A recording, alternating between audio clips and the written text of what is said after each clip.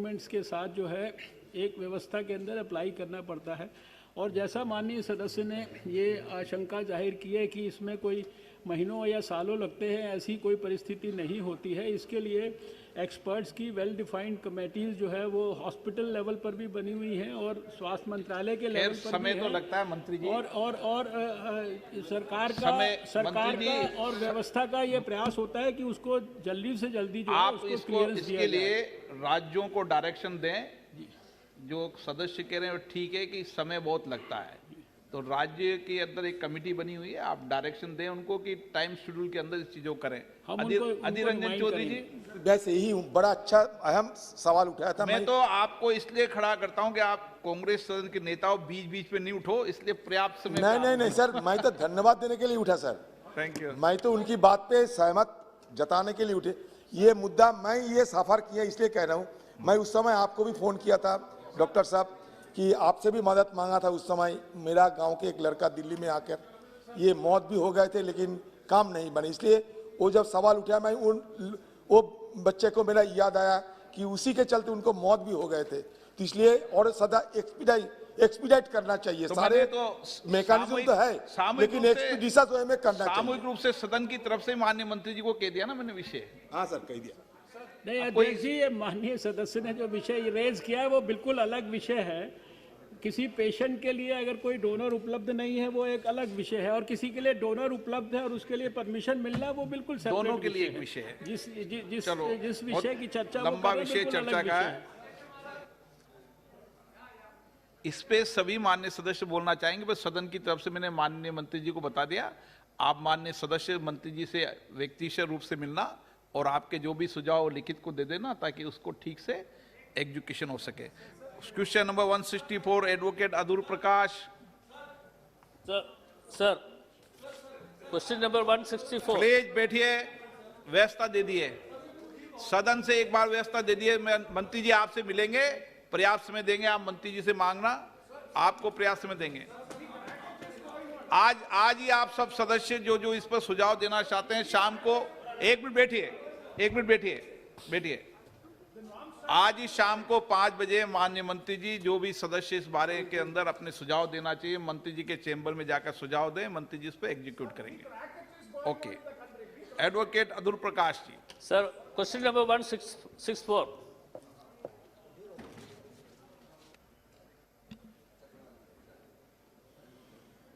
माननीय सदस्य। Sir, Union government has sanctioned 15 new aims under Pradhan Mantri Swasthya Suraksha Yojana since 2014. Almost every state has sanctioned aims, and they are in various stages of construction. Aims in Kerala has not been included in any of the budget announcements so far. Sir, Kerala had identified 4 locations for setting up aims in the state and had sent the list to the union government in 2014 itself. But it is unfortunate that the government has not considered it yet. Sir, Kerala has a better public health care system, but it lacks a top-level institute like AIMS. The increase in lifestyle diseases and the outbreak of many viral diseases substantiated the need to establish an institute of excellence in the state. Sir, my question is whether the government will consider the long pending demand and will sanction aims to the state of Kerala. Sir, as the Honorable Minister has himself said that 15 new aims have been sanctioned by the present government since 2014. This process of establishing aims all over the country was started by Atal Bihari Vajpayee ji in 2003, when apart from aims New Delhi, he had proposed setting up of 6 more new aims in the country. And since 2014, we have been able to finalize, and in the process of establishment, we have 15 aims in different states in the country. There are states like Kerala, many other states where they have demanded the setting up of new AIIMS like other states, and the process of consideration for setting up of AIIMS further in more states is under the consideration of the government. As far as Kerala is concerned, I can recall that in Kerala there has never been a consensus upon the fact where do they want the AIIMS. There have been different suggestions and different proposals from different representatives of Kerala all through these last 6-7 years. But I can only say that the setting up of further AIIMS in the country, including Kerala, will be considered at the appropriate time. माननीय सदस्य, please अदुल Prakash ji, आप supplementary पूछने की इजाजत आप? हाँ, अदुल Prakash ji, no, आप उनके सामने, अदुल प्रकाश. Sir, we have already given the proposal and we have given 4 sites to include AIIMS in Kerala.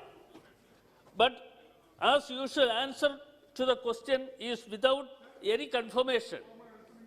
Such it seems that the government is not seriously considering the request of Kerala. So whether the Honorable Minister can give an assurance that the AIIMS in Kerala will be sanctioned in the next phase of PMSSY.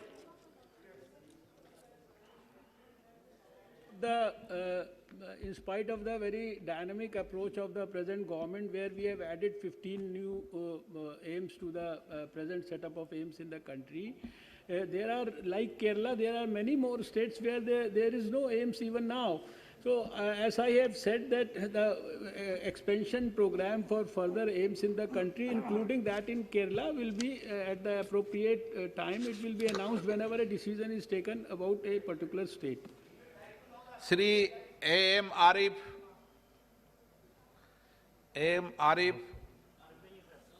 उत्तम Kumar Reddy.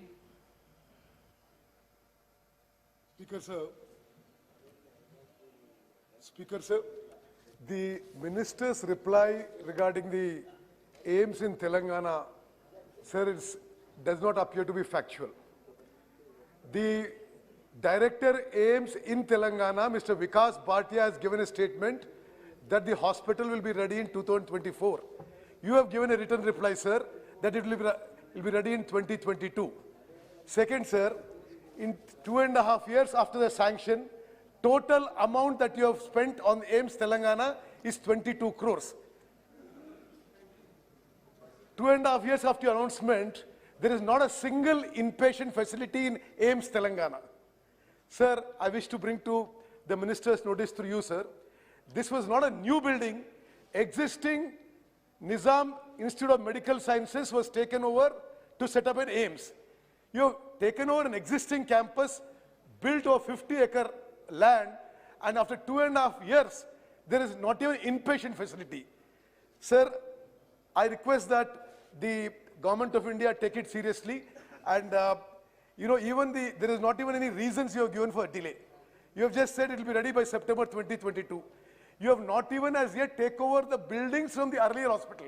I wish to request, sir, that the minister clarify that they can meet the deadline of September 22. I would like to inform the member specifically that no doubt it is a scheme made by the national government. The whole of money is provided for the setting up of the AIIMS by the national government, but it definitely requires the help of the state government to help in getting the right conditions at the grassroots level. As far as this particular AIIMS is concerned, he is right that till now 22.78 crores have been delivered, although the total cost is 1,028. But as on today, pre-investment work is in progress. Executive agency for the main work has been appointed. The design consultants have been appointed, and the progress is going on as per whatever the plan is. TR Baluji. Yeah. Director there is saying it won't be ready before 2022. Sir,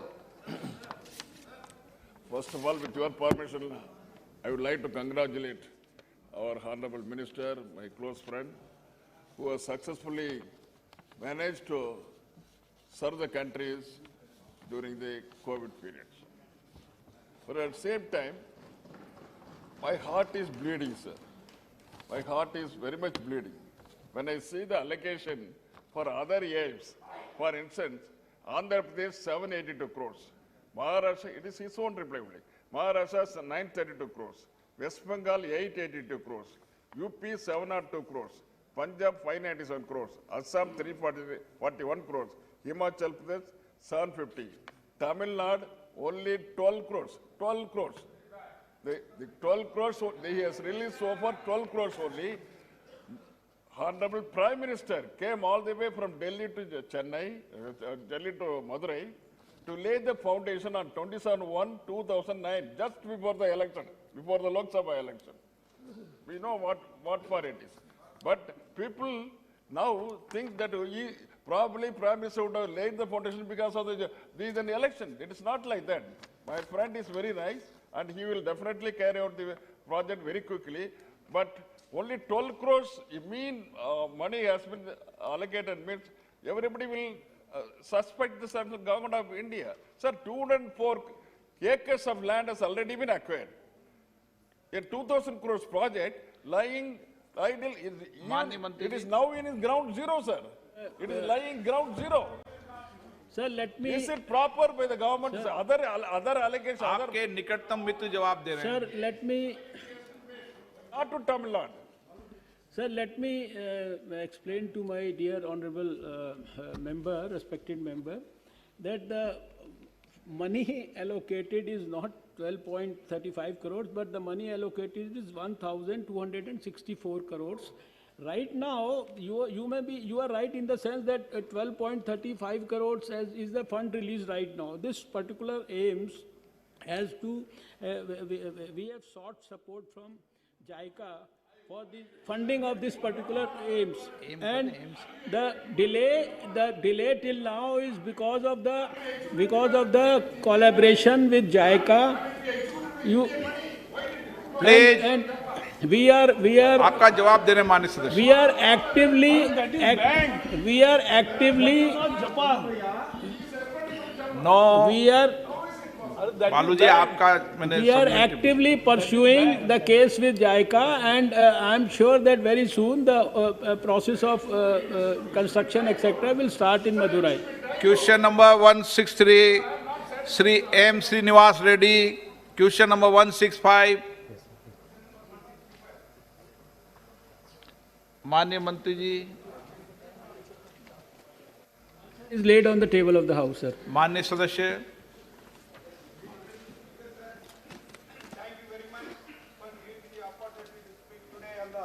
Very important subject. First of all, I would like to congratulate the Honorable Minister Science and Technology preparing a policy of scientific social responsibility for the overall growth of nation. But we did say that The mic is gone. on any baki on. ये on हो रहा है. But I am regret to say that overall government expenditure and spending on scientific research and development appears to abysmally to allow the hover around 1% of the gross domestic product when compared to some of the more developed or even developing nations.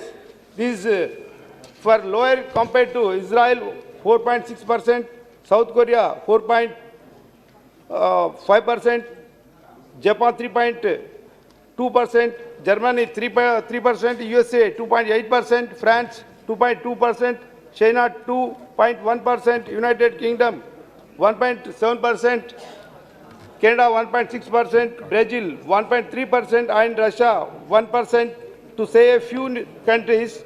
Now my first supplementary question to the Honorable Minister of Science and Technology, through Honorable Speaker, is in launch a situation with low spending, how the government makes this policy successful?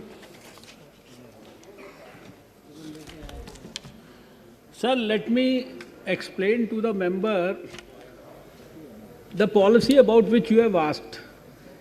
The policy is about scientific social responsibility for the scientists. And this policy follows one of the directions or the advice that was given by our Prime Minister. माननीय to the सदस्य mobile scientists. का use नहीं करते हैं संसद में। आप senior member of parliament है। आप अपनी सीट पे जाओ। आप बहुत कभी किसी नेताओं की प्रतिष्ठा खराब करते हो। No mobile use.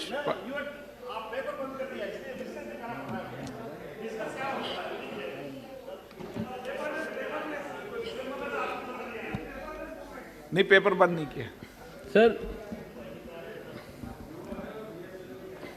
Sir, the honorable member had, in fact, in his question, had asked me about the scientific social responsibility of the department, a policy which is proposed to be put before the cabinet very soon.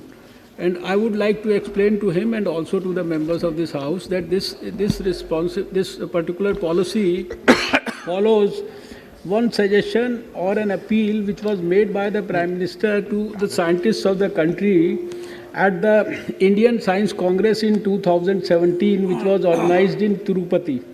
And he had asked the scientists that apart from the fact that they are doing their research on various subjects, producing papers and trying to help the country through various means, whatever they do, it should have a very good quality connect with the people. It should be, the outcomes of the research should be people-centric, and the diagnosis for what has to be done in terms of research, it should also be people-centric, and that is how this term scientific social responsibility was first time coined by the Prime Minister, and he had spoken about it in great detail before the scientists of the country.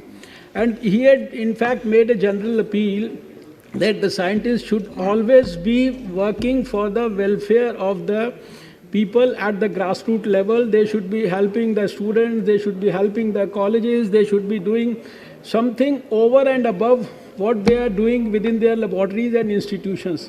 So, taking a cue from the great suggestion that he had given and the motivating speech that he had given, we have tried to institutionalize this concept in the form of a scientific social responsibility policy in which we are providing provision and suggestions for everyone, all the stakeholders at all levels to be doing something concrete.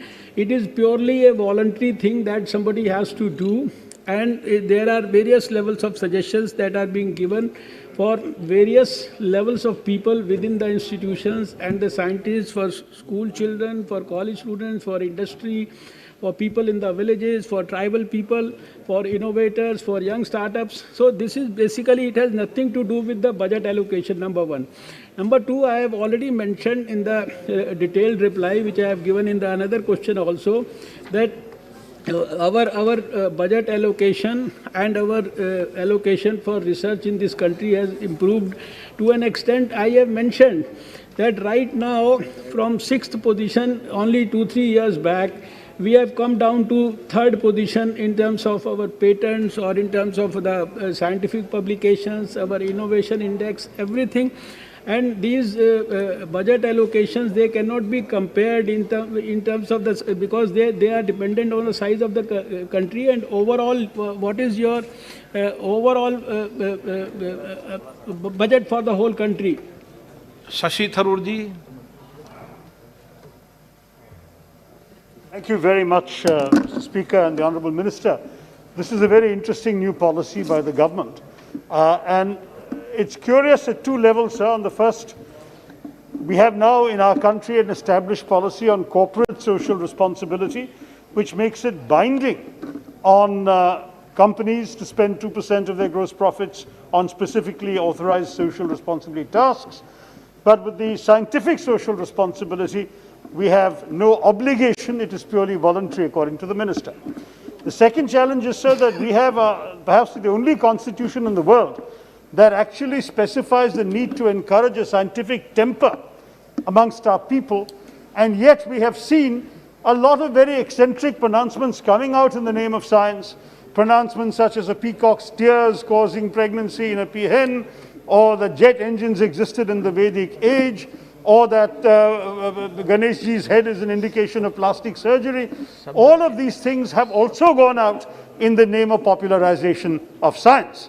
So my question to the Honorable Minister, sir, is on both of these things. First, on the question of compulsoriness. If you cannot make it compulsory, for example, to oblige every science professor to give a public lecture, then by making it voluntary, how can you incentivize this so there is some marks to be gained or credit to be gained or security or incentive, something to be gained by participating in the government scheme? And the second point is, sir, how do you ensure oversight of the kind of popularization of science I was talking about, where there is a great danger that in the name of promoting science, we end up promoting bad science?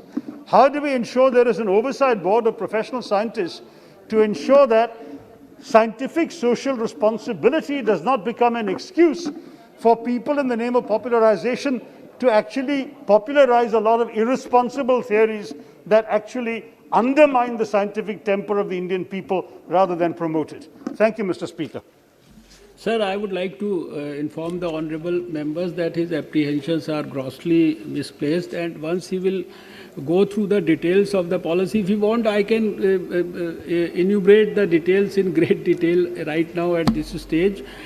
You see, the idea is ultimately because there is a lot of science which happens within the laboratories, and there people produce papers, and we have been telling them that the impact factor of your research, it should not be like right now it is counted by how many times your research paper has been seen by people, but we are trying to promote a concept that how many people in the country got benefited by your research. It has to be people-centric.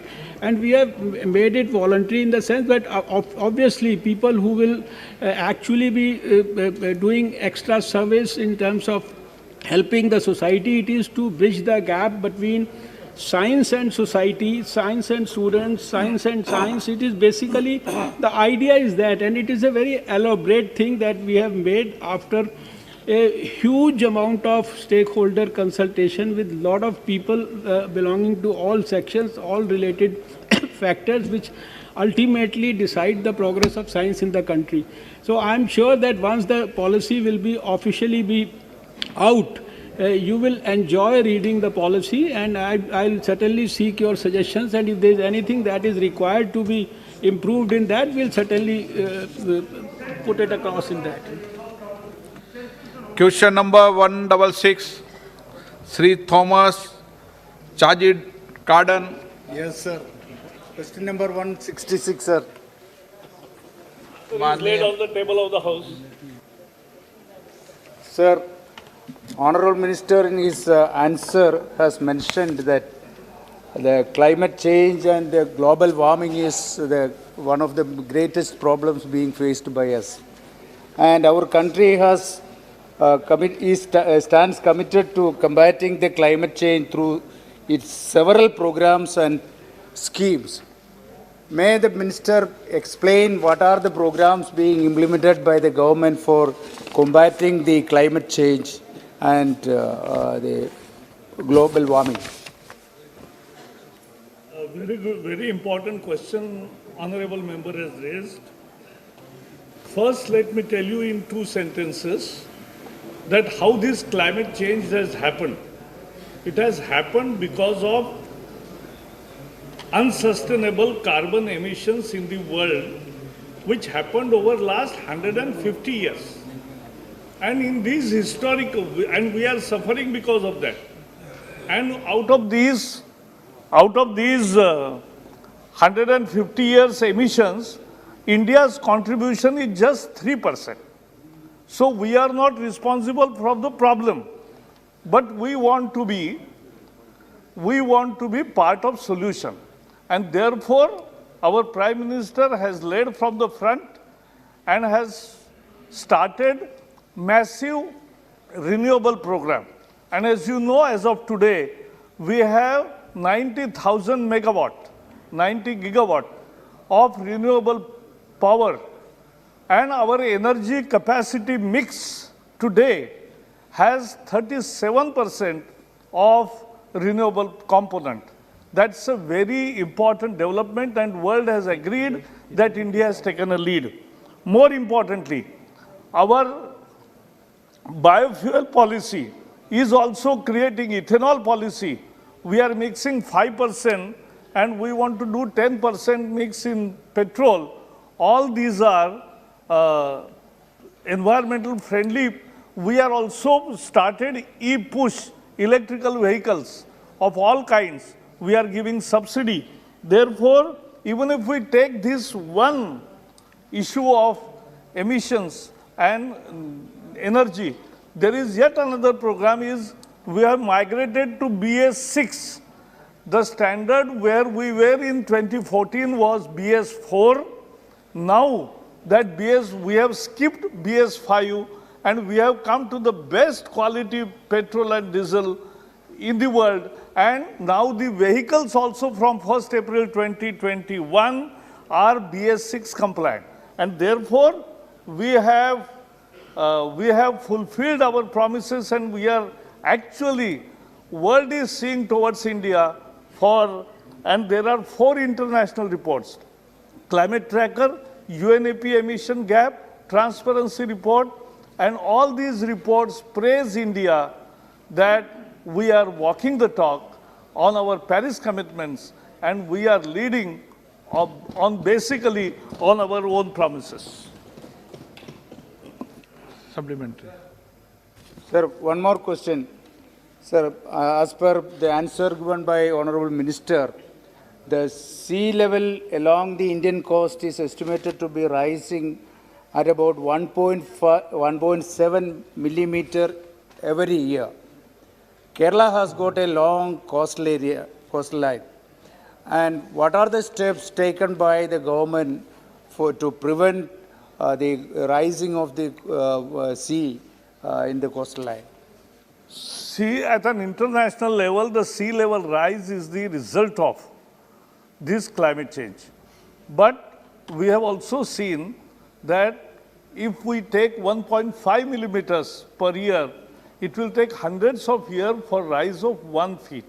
But where there is a risk of sea level rise and affecting the people, we are building walls around in those particular area. You can see that many things in Sundarbans also.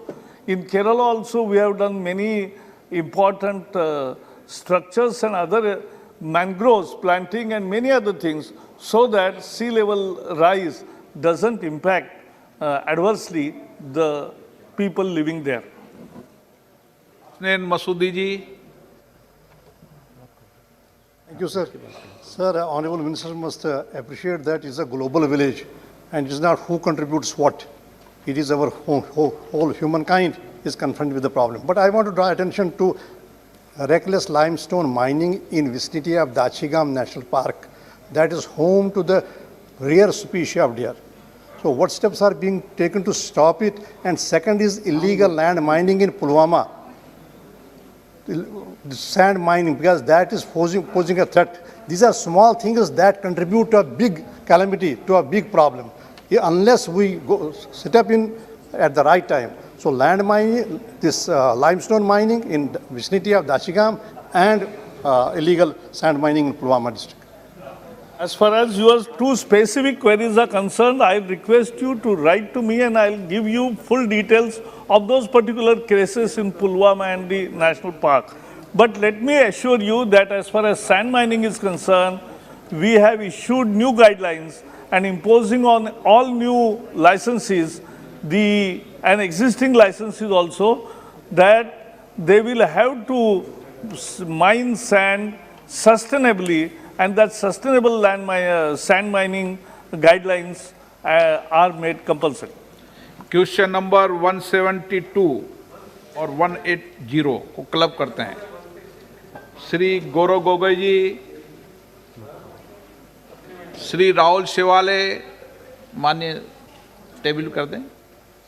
मेरा है 172 नहीं, 172 मेरे पास नहीं है, तो ले कर दें केवल 172 आपका ये क्लब कर दिया मैंने। अच्छा, और 180 भी है ना? हाँ, 180 दोनों क्लब कर दिया। हाँ, ठीक है। I am laying on the table of the House. Shri Rahul Shewale 180, Shri M K Vishnu Prasad sir M K Vishnu Prasad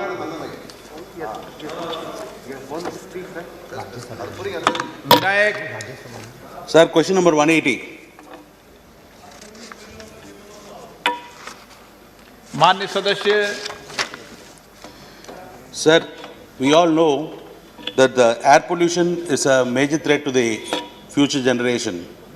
So regarding that, I would like to know what are the constructive steps the government has taken and whether the sufficient funds have been released for establishing and executing these projects. Thank you. As you know, acceptance of a problem is the beginning of solution. And therefore, Prime Minister Narendra Modi ji launched Air Quality Index in 2015. And with that, we started very scientific and rigorous experiments to combat pollution. And we have now, in 15th August speech also from the Red Fort Rampart, he has declared that 100 cities will have lesser pollution in coming 4 years. And accordingly, in this budget, for those 46 cities which are million plus cities, 2,300 crore, that is 50 crore each, have been provided from this special budget. But more than that, the urban development budget provides for many other things, and a huge amount is now available with the local municipal corporations so that they can combat air pollution. And we are creating infrastructure there and also making citizens also to participate in this drive against pollution.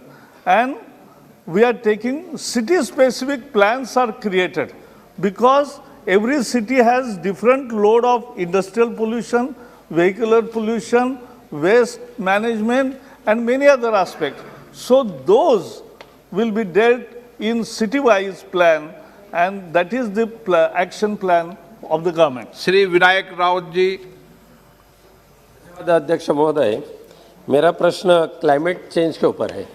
अध्यक्ष महोदय, climate change होने की वजह से बहुत से दुष्परिणाम खेती और बागवानी के ऊपर हो रहे, खास करके बेमौसमी वर्षा होने की वजह से मंत्री जी अच्छी तरह से जानते हैं कि हमारे कोकन का आम हो, ग्रेप्स हो, ऐसे इस फल का भारी मात्रा से नुकसान हो रहा है।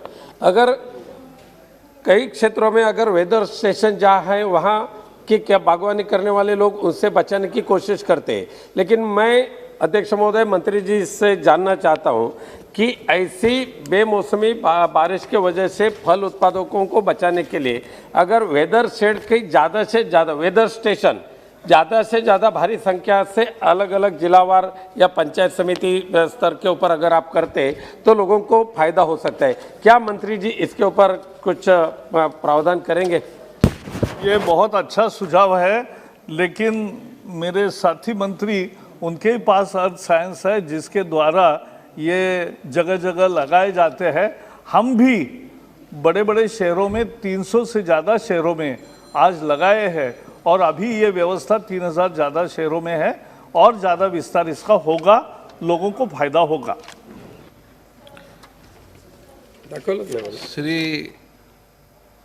श्रीमती सुमन लता अम्बरीश एक सेकंड बोलना चाहती हैं? एक second. Thank you, sir. Sir, while allowing for development of forest-based industries is important, it's equally important to check and curb some of the existing industries such as illegal mining and quarrying which happens in the forest land, sir. These pose severe threats, which is a known fact to our environment and forest land, sir. In my constituency of Mandya alone, in about 15 villages, totaling an amount of probably 2,500 acres, illegal mining goes on unchecked and rampantly, sir. So, sir, through you, I would like to know from the Honorable Minister if the government is taking any measures to curb illegal mining in forest lands, sir. We have pursuing each complaint of illegal mining because it is the responsibility of the state governments to check such and ensure that no illegal mining takes place. We are now also imposing heavy penalties on environmental damages done by somebody who is doing extra mining or anything irregular. But illegal mining, we are dealing it criminally also. माननीय सदस्यगण, प्रश्नकाल समाप्त। माननीय सदस्यगण, मुझे कुछ विषयों पर स्थगन प्रस्ताव की सूचनाएं प्राप्त हुई है। मैंने स्थगन प्रस्ताव की किसी भी सूचना के लिए अनुमति प्रदान नहीं की गई है। एक मिनट। माननीय सदस्यगण, मैं सभी को सूचित करना चाहता हूं कि दिनांक 13 फरवरी 2021 को सभा की बैठक प्राप्त 10 बजे शुरू होगी। आशा है सभा इससे सहमत होगी।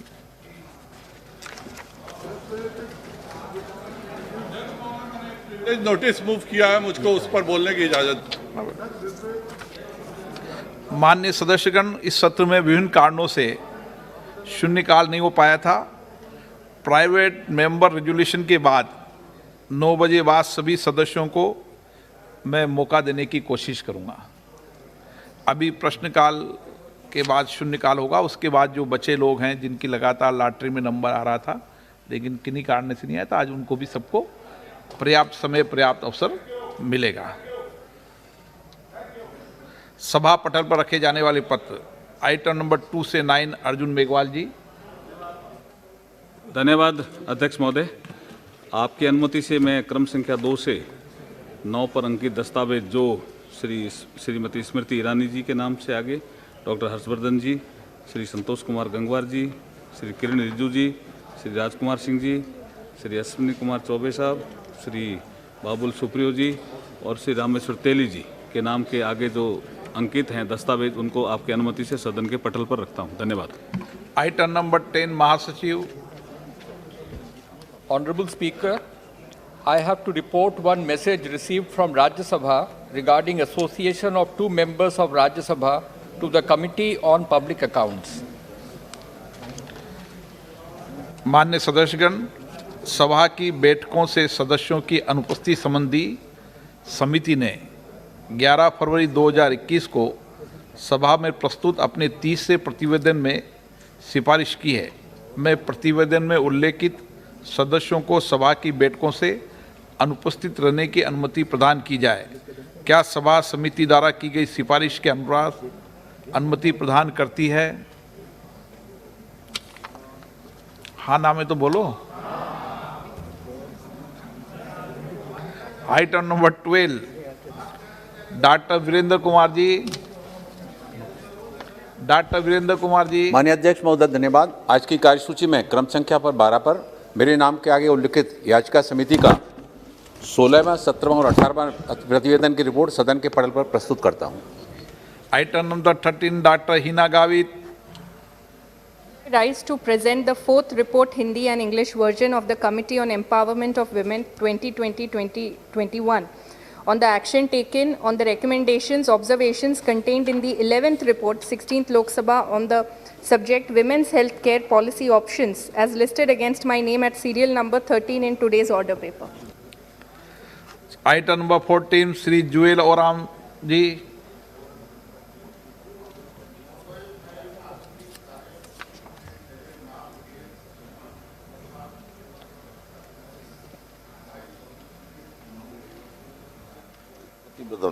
हिंदी और अंग्रेजी संस्करण का एक प्रति प्रस्तुत करता हूं।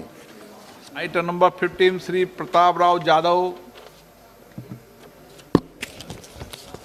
महोदय, मैं आज की कार्यसूची में मेरे नाम के सन्मुख यथा सूचीबद्ध ग्रामीण विकास समिति संबंधी स्थायी समिति का 7वां, 8वां, 9वां, 10वां, 11वां और 12वां प्रतिवेदन हिंदी और अंग्रेजी संस्करण प्रस्तुत करता हूँ। Item number 16, Shrimati Rama Devi.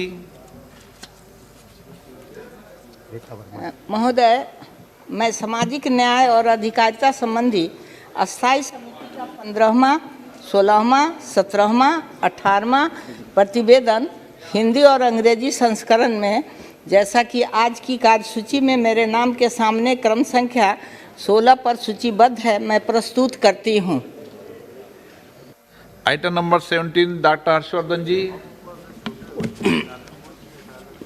Respected sir, in pursuance of the provisions of the directions 73A of the directions by the Honorable Speaker Lok Sabha, I wish to inform the House the status of implementation indicated in the statement being laid on the table of the House of the recommendations contained in the 110th and 121st reports of the Standing Committee on Health and Family Welfare on the functioning of Food Safety and Standards Authority of India pertaining to the Ministry of Health and Family Welfare, and also 329th report of the Standing Committee on Science and Technology, Environment, Forests and Climate Change on demands for grants 2020-21 pertaining to the Department of Science and Technology, Ministry of Science and Technology.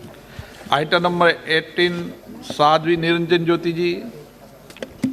अध्यक्ष जी, मैं आपकी अनुमति से आज की संशोधित कार्यसूची में मेरे नाम के सामने उल्लिखित भूमि संसाधन विभाग, ग्रामीण विकास मंत्रालय संबंधी स्थायी समिति की अनुदान मांगों को 2019, 2020, 2021 के लिए ग्रामीण विकास संबंधी स्थायी समिति की सिफारिशें और तीसरे और पांचवें प्रतिवेदन पर अपना वक्तव्य प्रस्तुत करती हूँ। Item number 19, doctor Harshvardhan ji. Respected sir, I rise to move that in pursuance of Section 4G of the All India Institute of Medical Sciences Act 1956, the members of this House do proceed to elect in such manner as the Speaker may direct 2 members from amongst themselves to each of the 2 All India Institute of Medical Sciences, Avantipura, Jammu and Kashmir, and Madurai, subject to the other provisions of the said Act. प्रश्न ये कि doctor Harshvardhan द्वारा प्रस्तुत प्रस्ताव को स्वीकृत किया जाए। जो सदस्य प्रस्ताव के पक्ष में हाँ कहें, जो सदस्य प्रस्ताव के विपक्ष में ना कहें। मेरे विचार में निर्णय हाँ वालों के पक्ष में हुआ, हाँ वालों के पक्ष में प्रस्ताव स्वीकृत हुआ। नियम 37 के अधीन मामले सभा पटल पर रखे जाने की मैं अनुमति प्रदान करता हूँ। माननीय सदस्य अपने सभा पटल पर मामले रख सकते हैं। शून्यकाल। अधीर रंजन जी। हाँ सर, कल सदन में हमारे रक्षा मंत्री लद्दाख के मुद्दे पर स्टेटमेंट रखे हैं। सारे देश की उम्मीद ये है कि लद्दाख से चीनी सेना वापस जाए और हमारे स्टेटस को एंटी हमें मिले। ये स्टेटस को एंटी के लिए हम बराबर हमारा बात रखने का कोशिश किए हैं सर। फिर भी कुछ मुद्दे ऐसे रह गया जहां हमारे रक्षा मंत्री को और हम देश के लिए और सदन के लिए स्पष्टीकरण करना जरूरी समझता हूं हम लोग। सर बात यह है कि बहुत बड़े मशक्क़त के दौरान हमारे फौज की बहादुरी और शौर्य की दौरान हमें पैंगोंग लेक साउथ में कैलाश रेंज हमारा कब्जा में लाए थे और ये कैलाश रेंज हमारा कब्जा में लाने का बाद चीनी फौजों के अंदर और चीनी सरकार के अंदर खलबली मच गई थी। लेकिन अभी जो ये समझौता हो रहे हैं, मतलब डिसएंगेजमेंट जो हो रहे हैं, हमारा ये सवाल है कि डिसएंगेजमेंट के चलते हमें क्या ये कैलाश रेंज की हमारे जो सुविधा हम मुहैया किए हैं ये क्या हम छोड़ते जा रहे हैं? क्योंकि हमारे डिफेंस मिनिस्टर कल कहा था कि हमारा एज है, वहाँ एडवांटेज है, ये एडवांटेज हम अभी रख रहे हैं या ऐसा कोई तो लेना देना हो सकता, क्विड प्रो क्यो जिसको कहते हैं, गिव एंड टेक पॉलिसी हो सकता, ऐसा कोई चर्चा हुआ है कि नहीं? इसमें धन्यवाद सर एक मिनट। हाँ स्टेटमेंट में चर्चा नहीं हो सकती है। शून्यकाल का विषय नहीं है। नहीं शून्यकाल का विषय नहीं है। जो रक्षा मंत्री जी ने कहा उनको ही आप नहीं मान रहे हो क्या? जो आपने राहुल गांधी जी ने कहा उन्हीं को ही मान रहे हो। जो रक्षा मंत्री जी ने कहा उनको नहीं मान रहे हो। रक्षा मंत्री जी पे विश्वास नहीं है आपको? ये गर्व होना चाहिए देश पे कि इतना बड़ा अचीवमेंट हासिल किया देश ने। गर्व होना चाहिए, गर्व। कोई आपत्तिजनक बात रहे आप डिलीट कर दो, एक्सपांड कर दो, लेकिन बात तो रखने दो। देवशांग प्लेन में चीनी फौज 18 किलोमीटर घुसकर आए हैं और हमारे जमीन कब्जे में रखा है। ये देवशांग प्लेन की चलते हमारा जो हुआ एयर स्ट्रिप है, Daulat Beg old air strip, ये खतरे में आ गया।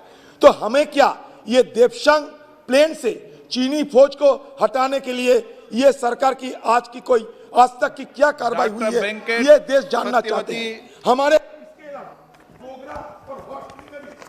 Thank you, Speaker sir. Speaker sir, Yalamanchali is a large town, Visakhapatnam district of the state of Andhra Pradesh. This town has produced.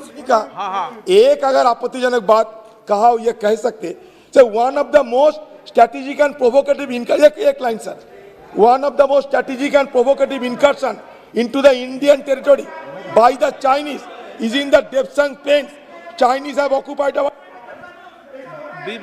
Honorable Speaker sir, thank you very much for giving me the opportunity to talk in the 0 hour. Speaker sir, Yalamanchali is a large town in Visakhapatnam in the state of Andhra Pradesh. This town has produced many national and international hockey players for India. आप अलग से notice दे देना, देख ले। शून्यकाल का विषय नहीं है, lack of infrastructure of proper hockey ground, coaching center, the players had to migrate to Hyderabad earlier for their training. But after bifurcation, the players from Andhra Pradesh are facing an uphill task to get themselves prepared for national and international level.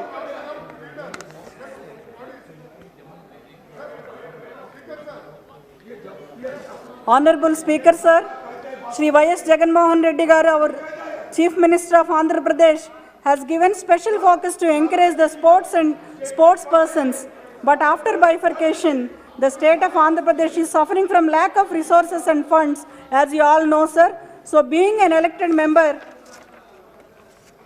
from Anakapalli Parliament constituency, it's my earnest request to you to kindly sanction from the budget of Ministry of Sports to build up a hockey stadium cum training center of national and international level with adequate budgetary support so that Yalamanchali town can produce more talented hockey players for the country. Thank you very much, sir. Shri Ashok Kumar Rawat.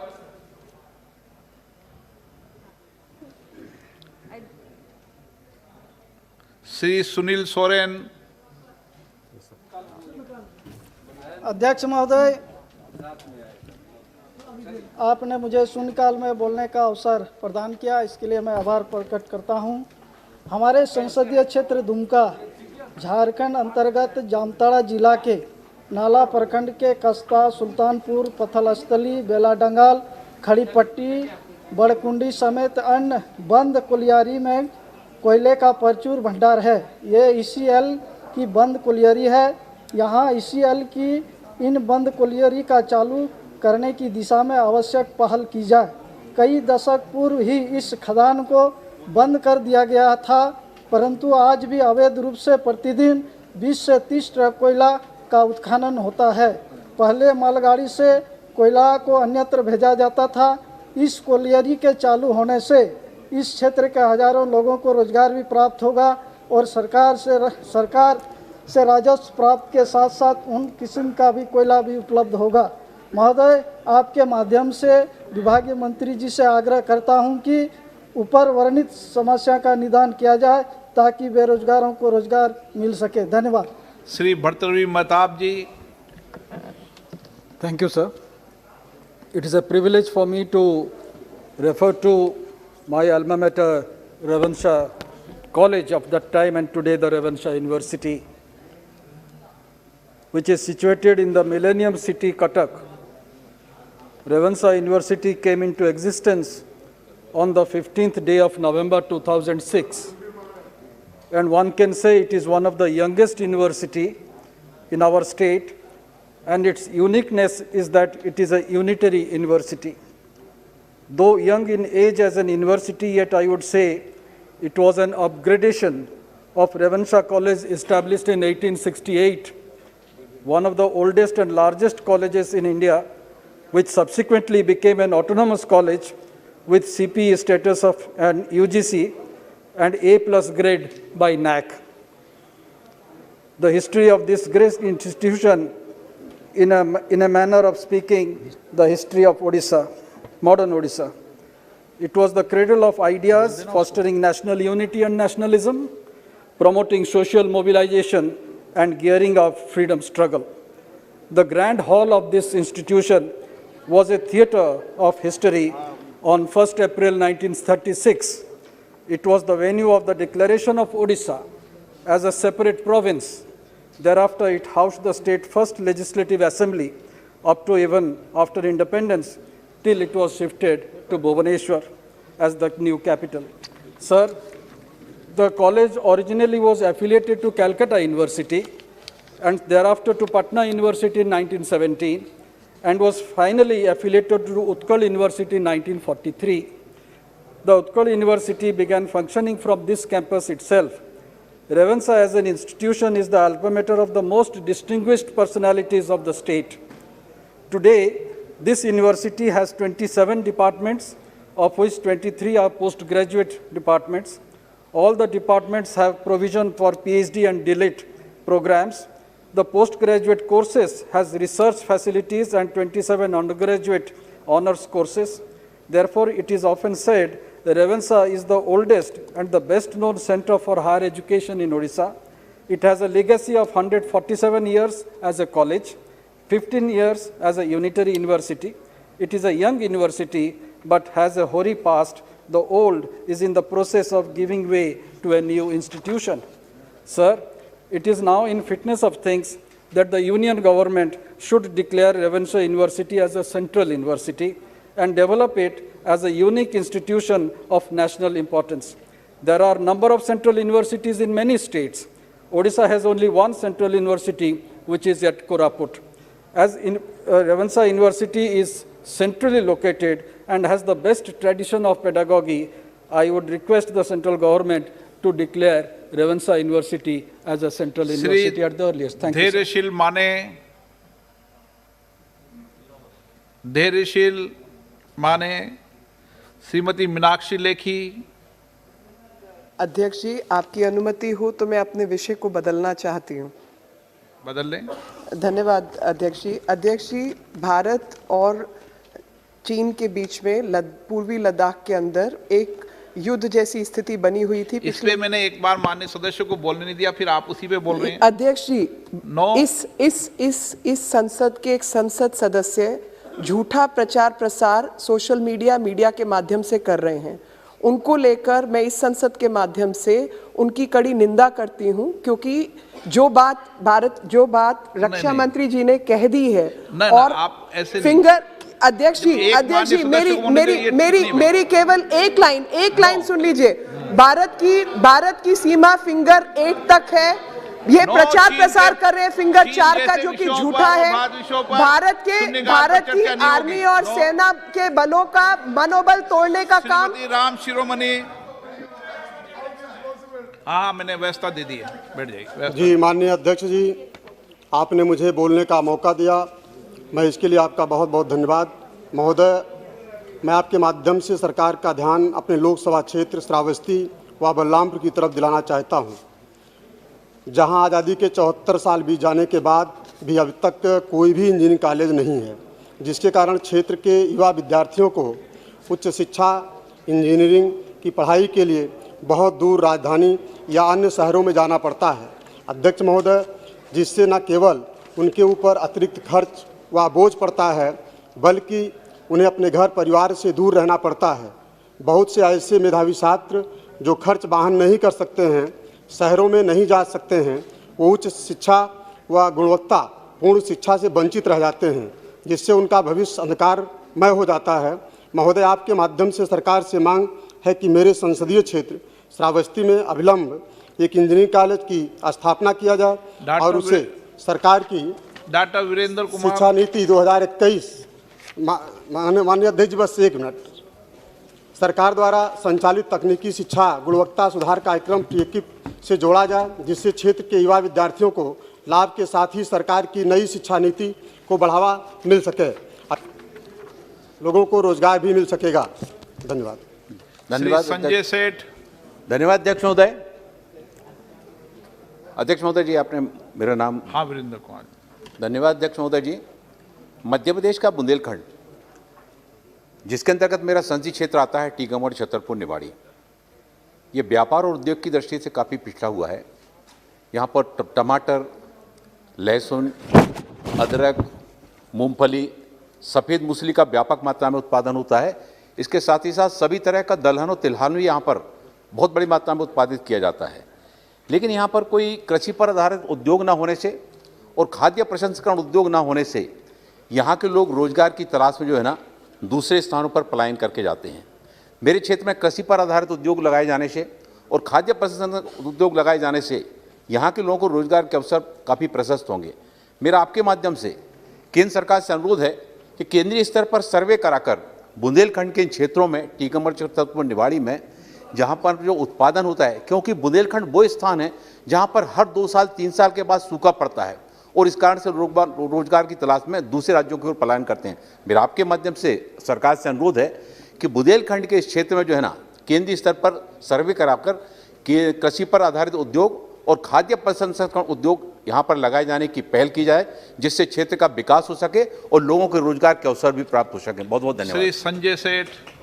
अध्यक्ष जी, मेरे लोकसभा क्षेत्र रांची में ईचागढ़ विधानसभा में स्वर्णरेखी बहुउद्देशीय परियोजना के तहत 185 metre ऊंचा वाला चांडेल डैम 38 साल पहले बना। सिंचाई के लिए पानी की व्यवस्था, घरेलू एवं औद्योगिक उपयोग के लिए जलापूर्ति, जल विद्युत उत्पन्न करना एवं बाढ़ नियंत्रण उसका उद्देश्य था। इन 4 उद्देश्यों को लेकर बांध का निर्माण किया गया। यह बांध 43,000 एकड़ क्षेत्र में फैला है, जिससे आसपास के 116 गांव उजड़ गए।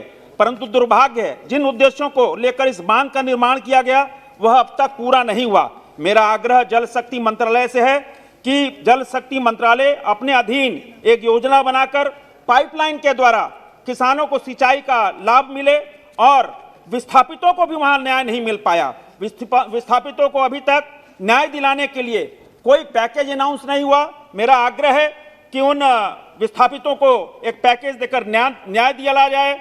बांध के निर्माण के 38 साल बाद भी इसका उपयोग जनहित में न होना एक दुर्भाग्यपूर्ण है। सरकार से मेरा आग्रह है कि इस क्षेत्र में सकारात्मक पहल किया जाए ताकि इस बांध का लाभ रांची लोकसभा के क्षेत्र की जनता को मिल सके, क्योंकि 116 गांव विस्थापित हो चुके, 19,115 परिवार प्रभावित हुए, सिर्फ 14,000 से कम लोगों को नौकरी मिली। मेरा आग्रह है कि 35 साल 38 साल बीतने के बाद कई पीढ़ियां गुजर गईं, अभी तक न्याय नहीं मिल पाया। मेरा आग्रह है कि जरूर जल संसाधन मंत्री, जल शक्ति मंत्री इस पर ध्यान दें और पैकेज बनाकर और किसानों को पाइपलाइन के द्वारा सिंचाई के लिए उपयोग के लिए इस बांध का कर सकते हैं। श्री महेंद्र सिंह सोलंकी। माननीय अध्यक्ष महोदय, इंदौर जबलपुर के बीच चलने वाली ओवरनाइट एक्सप्रेस का स्टॉपेज मेरे लोकसभा क्षेत्र के शुजालपुर में समाप्त कर दिया गया है। इसी प्रकार से अहमदाबाद से वाराणसी के बीच चलने वाली साबरमती एक्सप्रेस का स्टॉपेज मेरे लोकसभा क्षेत्र के शाहजहाँपुर से समाप्त कर दिया गया है। इसके कारण यात्रियों को और वहाँ के व्यापारियों को अत्यधिक कठिनाई का सामना करना पड़ रहा है। मेरा आपके माध्यम से माननीय रेल मंत्री जी से निवेदन है कि मेरे लोकसभा क्षेत्र में शुजालपुर में और शाहजहाँपुर में स्टॉपेज पुनः चालू करवाया जाए, जिससे कि यात्रियों को और व्यापारियों को आने वाली परेशानी से उन्हें निजात मिल सके। बहुत बहुत धन्यवाद। Shri Thomas C.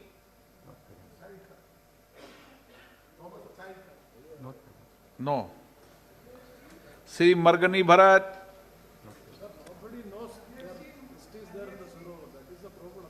Online. Even members are not aware whether their names are there in the list. This is a problem which we are facing. Okay. Margani Bharat ji, इसको व्यवस्था कर देंगे कि उनको ऐसे में एक जानकारी दूं आपको, जिन भी माननीय सदस्यों का शून्यकाल खुलता है, हमने संसद से व्यवस्था की कि हम सबको कॉल करते हैं और बताते हैं कि आपका आज शून्यकाल खुला है। टेलीफोनिक कॉल भी करते हैं उनको। अब उन मान्य सदस्यों के पीओ को प्रशिक्षित करें कि वो मान्य सदस्य को सूचना करें। हमने तो अलग से व्यवस्था भी कर रखी है। इतना ही नहीं कि कोई पढ़े ना पढ़े, हम उनको बताते हैं कि आपका आज शून्यकाल लॉटरी में आया है और आपको सूचना दी जाती है। कॉल सेंटर से व्यवस्था है। क्वेश्चन का लिस्ट हमारा पास नहीं है, सभी जवाब ऑनलाइन में गए। कैसा सप्लीमेंट्री प्रिपेयर करना सभी बहुत मुश्किल है, बहुत मुश्किल है। पार्लियामेंट्री मैंने चर्चा कर ली थी पहले मीटिंग में, उसकी व्यवस्था जमा रहे हैं। 8 मार्च से जो सत्र होगा उसमें व्यवस्था करेंगे। हाँ, वो बता दिया मैंने। और जब जनरल पर्पज कमेटी की मीटिंग हुई थी उसमें इस विषय पर चर्चा हुई थी। 8 मार्च से सत्र शुरू होगा तो व्यवस्था कर देंगे। आपके सुझाव को मान लिया गया है। श्री रामशंकर जी। अध्यक्ष महोदय, हमारी लोकसभा क्षेत्र इटावा में एक दिव्यापुर और पाता औरैया जिले में पड़ता है, जहां पर 80 और 90 के दशक में एक एनटीपीसी और गैल प्लांट स्थापित हुआ, जिसमें हजारों की संख्या में वहां पर दोनों प्लांटों में कर्मचारी और अधिकारी नियुक्त हुए। और उसके बाद 1987 में एक केंद्रीय विद्यालय वहाँ पर खोला गया और वो केंद्रीय विद्यालय तब से लगातार वो संचालित हो रहा है, और जिसमें अधिकारियों के बच्चों के साथ साथ उस प्लांट में जो गरीब ग्रामीण क्षेत्र के किसान हैं जिनकी ज़मीन गई है, उनके बच्चे और मजदूरों के बच्चे उसमें आसानी से एडमिशन लेकर के उसमें पढ़ते हैं। लेकिन अब इस साल वहाँ पर एनटीपीसी की कुछ स्थिति थोड़ी खराब हो रही है आर्थिक दृष्टि से, तो उस केंद्रीय विद्यालय को बंद करने के लिए लगातार अभिभावकों को वहाँ पर रोका जा रहा है और ये कहा जा रहा है कि उस केंद्रीय विद्यालय को बंद किया जा रहा है, प्रवेश नहीं दिया जाएगा। तो मैं आपके माध्यम से माननीय शिक्षा मंत्री जी से और संगठन के जो अधिकारी हैं उनसे भी अनुरोध है कि इस विद्यालय को, चूँकि अधिकारियों के भी बच्चे पढ़ते हैं और जिन किसानों की ज़मीन गई है उनके बच्चे हैं और वहाँ पर बड़ी संख्या में जो मजदूर हैं उनके बच्चे भी उस स्कूल में पढ़ते हैं, इसलिए उस स्कूल को, केंद्रीय विद्यालय को विधिवत रूप से चलाया जाए। आपके माध्यम से माननीय शिक्षा मंत्री जी से मेरा विशेष अनुरोध है। धन्यवाद। श्री जगदम्बा पाल जी। श्री मनोज किशोर भाई कोटक। धन्यवाद। देश में पिछले कुछ वर्षों में ओटीटी प्लेटफॉर्म ये काफ़ी प्रचलित हुआ है और ये ओटीटी प्लेटफॉर्म सेंसरिक प्राधिकरणों से मुक्त होने के कारण अभिव्यक्ति की आज़ादी के नाम पर उसमें ऐसे कंटेंट प्रसारित किए जाते हैं कि जो वेब सीरीज़ के अंदर अननेसेसरीली हिंसा, वायलेंस, ड्रग एब्यूज़ और विशेषकर हिंदू धर्म के देवी देवताओं के ऊपर टिप्पणियां और उनका अभद्र चित्रण किया जाता है। मेरी आपके द्वारा सरकार से मांग है कि इसके ऊपर सेंसरशिप जैसी प्रक्रिया और एक रेगुलेटरी अथॉरिटी का गठन किया जाए, जिसके कारण इस तरह के कंटेंट और वेब सीरीज़ ये विशेषकर युवा वर्ग के ऊपर प्रभाव डालने वाले माध्यम और उपकरण है, लेकिन सेंसरशिप न होने के कारण इसके अंदर प्रसारित किए जाने वाले कंटेंट ये हिंदू धर्म की भावनाओं को आहत करने वाले कंटेंट को रोका जाए। धन्यवाद। श्री मलुक नागर जी। अब आज देश का किसान बहुत परेशान है और बहुत भ्रमित है। कुछ लोग खबर किधर को फैला रहे हैं, कुछ लोग खबर किधर को फैला रहे हैं। अल्टीमेटली सफ़र किसान कर रहा है। तो साहब, मैं चाहता हूं आपके माध्यम से कि सरकार सहानुभूति पूर्वक इस पे निर्णय ले और जल्द से जल्द, ताकि किसान ठीक हो सकें और हमारे देश की और देश के किसानों की छवि विश्व स्तर पे ठीक हो सके। और अगर डिसीजन नहीं हो पा रहा है, तालमेल नहीं बैठ पा रहा है, तो जो सरकार 1.5 साल कह रहे हैं उसे 3 साल के लिए पेंडिंग डाल दें। 3 साल में मुझे उम्मीद है झूठ और सच सब साफ हो जाएगा और जो भी फैसला सरकार लेगी वो अच्छा रहेगा। साहब, एक सब आधी मिनट खत्म कर रहा हूँ। एक जानबूझ करके कुछ खास लोग एक चर्चा फैला रहे हैं कि इसमें जाट समाज के लोग हैं। तो सब मैं कहना चाहता हूँ कि किसानों में जाट ही केवल नहीं, जाट भी हैं, गुजर भी हैं, पाल भी हैं, सैनी भी हैं, दलित भी हैं, अकलियत के लोग भी हैं, सरदार भी हैं, सभी समाज के लोग हैं। और सहानुभूति पूर्वक अगर इसका निपटारा कर लें तो बहुत अच्छा रहेगा देश के लिए, किसानों के लिए और पूरे संसार स्तर पे एक बहुत बढ़िया मैसेज हमारा देश का जाएगा, प्रधानमंत्री जी का जाएगा। बहुत बहुत धन्यवाद साहब। सर, हम लोग मलुक नागर जी से क्लब करते हैं सब चीज़ को। थैंक यू सर एक श्री मिनट। राजू बिष्ट क्लब कर दिया ना आपने। मेरा तो सुन लीजिए सर, 0 आवर। धन्यवाद अध्यक्ष जी।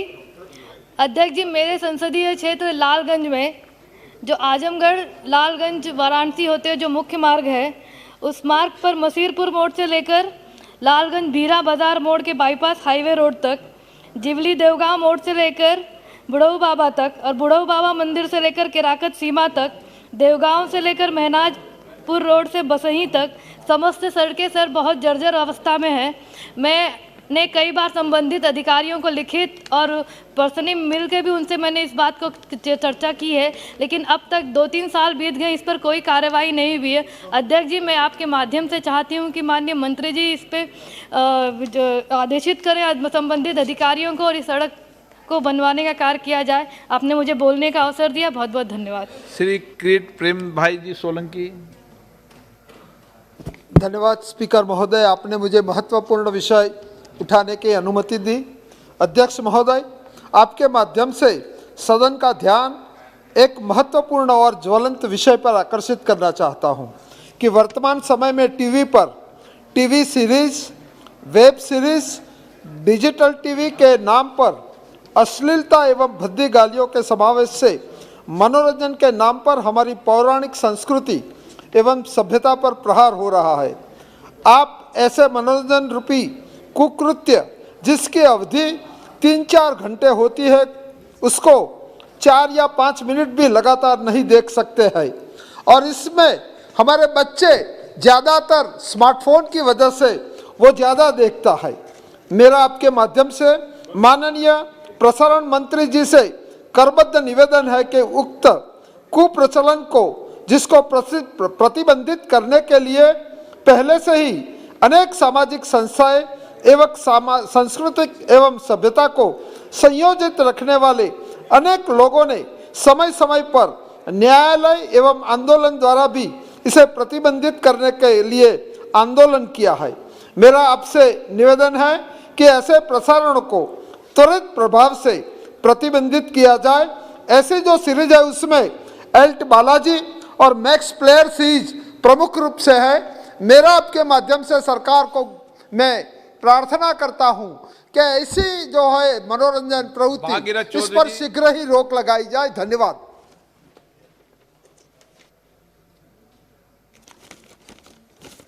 मना कर दिया।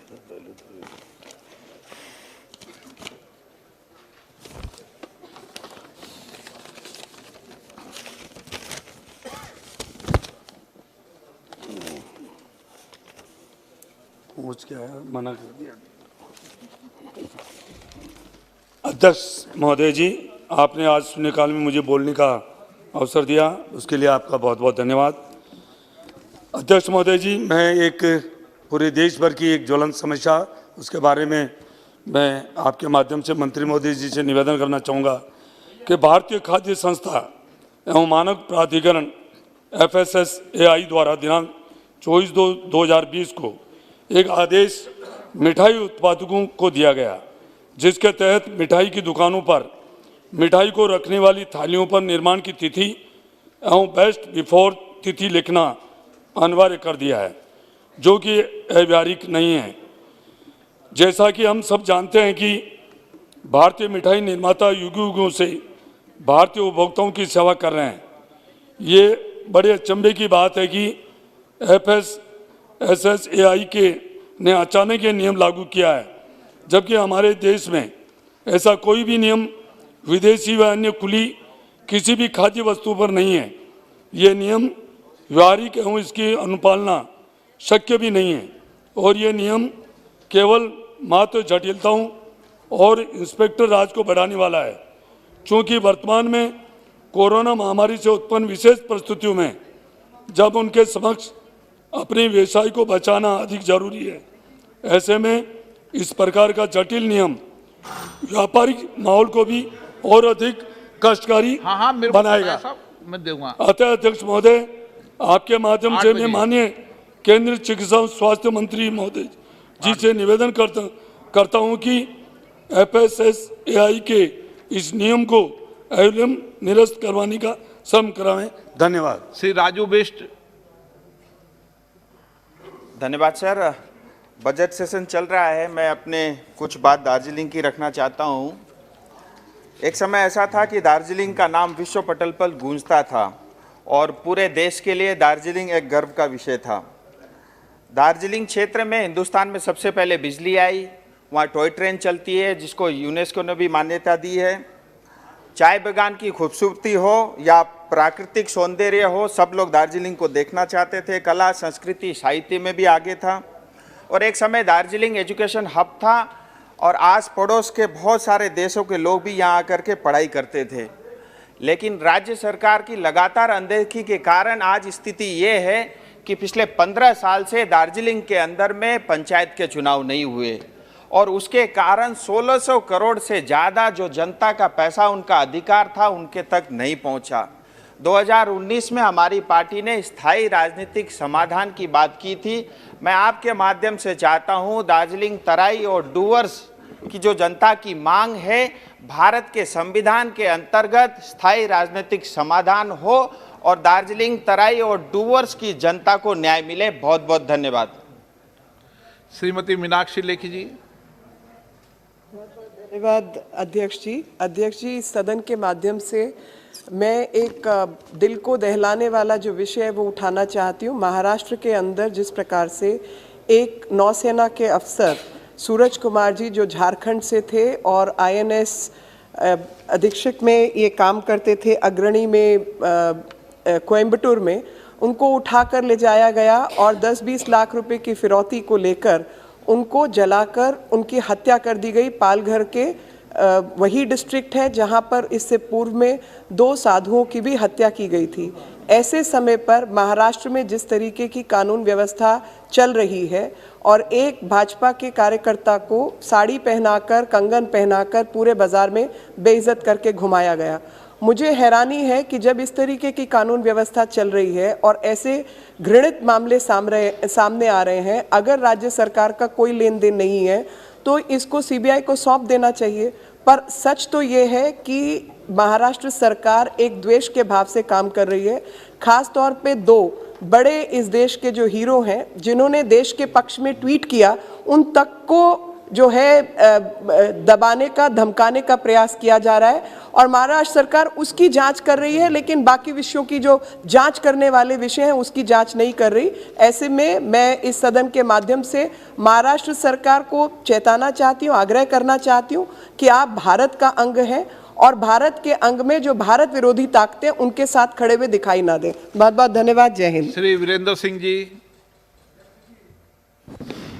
मैं उत्तर प्रदेश के लोकसभा बलिया से आता हूं, जो 1942 के आंदोलन का केंद्र रहा और 1857 के भी आंदोलन का केंद्र रहा है। मंगल पांडे जी जिस आंदोलन का नेतृत्व करते थे, हमारे लोकसभा क्षेत्र में ही पड़ते। मेरा सौभाग्य है कि उसके पहले भी मैं भदोही क्षेत्र से, जहां से कई बार सांसद रहा, वो भी 1857 के नील आंदोलन का केंद्र रहा है और वहाँ के लोगों ने पाली के गोदाम को फूंक दिया था। झूरी सिंह के नेतृत्व में आंदोलन हुआ था। बहुत लोग, कच्ची फांसी 22 लोगों की हुई थी। मैंने वहाँ शहीद स्मारक बनवाए। आपके माध्यम से भारत सरकार से मैं कहना चाहता हूँ कि 1942 के आंदोलन का केंद्र बलिया में बैरिया जयप्रकाश नारायण के नेतृत्व में आंदोलन हुआ था। एक गांव बैरिया तहसील है बलिया का, जहां बहुआरा है, जहां 9 लोगों ने बलिदान उस आंदोलन में भूप नारायण सिंह, सुदर्शन सिंह, मुक्तिनाथ तिवारी का बलिदान हुआ था। वहाँ एक स्मारक बना है बैरिया में। लेकिन मैं आपके माध्यम से, हमारे गाजीपुर क्षेत्र भी मेरे यहाँ आता है, वहाँ भी मोहम्मदाबाद में स्मारक बना है। शेरपुर के शिव पूजन राय ने बलिदान दिया था। मैं आपके माध्यम से भारत सरकार से मांग करना चाहता हूँ कि स्वतंत्रता सेनानियों के गांव को सेनानी गांव घोषित किया जाए और वहाँ के रहने वाले लोगों को सेनानियों की जो सुविधा प्राप्त होती है, एक सम्मान की सुविधा तो मिले और इससे भविष्य की पीढ़ी को एक प्रेरणा मिलेगा। और मैं समझता हूं कि स्वतंत्रता सेनानियों के सम्मान के लिए एक बहुत बड़ा फैसला भारत सरकार का होगा। मैं आपसे ये प्रार्थना करता हूं। नंबर 24 माननीय मंत्री जी। I rise to move that the following amendment made by Rajya Sabha in the Major Port Authority Bill 2020 to provide for the regulation, operation, planning of major port in India and to vest the administration, control and management of such ports upon the boards of major port authorities, and for matters concerned therewith or incidental thereto be taken into the consideration. प्रश्न ये कि लोकसभा द्वारा यथा पारित महापतन प्राधिकरण विधेयक 2020 में राज्यसभा द्वारा किए गए संशोधन पर विचार किया जाए। जो सदस्य पक्ष में हाँ कहें, जो सदस्य विरोध में ना कहें। मेरे विचार में निर्णय हाँ वालों के पक्ष में हुआ, निर्णय हाँ वालों के पक्ष में हुआ, प्रस्ताव स्वीकृत हुआ। अब मैं संशोधनों को सभा में मतदान के लिए रखता हूं। प्रश्न ये कि लोकसभा द्वारा यथा पारित विधेयक में राज्यसभा द्वारा किए गए संशोधन प्रस्ताव 1, 2, 3 और 4 को स्वीकृत किया जाए। जो सदस्य पक्ष में हाँ कहें, जो सदस्य विरोध में ना कहें। मेरे विचार में निर्णय हाँ वालों के पक्ष में हुआ, निर्णय हाँ वालों के पक्ष में हुआ, संशोधन स्वीकृत हुए। माननीय मंत्री जी अब प्रस्ताव करें कि लोकसभा द्वारा यथा पारित विधेयक में राज्यसभा द्वारा पारित किए गए संशोधन से सहमति व्यक्त की जाए। मंत्री जी। I rise to move that the amendment made by Rajya Sabha be agreed to. प्रश्न ये कि लोकसभा द्वारा यथा पारित विधेयक में राज्यसभा द्वारा किए गए संशोधन से सहमति व्यक्त की जाए। जो सदस्य इसके पक्ष में हाँ कहें, जो सदस्य विरोध में ना कहें। मेरे विचार में निर्णय हाँ वालों के पक्ष में हुआ, निर्णय हाँ वालों के पक्ष में प्रस्ताव स्वीकृत हुआ और लोकसभा द्वारा यथा पारित महापतन प्राधिकरण विधेयक 2020 में राज्यसभा द्वारा किए गए संशोधन से सभा सहमत हुई। Item number 22, 23। माननीय मंत्री जी, आइटम नंबर 22, 23। पहले आप बोलेंगे, थोड़ा विचारक, फिर अदिति जी बोलेंगे। पहले आप बोल लें, आप बोलेंगे पहले। Sir, I rise to move the following resolution that this House disapproves of the Arbitration and Conciliation Amendment Ordinance 2020, Ordinance number 14 of 2020, promulgated by the President on 4 November 2020.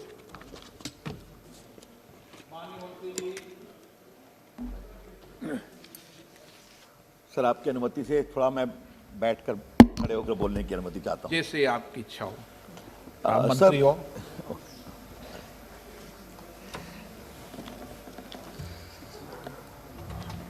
उपसभापति महोदय जी, अभिनंदन आपका। ये बिल हम क्यों लाए, ये पहले ऑर्डिनेंस था। मैं बहुत सरल भाषा में बता देता हूँ। आपका स्वयं का बहुत अनुभव है इस मामले में। भारत के आर्बिट्रेशन एक्ट में माननीय अधीर बाबू, इस बात का प्रावधान है कि अगर कोई आर्बिट्रेशन अवार्ड हो गया तो सेक्शन 34 में उसको हम सेट असाइड के लिए एप्लीकेशन देते हैं। उसमें एक प्रोविजन है कि if it is in conflict with public policy, which means induced by fraud और करप्शन, द आर्बिट्रेशन एग्रीमेंट और the award, that is in substance of public policy. उसमें मोरालिटी का भी जिक्र है। तो अगर अवार्ड को चैलेंज करना है तो ये ग्राउंड हमारे पास है, लेकिन सेक्शन 36 में स्टे का भी प्रावधान है। For stay you don't get automatic stay, you get a stay when you file an application for a stay. But there was no ground specifically speaking that even if the arbitration award is vitiated by fraud, by corruption, you could not get a stay because there was no specific provision for that.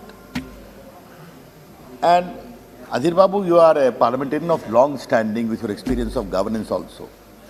Can we deny that many times arbitration awards, agreement are vitiated by fraud? People get a lot of benefits, then start challenging the award, start enforcing the award. And when you go a little deeper, then you find a lot of layers and layers of corruption.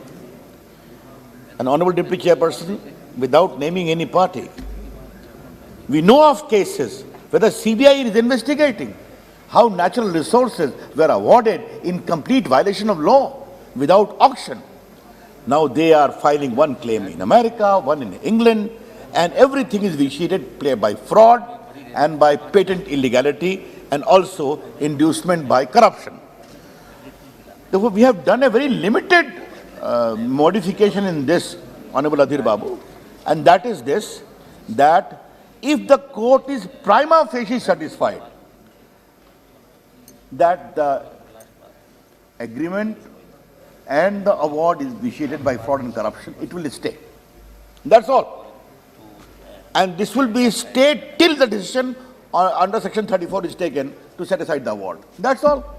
So that taxpayers' money is not bartered away by these fly-by-night operators who procure award based upon collusive agreements, get benefits from government resources, bring some money, and thereafter start making all the claims, tall claims. That is all very limited thing we are doing. We had come with ordinance, and I think it is a pure public policy. I know some of the honorable members have been experienced in the judicial affairs. We are very clear that this will be only limited for a stay till a decision is taken upon the setting of the award under Section 34. If award is set aside, goes. If it is not set aside, the interim order goes also. That is one thing. The second amendment is, Honorable Deputy Chairperson, that we had changed the award arbitration ecosystem in the light of Shri Krishna Commission report. We had got a schedule of the qualification of arbitrators to be appointed by the institutions.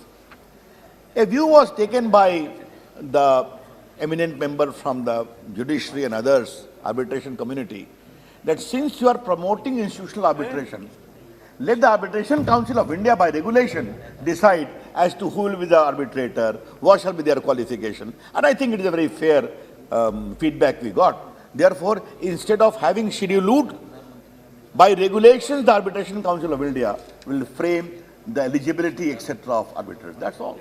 So these are very two simple amendments which we are bringing. We had to bring it because of ordinance, because of a compelling reason. I seek the kind approval and support of the House to approve this amendment. That's all. Shri Adhir Ranjan Chaudhary ji.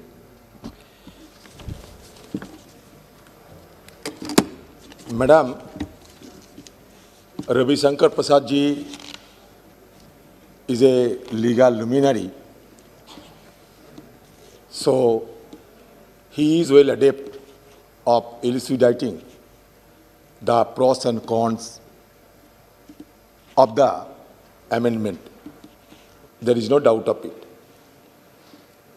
But I move the statutory resolution to disapprove the ordinance mechanism, because ordinance could be resorted only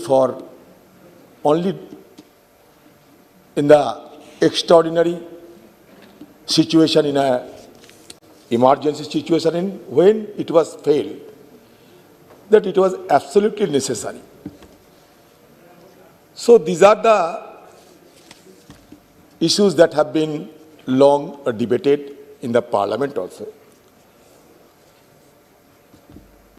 Even Mavalankar,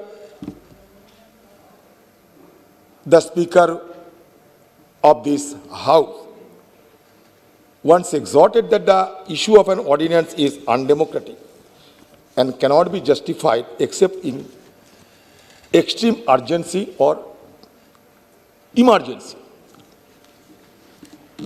I do not find any cogent argument. The fact is that even after ferreting out the rationale behind the promulgation of the ordinance, I have failed to substantiate and subscribe to the view of Honorable Minister that had warranted the promulgation of ordinance. Yes, legal luminary like Ravi Shankar Prasad ji must have smart and disingenuous sophistry at his arsenal to convince us that yes, this is the path which needs to be persuaded.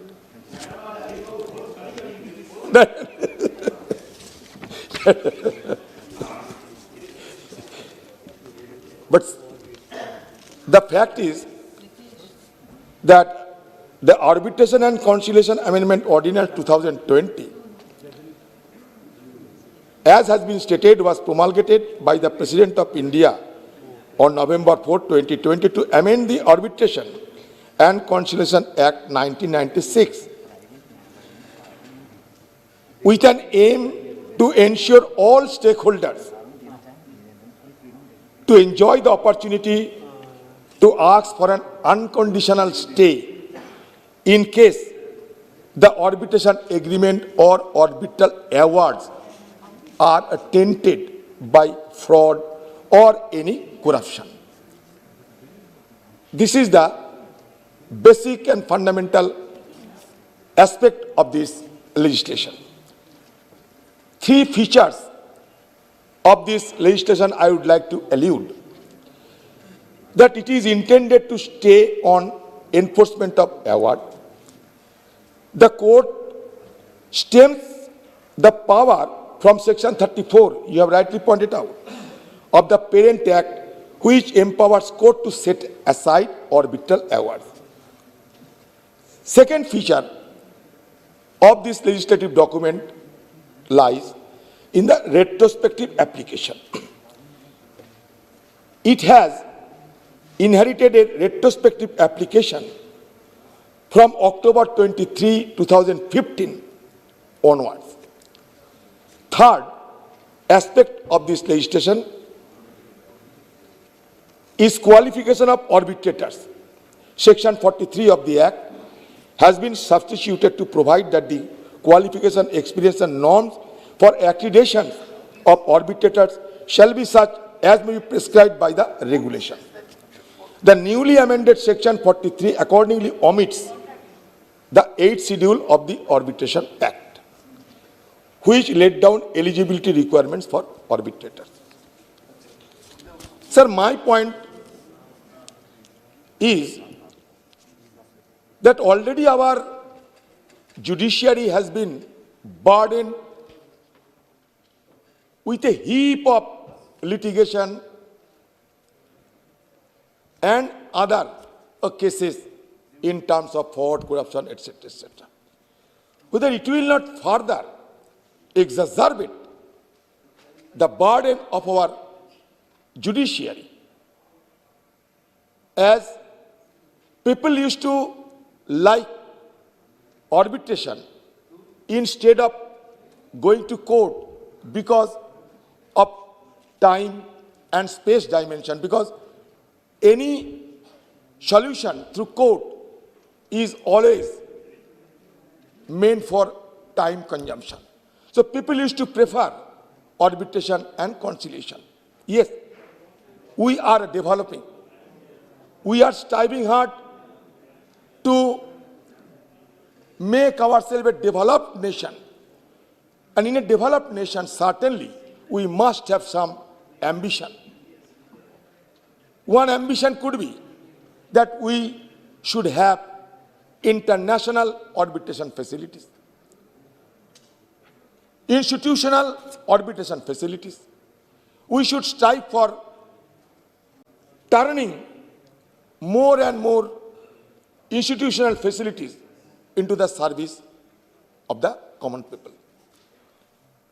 But, Honorable Minister, I am simply drawing your attention that the bill through the amendment to Section 36 may open up floodgates for an exponential growth of frivolous litigation and attempts by parties to stall the operation of an award. Because in India there is no dearth of unscrupulous elements. So they may exploit this door in order to hide their intention.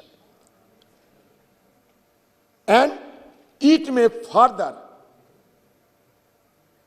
cause the wastage of time in the court. Second, superfluous amendment Why I am saying it? That the objective of the bill is unnecessary, considering that relevant pre-existing remedies already exist under the Parent Act. The amendment merely specifies what has always been inherent in the Parent Act and is superfluous. Section 34 subsection 1 plus B already provides that any arbitration award induced by fraud or corruption, that very term used by you, any arbitration award induced by fraud or corruption would be against the public policy of India. It has already been enshrined in the Parent Act. Under section 36 subsection 3, parties to an arbitration award already have the right to appeal for an unconditional stay on grounds under section 34. The amendment therefore creates an additional entitlement to an unconditional stay. Section 36 subsection 3 also inherently grants the courts with the power to issue unconditional stays as it may deem fit. So it is like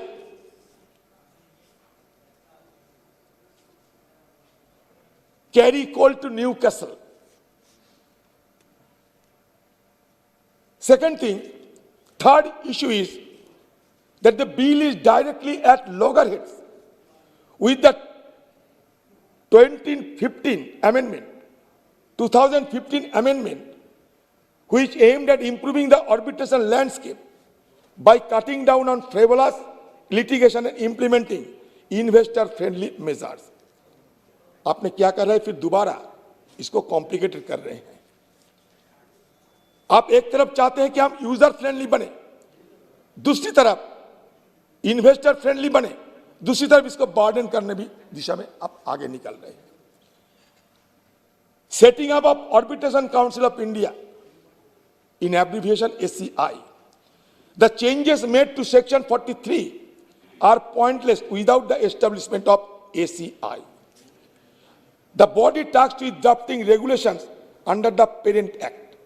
The operability of the proposed amendment is virtually redundant unless the relevant rules to set up the ACI are notified by the Ministry of Law and Justice, for which comments were invited in March 2020. But no further action has been taken. You have not set up ACI. You are talking about accreditation policy, as if you are counting chickens before the eggs are hatched. There lies the problem. I do not know why you were feeling so haste in bringing the ordinance, in promulgating the ordinance, without preparing yourself adroitly. There lies the crux of the problem. I am also drawing your attention that in September 2020, mark it, in September 2020, the government informed the Lok Sabha that it did not maintain data on arbitration matters. It stated that, however, in order to address the issue of non-availability of data in arbitration matters, the Arbitration and Conciliation Amendment Act 2019 has inserted Section 43K, which mandates Arbitration Council of India to maintain depository of arbitration awards made in India. Further, data on pending arbitration matters in courts statewise is being collected and will be laid on the table of the House. So if the government, my question is, if the government does not even maintain data on arbitration, how can it realistically enhance the adoption of arbitration as a preferred mode of dispute resolution? क्या हुआ madam, हो गया? आप madam इतना कंजूसी करने से कहाँ जाएंगे? बिल्कुल कंजूसी नहीं, बाकी सब ने भी बोलना है. आपका जो समय है वो 11 मिनट मैडम हो गया. The 8th schedule is being omitted through the ordinance, which lays down qualification for arbitrators in India. Given that the schedule was not in force yet, what was the need for bringing out ordinance? मैं हमारी देश की कुछ नौजवानों की आशंका जता रहे हैं Ravi ji. Beside the 8th schedule introduced by the Amendment Act 2019 had given a ray of hope to the professionals working in different domains like advocates, chartered accountants, company secretaries, cost accountants, etc., to have a chance of becoming an arbitrator. These become a reason for celebration for such professionals and for their institutions as well. As I am told, some of these institutions even had started courses on alternative dispute resolution to make these professionals capable to accept the challenge if they were appointed as arbitrators. This move was also appreciated and welcomed by the domestic international arbitral fraternity, considering that it might have brought a phenomenal change in Indian arbitration, where prominently arbitrators are appointed from retired judges, leaving virtually no scope for other professionals to develop as arbitrators. However, it appeared that their joy was short-lived. There is a general guesstimate that the 8th schedule was acting as a barrier in the way of appointment of foreign national arbitrators. Foreign national arbitrators, and as such made this untimely fate. If it is the precise reason, it could have been achieved by minor amendment in the schedule instead of omitting it. The omission of 8th schedule in entirety is highly disappointing for all professionals and experts who are fit to be appointed as an arbitrator as per the parameters set therein. Undoubtedly, the move to make arbitration-friendly atmosphere among the litigants and the professional has got a setback by omission of the 8th schedule. So, I know that you may have some sort of compulsion to bring this ordinance.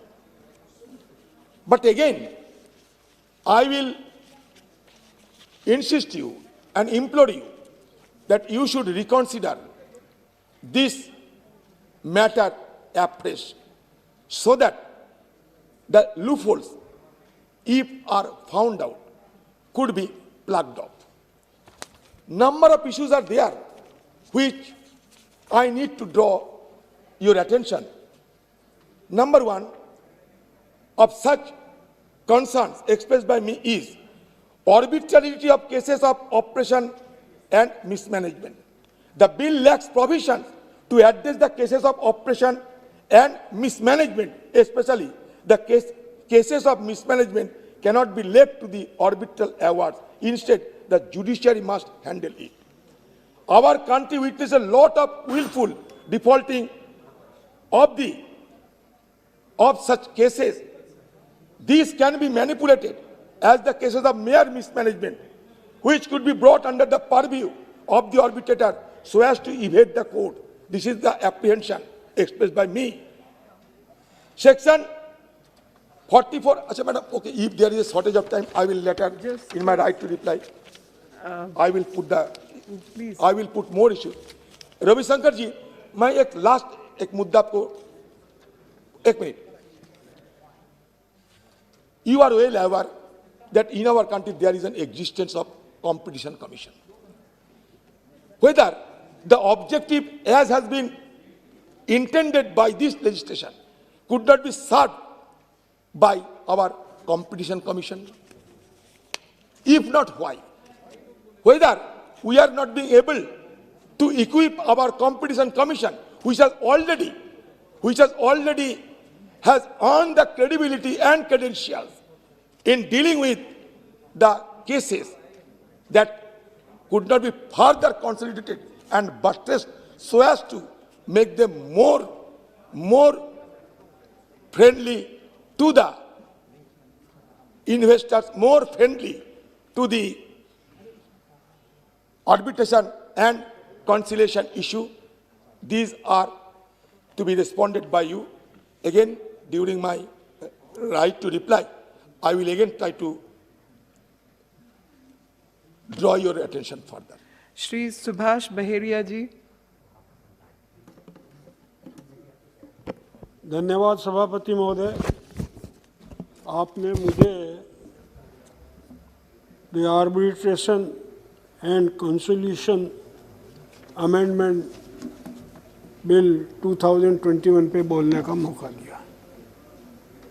महोदय जी, arbitration अपने देश में पुरानी मान्यता के हिसाब से ही था। पहले गांव में कोई दिक्कत होती थी, कोई डिस्प्यूट होता था, कोई सिविल टाइप का डिस्प्यूट होता था, अदालतें नहीं थी, गांव के पंच बैठते थे, बात दोनों पक्षों की सुनते थे और वो निर्णय करते थे, उसको मान्य होता था। पर जैसे जैसे ग्लोबलाइजेशन बढ़ा, क्षेत्र बढ़ा और आर्बिट्रेशन को कानूनी जामा पहनाने का काम शुरू हुआ। सबसे पहले आर्बिट्रेशन को क्यों जरूरत? क्योंकि जो अदालतों की स्थिति है मैडम,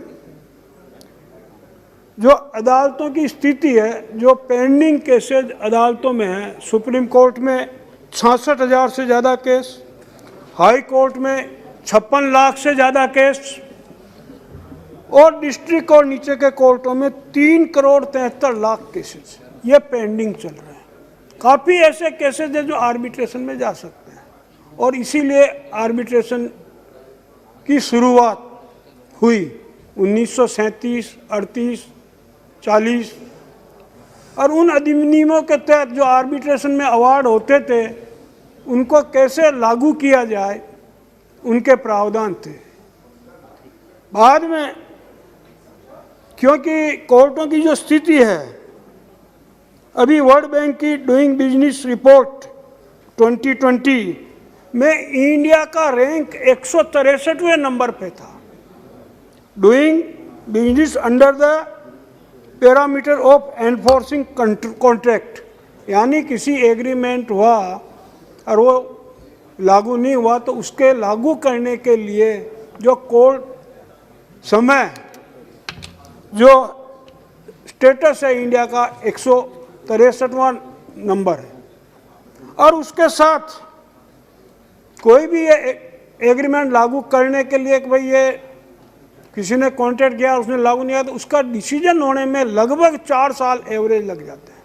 और इसीलिए ये आर्बिट्रेशन में और उसकी कॉस्ट भी जितना क्लेम बनता है या टोटल अमाउंट होता है उसका 30 से 35% करीबन कॉस्ट आ जाती है। और इसलिए अदालतों का इतने ज़्यादा लोड को देखते हुए आर्बिट्रेशन शुरू हुआ और 1996 में नया एक पुराने तीनों एक्टों को सम्मिलित करते हुए बनाया गया और उसमें प्रावधान किया, उस हिसाब से काम चल रहा था। 2015 में क्योंकि उसमें एक प्रावधान था, किसी ने आर्बिट्रेशन का अवार्ड हो गया पर उसमें स्टे नहीं मिलता था तो 2015 में यह प्रावधान किया गया कि मान लो किसी पार्टी को, स्टेक होल्डर को, जो भी आर्बिट्रेशन की पार्टियां हैं उनमें किसी को दिक्कत है कि भाई गलत अवार्ड हुआ या कुछ हुआ तो उसके लिए स्टे की एप्लीकेशन लगाना का प्रावधान 2015 में हुआ। लेकिन उसमें अनकंडीशनल स्टे का नहीं था, भले ही वो बेईमानी से बनाया गया हो, भ्रष्टाचार से बनाया गया हो, दूसरे कारणों से बनाया गया हो, लेकिन 2015 के प्रावधान में अनकंडीशनल स्टे नहीं होता था और उसमें कोर्ट को ये देना पड़ता था कि भाई इस कारण से या इस कारण से ये कंडीशन रहेगी स्टे की, ये रहेगी, उस हिसाब से। तो ये दिक्कत थी। जैसा माननीय कांग्रेस के नेता अभी बता रहे थे कि कंडीशनल अनकंडीशनल स्टे 2015 में नहीं था, यह अनकंडीशनल स्टे का प्रावधान ये अभी वाले अमेंडमेंट की वजह से आया और यह जरूरी था मैडम, क्योंकि कोई भी निर्णय अगर किसी फ्रॉड के, करप्शन के कारण, किसी के कारण वो प्रभावित हुआ है और उसके कारण जो एग्रीव्ड पार्टी है उसको अवार्ड को लागू करने के लिए जो पार्टी जीती वो जाएगी जल्दी से जल्दी करे, लेकिन जो एग्रीव्ड पार्टी है वो कहेगी कि नहीं ये फ्रॉड से बनाया, भ्रष्टाचार से अवार्ड हुआ है, तो इसको अभी लागू न करें। और जैसा माननीय मंत्री जी ने कहा वो तो स्टे है, जैसे ही अगर बाद में लास्ट में अगर उसका डिसीजन हो जाएगा, जैसे ही उसका अंत में डिसीजन हो जाएगा तो उस डिसीजन के हिसाब से अगर वो अवार्ड स्टैंड रहता है तो स्टे अपने आप खारिज हो जाएगा, और अवार्ड गलत होता तो किसी को कुछ दिक्कत नहीं आएगी। अदरवाइज तो आज हो क्या रहा है कि किसी ने आर्बिट्रेशन का अवार्ड दे दिया, उस अवार्ड को लागू करने के लिए दूसरा चला गया, भले ही वो गलत हो, लेकिन क्योंकि उसके पास कोई स्टेक ही नहीं है, इसलिए वो अपने लागू कराने के लिए जो भी कानूनी प्रावधान उसको करता रहेगा। और जब तक कोर्ट की स्थिति जैसा बताया कि 4-4 साल लग रहे हैं, तो उस हिसाब से ये जो अमेंडमेंट लाए हैं ये बहुत जरूरी था। दूसरा, माननीय सभापति महोदय,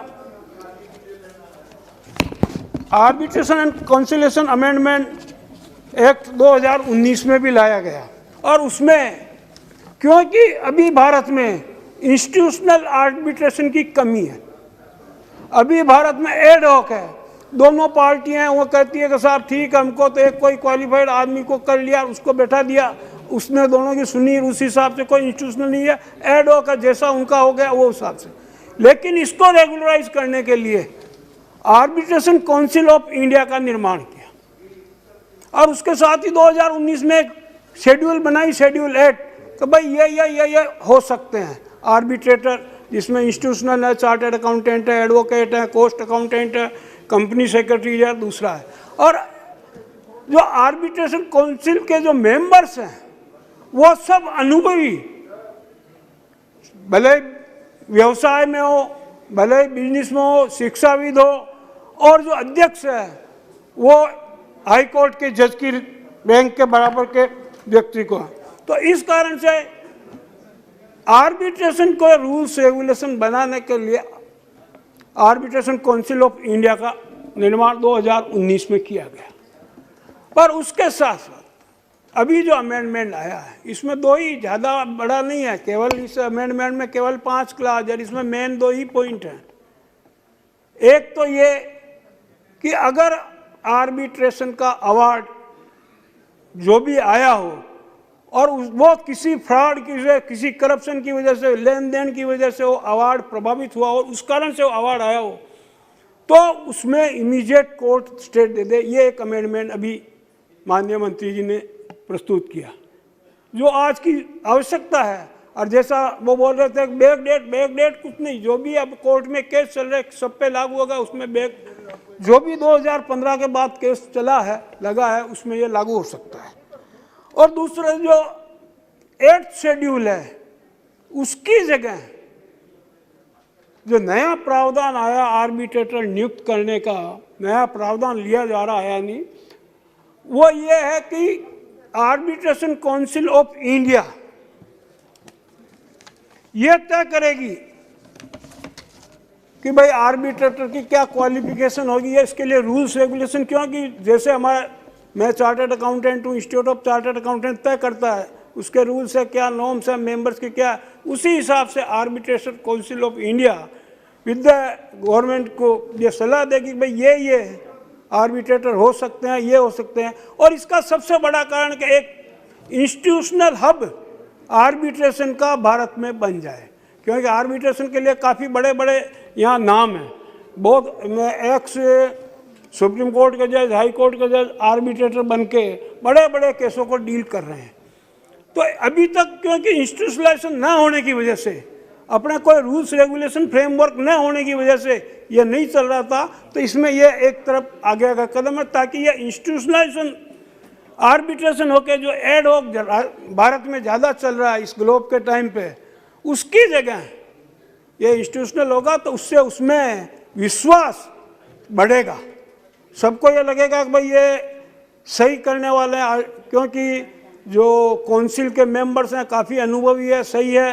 तो उस हिसाब से तो ये जो लिस्ट है, लिस्ट में लिख दिया चार्टर्ड अकाउंटेंट, कोस्ट अकाउंटेंट, पर क्या उसकी एबिलिटी उसके हिसाब से नहीं, पर जो काउंसिल तय करेगी आर्बिट्रेशन काउंसिल ऑफ इंडिया, तो उसके हिसाब से जो गाइडलाइन तय करेगी कि भाई ये आर्बिट्रेटर इस हिसाब से ये क्वालिफिकेशन होना चाहिए, ये अनुभव होना चाहिए, इनका क्या पास्ट है। तो ये एक अच्छा कदम है और मैं इस बिल का समर्थन करता हूँ। बहुत बहुत धन्यवाद आपने बोलने का मौका। Shri M Dhanush Kumar ji. Thank you, Speaker Madam, for allowing me to speak on Arbitration and Conciliation Bill 2021. It seeks to amend the Arbitration and Conciliation Act 1996. The Act contains provisions to deal with domestic and international arbitration and defines the law for conducting conciliation proceedings. The bill replaces an ordinance with same provisions promulgated on November 4, 2020. The 1996 Act allowed a party to file an application to set aside an arbitral award. Courts had interpreted this provision to mean that an automatic stay on an arbitral award was granted the moment an application for setting aside an arbitral award was made before a court. In 2015, the Act was amended to state that an arbitral award would not be automatically stayed merely because an application is made to court to set aside the arbitral award. The Act specified certain qualification, experience and accreditation norms for arbitrators in the separate schedule. The requirements under the schedule include that the arbiter must be an advocate under the Advocate Act 1961 with 10 years of experience or an officers of the Indian Legal Service, among others. Further, the general norms, Indian Legal Service, for the general norms applicable to arbitrators include that they must be conversant with the Constitution of India. The process is speedy, quick and efficient resolution of dispute or conflicts. Freedom of parties to choose an arbitrator with expert and specific knowledge on the subject matter of dispute. Parties are also free to choose the number of arbitrators who will be on the panel. Parties can choose their preferred date of hearing as well as trial and this further speedy resolution of cases. The arbitrator must pronounce an award within 12 months of constitution of the tribunal, ensure that the process is quick. At the same time, the main disadvantages are, even though interference by the court has been considerably reduced by the 2090 amendment with the establishment of the Arbitration Council of India, there are still situations when judicial intervention is permitted, and this can cause delay in proceedings because of judicial burden and backlog of cases. Lack of proper inscription facilities in India resulting in hearing taking significantly longer than they should. This significantly increase the cost and time efficiency of arbitration. மாண்புமிகு பேரவைத் தலைவர் அவர்களே, நடுவண் அரசு பெரும் நிறுவனங்கள் மற்றும் தொழிலதிபர்களுக்கு ஏற்படும் பிரச்சனைகளை விரைவாகவும் சுமூகமாகவும் தீர்ப்பதற்கு இதுபோன்ற சட்ட திருத்தங்களில் கவனம் செலுத்துவது போல் விவசாயிகள் பிரச்சனைகளுக்கும் அவர்களுக்காக ஏற்றப்படும் சட்டங்களிலும் கவனம் செலுத்த வேண்டுமாறு நான் சார்ந்துள்ள திராவிட முன்னேற்றக் கழகம் சார்பாக தங்களிடம் வேண்டுகோள் வைத்து வாய்ப்பளித்ததற்கு மீண்டும் நன்றி விடுகிறேன். நன்றி. Shri Swagat Rai ji. Madam, I rise to speak on the... Where are you rising? You are sitting. I am sitting. I sit to speak on the Arbitration and Conciliation Amendment Bill. Adhir Ranjan Chaudhary has spoken at length on the need of not having brought the ordinance. There is absolutely no reason, when you look at the small amendment that has been brought, that what was the hurry? What was the tearing hurry of the minister in bringing the ordinance that is not at all clear to us? The ordinance was promulgated by President on 4th November 2020.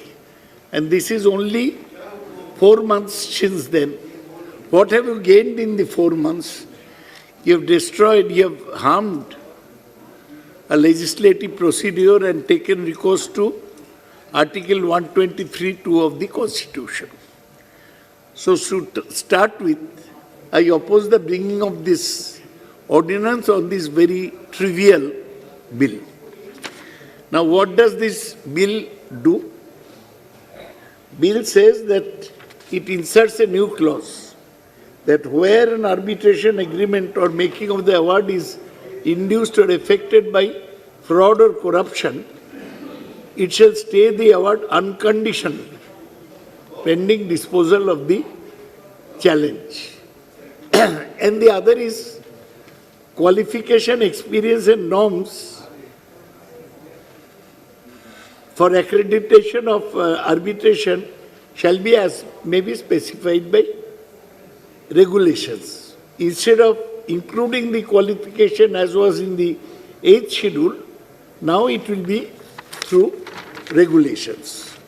Ma'am, I am speaking with trepidation in front of you, a legal luminary in the chair, and one legal luminary, Ravi Shankar Prasad, in front of me, one legal luminary, Pinaki Misra, behind me.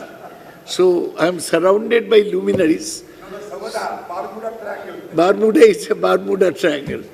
So you'd pardon if my presentation lacks the legal teeth that you, madam, normally give to all arguments. Now, let me say that what is this amendment all about? If I read the history, the Arbitration Conciliation Act, consolidating the law on domestic arbitration, international commercial arbitration, enforcement of foreign arbitral award and conciliation.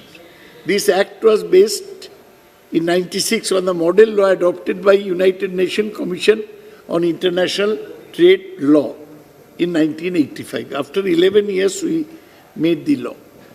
In its effort to make India as a hub of international commercial arbitration and making arbitration process user-friendly, cost-effective, expeditious and inter-alia, taking into account the recommendation submitted by the Law Commission in its 246 report and supplementary reports and suggestions, the Amendment Act was brought in 2015 during Ravi Shankar ji's tenure. Subsequently, some practical difficulties to the Amendment Act were pointed out. Then again, Act was again amended in 2019, enforced with regard to 38/2019. So after you brought the Act, one amendment 2015, one amendment 2019. Now, there were some court rulings in order to address the issue of corrupt practices in securing contracts or arbitral awards. To do that, the bill has given the power to grant unconditional stay on enforcement of arbitral awards where the underlying arbitration agreement, contracts or arbitral award is induced by fraud or corruption. Fine. Now, and to omit 8th schedule, which had the qualifications of the people concerned. Now, it has been commented, ma'am, that this is one step forward, one step backward. What the minister has done is actually called one step forward, more than Lenin. What, madam, it has done is to one step forward, several steps backward. I'll correct. I'm talking of Lenin. Lenin said one step forward, two steps backward. This is several steps backward. Why I say this? As somebody had commented, the ordinance has reversed the effect of 2015 amendments to the Act, which had done away with the automatic stay on enforcement of arbitral awards upon a challenge being made under Section 34 of the Act. Most certainly, a regressive step, the ordinance has inserted a further proviso to Section 36(3) of the Act, by which an award shall be unconditionally stayed pending disposal of the challenge under Section 34. Now, this is the regressive step, if I may say. The ordinance reversed the effect of 2015, which did away with the automatic stay. That now, when you say that something is influenced by fraud or corrupt practices, it is very easy to allege the same. Then what happens? The arbitration has to wait till the court disposes of the application under Section 34. All court cases arise, so this will set back. The arbitration basically, madam, you know better than me, is for two parties in a contract agreeing to arbitration in case they do not agree. Or the court may order an arbitration if they find that the litigation is too long. Now, arbitration is to cut short the legal process. Now, this amendment will lengthen the legal process and it will take away. So, while omitting the schedule is a progressive step, putting in this amendment is a regressive step. And it has been said that we are trying to make India a hub of international arbitration. It is the fond hope of our law minister, and rightly so, that he wants to make India a hub of international arbitration, which is why he has removed all qualification, so that even the former Lord Chancellor can come and argue in arbitration. And fees are very high. I remember when Siddhartha Shankar Rai was alive, he used to do an arbitration for McDermott and Company. It's an American oil company. The arbitration went out for days together and took place in a 5-star hotel, all costs paid. So, arbitration can be a very costly process. And this is mainly resorted to in engineering contracts. You see this, madam, I'll wind up. You see this Chamoli accident. Here, there will be arbitration for years, because NTPC will not want to pay the contractor. Contractor will go for arbitration, and that clause will be there in the contract. So, madam, the minister brought the ordinance, introduced this bill. When the Lok Sabha was in a deal, people would think that this is very vital, but I can say that instead of making India a hub, India's name will be mud. Nobody, no international body will want to come to India. The First Amendment will shoot us in the foot. This is a phrase I borrowed from my friend Pinaki Misra. And because what is the definition of fraud? Anybody can claim that there is a fraud, there is a corrupt practice, and you prolong the process of arbitration. Madam, this will not ease the arbitration process nor shorten the quickness of settlement for all non-enforcement of contracts. I would still request Mr. Ravi Shankar Prasad, eminent lawyer that he is, to do away with this 36(3). Let him keep the other part and do away with this. Let us keep India's image high. We have got top-notch lawyers. Harish Salve is practicing in London only. So our lawyers are receiving recognition internationally. So why should we do something that will shoot us in the foot, as my friend Pinaki Misra put it? With these words, I conclude my speech. Meghwal ji. धन्यवाद सभापति जी। मैं आपसे अनुरोध करना चाह रहा हूं कि 6:30 से हमारा प्राइवेट मेंबर रेजोल्यूशन लगा हुआ है, तो मैं आपसे अनुरोध करता हूं सभा अगर सहमत हो तो बिल पास होने तक ये प्राइवेट मेंबर बिल को आगे एक्सटेंड कर दें, आधी घंटा 1 घंटा, वो बिल पास होने तक, उसके बाद ले लेंगे private member resolution. I think the House agrees with it. ठीक। So we are extending the time for private member bill Thank you. after till we finish with this bill. Shri Pinaki Mishra ji.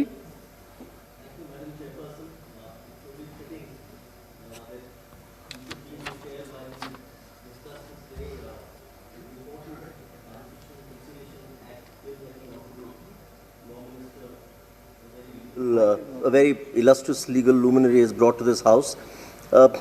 Madam, my predecessor speaker, Shogata Dada, has described it as a mixed bag. It truly is a mixed bag.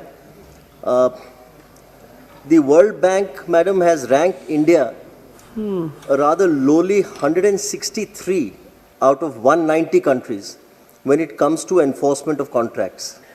It's a very, very low position in the world today for enforcement of contracts. It shows the kind of confidence people have in the Indian legal system for enforcement of contracts. I know this government sometimes makes bold to say that we are not bothered by what rating agencies say about us in the world fora. But by us saying we are not bothered, it doesn't change the factual matrix. Doing away with the age schedule is a promising step towards enhancing the party autonomy, which is central to arbitration. I remember speaking on this very subject in this House. The same Honorable Law Minister was here. He nodded in appreciation then, he nods in appreciation today, because this was actually a regressive step. We have now come in line with the world position, which is that it can't be totally India-centric, that unless your qualifications are India-centric, that you will not be qualified as an arbitrator. This is a good step. I commend that the Law Minister has done away with this and has made it much more flexible and international arbitration friendly. But in the same breath, I heard the Honorable Law Minister in his opening preface, where he mentioned awards being passed in US, award being passed in London, awards being tainted by fraudulent contracts. I don't know what my learned friend meant. He did not amplify on it. I want to make it clear, I don't hold a brief for any client in this House. I only hold a brief for the image of the Government of India, the image of the Union of India as a litigant, the image of the Union of India as a contracting partner. If my learned friend Ravi Shankar Prasad ji's allusion is to two very celebrated arbitration awards which have gone against this country, against India, and which we seem to be determined to fight to the bitter end, which has caused, may I say, some consternation in international circles, then he's actually going against his party's own line, because his party's own line, I remember late Shri Arun Jaitley ji in this very House saying that the retrospective taxation was one of the most regressive pieces of legislation that India had ever seen, and that this party and this government would never ever resort to it again. So one of the arbitration awards is a direct consequence of that piece of legislation. So I do not understand why the Government of India is hell-bent on fighting this to the bitter end. And if that's what my learned friend was alluding to, I leave it to his wisdom how far that was warranted. What I find myself unable to be persuaded to agree with, frankly, is this amendment to Section 36(3). Section 34, as certain other members have already mentioned, has already covered arbitration awards which are induced by fraud or corruption. That is Section 34 into brackets 2 into brackets B, explanation 1 into brackets 1. It's only Indian drafting, our parliament's drafting, which can give this kind of convoluted drafting. Nowhere else in the world will you have Section 34 into brackets 2 into brackets B, explanation 1 into brackets 1. I don't believe that this kind of drafting does anybody any credit, but we've done this parliament has passed it. But the fact of the matter is that arbitral awards induced by fraud or corruption are already covered. Therefore, the circumstances under which this bill, namely the arbitration agreement or award being induced by fraud or corruption, having been squarely covered by earlier existing law, I don't know why you need a second tier again at the stage of section 36 again, since 34 already covers this. The 2015 law, as Shogadda rightly says, was the salutary, the good law, because it said that CPC Order 41, Rule 5.1, where mere filing of a appeal doesn't give you automatic stay, but that the court has that sufficient leeway to ensure that there should be some kind of security in a money decree that must be furnished before a stay is granted. We are aware that it's not just a Section 34 proceeding. That will again go into an appeal that will then go to the Honorable Supreme Court by 136. So you're looking at least after the award, 3 more steps of appeals, which can take years on end. And therefore, if a decree holder under an award is going to be sitting outside, knocking on Indian doors, I can, for enforcement of his award, I can only, understand just what trepidation international contracting parties will have with regard to Indian arbitration law, and to enter into a contract where India becomes the seat of arbitration. Why do they like London to be the seat of arbitration? Why do they like Singapore to be the seat of arbitration? Because there the English courts have the inherent powers of the courts, and we understand that the English courts can be trusted with that power. Why can't our courts be trusted with that power? Why do we want to give this law, it should be enshrined in law that a court will be prima facie satisfied? The court is always, that's an inherent power of the court to be prima facie satisfied before it grants a stay. So therefore, I believe that this is a regressive law. I believe that fraud and corruption are but only 2 of the several grounds on which an arbitral award can be set aside under 34. Why have you therefore created this extra illogical hierarchy now, by which you have allowed the award debtors to seek an unconditional stay of enforcement by alleging fraud and corruption to the exclusion of other Section 34 grounds? So you've suddenly raised this to a different level. Is this being done because certain awards have come to light? I don't know. The Honorable Law Minister can take this House into confidence and tell us if that is so. But I would be vastly surprised if that is the case. And if in any case, if 1 or 2 cases is going to immediately have the government bring a knee-jerk amendment to this House, then that in any case is not a good practice, I believe, Honorable Chairperson. So therefore, Honorable Chairperson, I would urge the Honorable Law Minister that he must take a very close look at this. If you ask the experts anywhere, they are going to frown upon this kind of stay being granted because fraud is alleged in almost every case, and the arbitration agreement tainted by fraud in any case will be a part of the remit of the arbitrators. So they would have already looked at it. There is no way that at an appeal stage, at a stay stage, that a second re-look of that should again be undertaken, and that too sanctioned by law, because the moment you bring it enshrined in law, the moment this Parliament passes this law, then it becomes enshrined in law. Then it becomes, it's like a overhanging cloud over the court that, oh, Parliament has passed this, so I must be extra careful in looking at this prima facie aspect, and therefore the courts are bound to lean in favor of a prima facie look at this, and therefore I have no doubt that more and more arbitral awards are going to be stayed on these grounds, because every court will say, I feel prima facie that this can be done, and we will take a look at it at the merit stage. So I would seriously urge the Honorable Law Minister to take a revisit and a re-look at this. It, I believe, goes against the Ankitral model law provision of Section 36(2) as well, because there is no provision there as well for courts to grant unconditional stay. With these words, Madam Chairperson, while I commend the omission of the 8th schedule, that's a salutary provision, I believe the amendment to Section 36(3) is something that the Honorable Law Minister needs to take this House into much greater confidence for us to have confidence that this piece of this amendment warrants the affirmation by this House. I'm very grateful to the Honorable Chairperson for having given me this time. Thank you very much. Dr. Alok Kumar ji.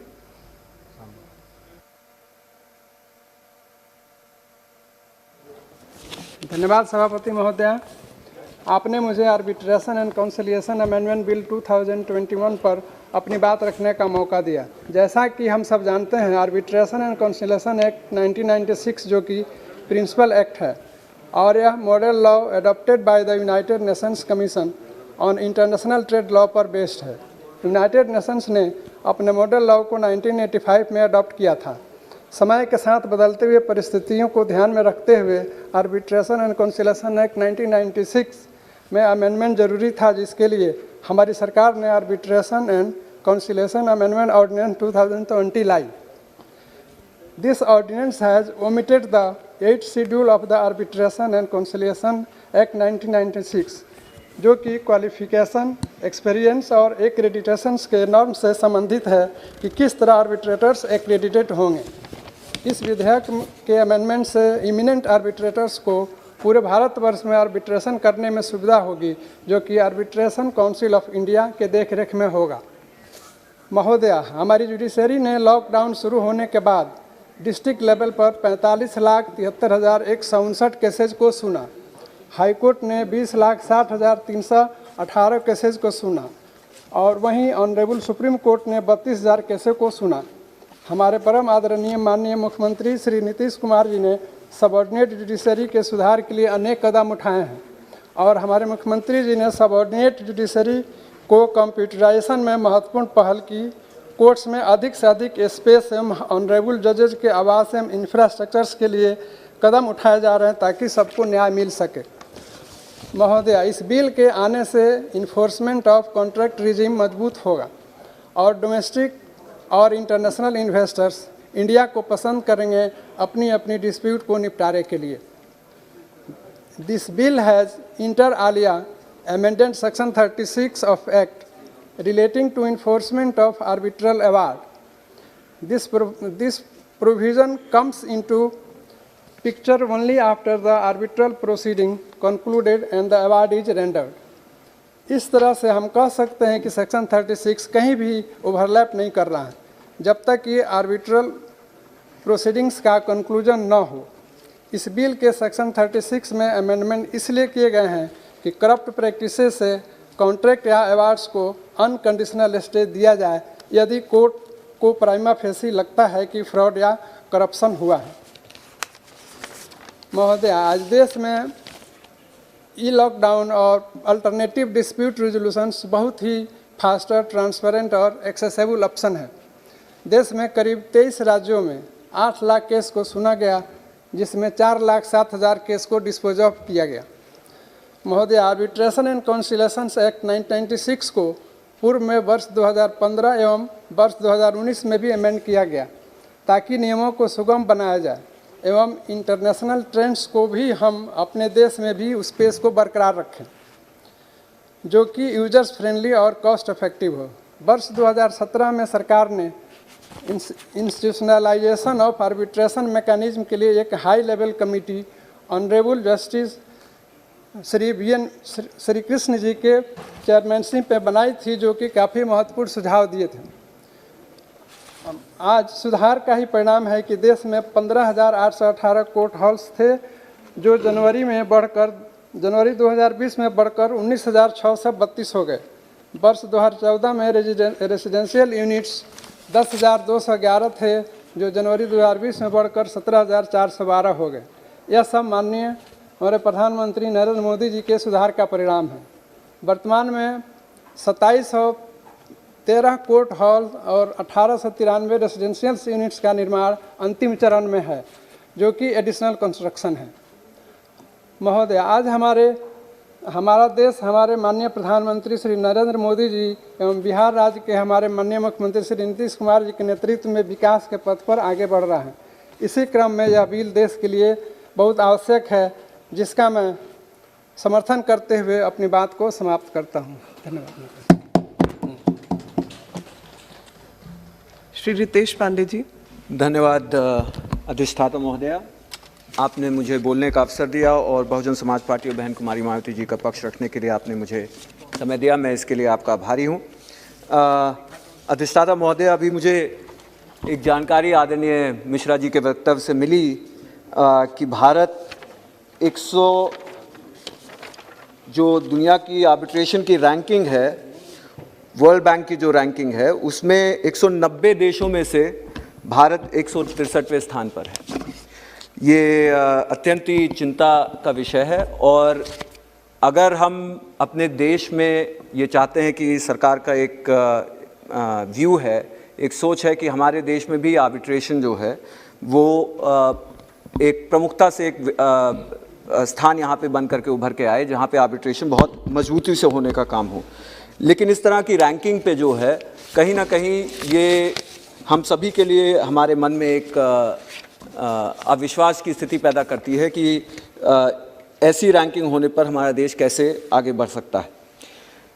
हालांकि इस bill में कुछ ऐसे मुद्दे हैं जिस पर सहमति जताई जा सकती है, ख़ास तौर से जो क्वालिफ़िकेशन के मापदंड थे उनको और ओपन करके, ताकि और बाहरी लोग भी इसमें आकर के अपने पक्ष को रख सकें और उनके लिए भी इसको खोलने का काम किया गया है। ये सराहनीय काम है।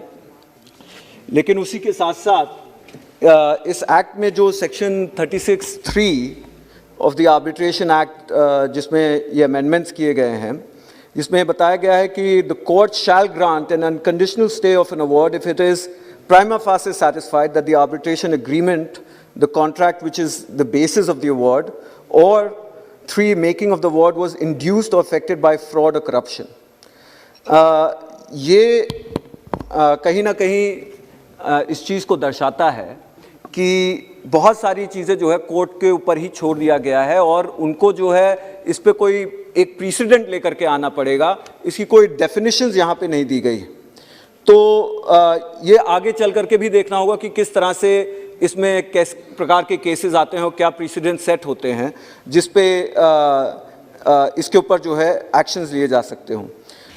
इसी के साथ साथ जो एक मेरा दूसरा अत्यंत ही इम्पॉर्टेंट इशू जो मैं इस पे प्रकाश डालना चाहता हूँ, which I feel that the government hasn't dealt with properly, is that whether an arbitration agreement or a contract is affected by fraud or corruption is a matter of fact or ought to have been debated by the parties during the arbitration proceedings. The tribunal's reasoning and the evidence would be contrary to the proviso of section 34(2)(a) of the Act, which states that an award shall not be set aside merely on the grounds of erroneous applications of the law or by reappreciation of the evidence. So ये कहीं ना कहीं जो amendments आए हैं वो एक पहले दिए गए amendment में भी जो है उसको चुनौती देने का काम करते हैं। और आखिरी में मैं बहुत ज़्यादा इसमें नहीं बोलूँगा, लेकिन इसमें 2019 जो में amendment आया है outrightly जो पहले फॉरेनर्स को डिस्क्वालीफाई करता था, अब उसको बदल करके फॉरेन रजिस्टर्ड लॉयर्स को भी यहाँ पे लाने का काम किया जा रहा है, जो कि एक सराहनीय कदम है। और हम लोग भी, बहुजन समाज पार्टी भी इन अमेंडमेंट्स को वेलकम करती है। लेकिन उसी के साथ साथ हाँ, उसमें सिर्फ आर्बिट्रेटर्स के लिए ही लाया गया है, नॉट एज लॉयर्स। तो उसको हम लोग जो है एक हिसाब से उसकी सराहना करते हैं। और इसी के साथ साथ जो एक आध दो मुद्दे हैं सेक्शन 36 को लेकर के, उसमें भी सरकार को पुनर्विचार करके जो है उसमें कुछ तब्दीली करनी चाहिए। बहुत बहुत धन्यवाद। श्रीमती सुप्रिया सुले जी। Ma'am, I stand here slightly confused, I must say, because I am a lawyer. Would you mind if I stood up? Close to the mic, please. Yeah, thank you.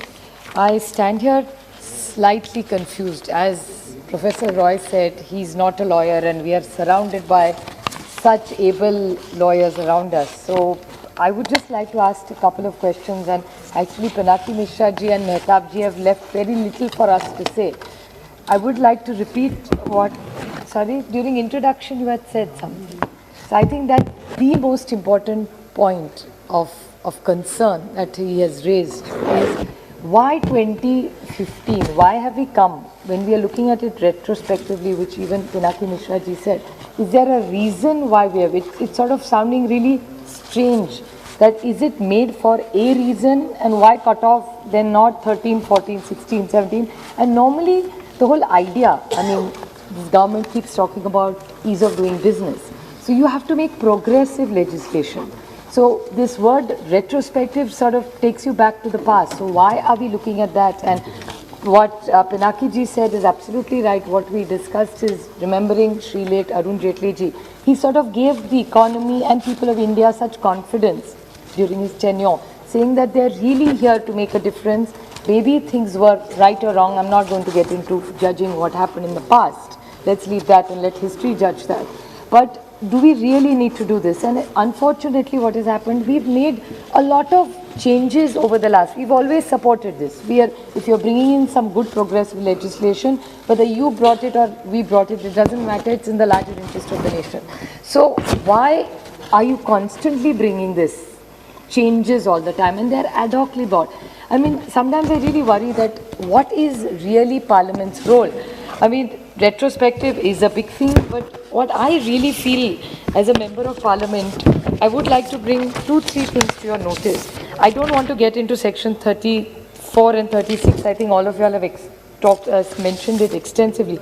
As a member of Parliament, I would just like to bring one thing to everybody's notice and to this August House and to all the, I think we should all put our minds together, and there are so many very wise people here and the larger wisdom of this group, is Article 121 of the Constitution, Article 122 of the Constitution and Article 368 of the Constitution. Yesterday, if you remember, ma'am, that Sri Premchandra ji also raised it, that constantly we unfortunately see a conflict between Parliament and the courts. And I think Parliament's entire role is about making good progressive legislation. We don't have to be at war with the Supreme Court. So sometimes we do make changes, then it's struck down at the Honorable Court's level. So really, where does it leave our credibility? So I think we all need to put, and I would urge this House, it's a lot of wisdom in this room. So I really would like to ask the Honorable Law Minister of India that what is his thinking, because it clearly says that courts have not to inquire into proceedings of Parliament, the validity of proceedings, you know all these laws. So I really want to know why every time we are making some rules, there are very small changes being made. Do we really need to bring ordinances for such small changes? Then the court has a view on it. So somebody like me who's really not a law and expert, I'm really at loss. And Government of Maharashtra, I would definitely like to quote this. This is in 2016. With the permission, I would like to quote that the Government of Maharashtra has had a Maharashtra arbitration policy.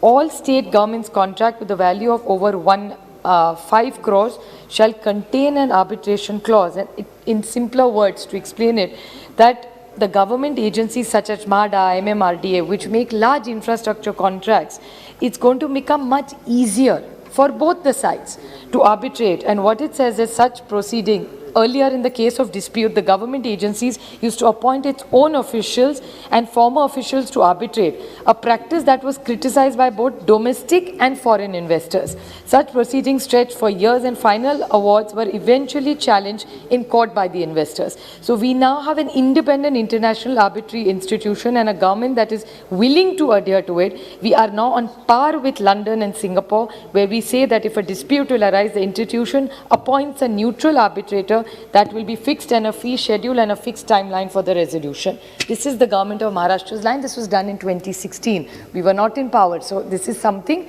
good the past has done. And I think governance is about continuity. So something good that has happened, we must flag it. So I really feel that this government, even in the budget, has talked about a lot of very good infrastructure projects coming. If we really have to continue all this, so it's very, very important that if we are going to make so much investment in our infrastructure projects, I would like to quote Shri Gadkari ji also. He says a lot of good projects get held up because things are stuck in arbitration, then they go to court, they get a stay. It's like a rigmarole. You're chasing your own tail and nothing really comes out of it. It happens in national highways. It happens in many infrastructure projects. So if we are really committed to such large infrastructure projects, it's very important that we have a very good, healthy arbitration system and not make those several changes and give confidence. You keep claiming that in ease of doing business, the government has really gone up in the ladder, which is a very good thing if it's a factual situation. So I humbly request the government that please clarify to us why 2015,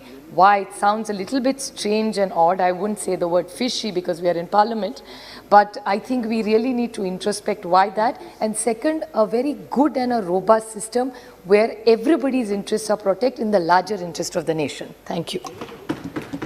Shri Nageshwar Namarao Shri Nama Nageshwar Rao ji. Thank you, madam. Thank you, madam, for giving this opportunity to speak on arbitration and conciliation amendment bill. There are two modes of the arbitrations. One is institutional arbitration. Specialized institutions take on the process of the arbitrations. Number two is ad hoc arbitration. Arbitrators appointed by both the parties. Currently, the arbitration in our country is conducting mainly through ad hoc basis. If we compare ourselves with the top arbitration hubs in the world, like Singapore, Hong Kong, London, Paris, Geneva, we are lagging behind. Institutional arbitration in India has not taken up in our country mainly because of the following factors: lack of credible arbitration institutes, misconception of the relation of the institutional arbitrations, lack of governmental support for the institutional arbitration, lack of legislative support for the institutional arbitration, and lastly, judicial attitude towards the arbitration in general. The main Arbitration Act of 1996 allowed a party to file the application to set aside the arbitration award. The judiciary had interpreted this provision to mean that they automatically stay on and the arbitration award was granted the moment of the application for the set aside and arbitration award was made before the court. So, in 2015, the Act was amended to state that and the arbitration award could not be automatically stayed. The present bill amends Section 36 of the main Act of the provision that the court can stay enforcement of the arbitration award unconditionally till the application for the setting aside of the arbitration award made under the Section 34 of the Arbitration Act is pending, provided that the application is able to show the prima facie the arbitration agreement or the contract which is in the basis of the award, making the award influenced by the fraud or corruption. I would like to know from the Honorable Minister, this is very important, how would the government ensure that this stay provisions is made misused by the parties? उसका भी misuse करने का, stay को भी misuse करने का chances है. I would like to get some clarifications from the Honorable Minister about some issues which may be come up due to this amendment. I would like to know from the government whether the allegation of the fraud itself can be made subject matter of arbitration. Whether the bill or the main act has any provision which clarifies this position. The next one, the bill also does not clearly specify whether the court can take on record additional document which are behind the general record of the arbitrational tribunal to adjourn the allegation of the fraud or corruption. Otherwise आपको कैसा वो लोग arbitration award का पीछे करेगा, वो मंत्री ने थोड़ा इसको clarify करे. I would also like to know from the Honorable Minister whether the court can set aside the arbitration award under Section 34 if it is not conflict with the public policy of the India without going into the merits. If the prima facie the arbitration agreement or the award was affected by the fraud or corruption. When there is a contract between the two parties to mutually settle their disputes through the arbitration, and when the tribunal was given the award for the same, I would also like to know from the minister, the government agencies, अगर government agencies अगर arbitration award आने के बाद अगर interfere करके, if they interfere the operation of the award, उसका भी clarify थोड़ा करने से ठीक रहेगा. The bill also omits the schedule, 8th schedule को, वो तो opening remark में भी बता दिया, 8th schedule of the जो ना Parent Act. This schedule provides the जो ना criteria for the appointment of arbitrators, but now it will be specified by the regulations made by the Arbitration Council of the India and consultation with the central government. There is no clarity on what would be the out regulations. Qualified professionals in our country like advocates, chartered accountants, company secretaries, engineers, cost accountants, these had chances becoming the arbitrator due to the present schedule of Schedule 8. On the other hand, it would have gainfully utilized the large number of skilled manpower available in the country, while on the other, while it would have been brought to the phenomenal change in the arbitration cycle. I request the government to bring out the regulations at the earliest and in line with the spirit of the 8th schedule. And in Honorable Minister, in his opening remarks, specified about the need of bringing out these amendments. He made a very clear remarks about the practice of the procedure of the arbitration award by contacting parties. He pointed out that huge layers of the corruption are involved in the procuring of the favorable arbitrational award. This statement by the Honorable Minister puts a huge question mark on the उसको तो अभी ये जो mark इसको तो definitely international people भी ये particular point में जो है ना थोड़ा सोचेगा से now I am once again जो है ना I am asking honourable minister are we having any evidence actually ऐसा कुछ है तो if you are having an evidence why not to put up 1 or 2 examples and with this suggestions and clarifications I am supporting this bill. Thank you, madam. Shri Jaydev Galla ji. Thank you, madam. Thank you for giving me the opportunity to speak on this piece of legislation, which proposes to specify conditions under which a court can stay an arbitral award. That is, inducement, corruption, and fraud are some of the reasons given for this. While this seems to be very reasonable and correct to narrow down the reasons why somebody can appeal to a court, the comments by Sri Pinaki Mishra ji also needs to be, I think, taken into consideration, and I would request the Minister to please do so. The second objective is relating to the removal of the 8th schedule of the Act, which deals with qualification for accreditation of arbitrators.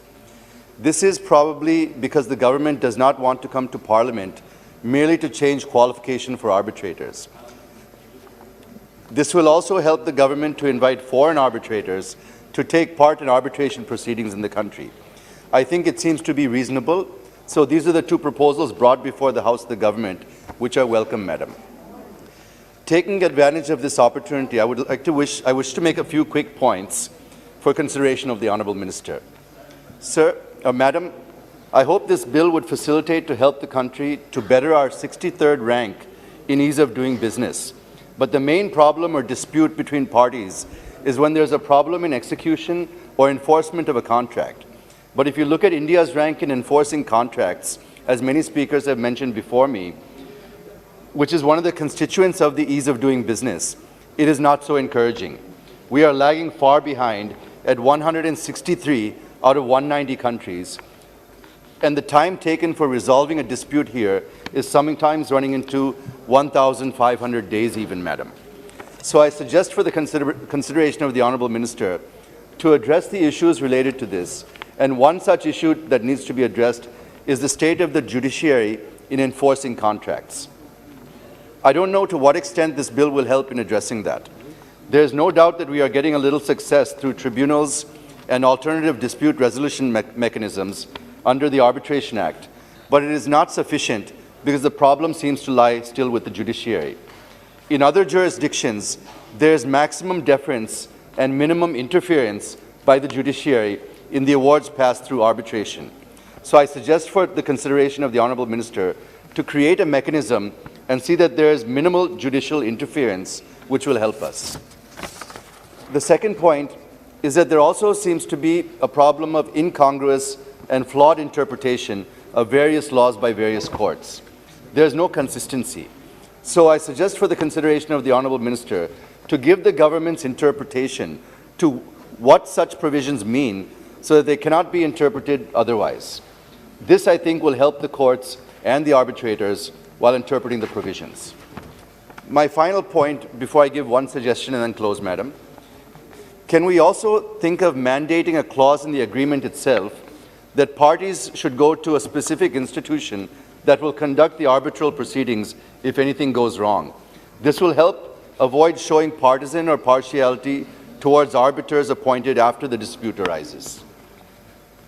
One suggestion I want to make, and the Minister also being Minister for IT and Communication, I think, should seriously consider, is that artificial intelligence is now being tested even in the judiciary. I'm aware of some court experiments being done in the state of Wisconsin in the US, where they're using AI to actually produce the sentencing after the judgment is made.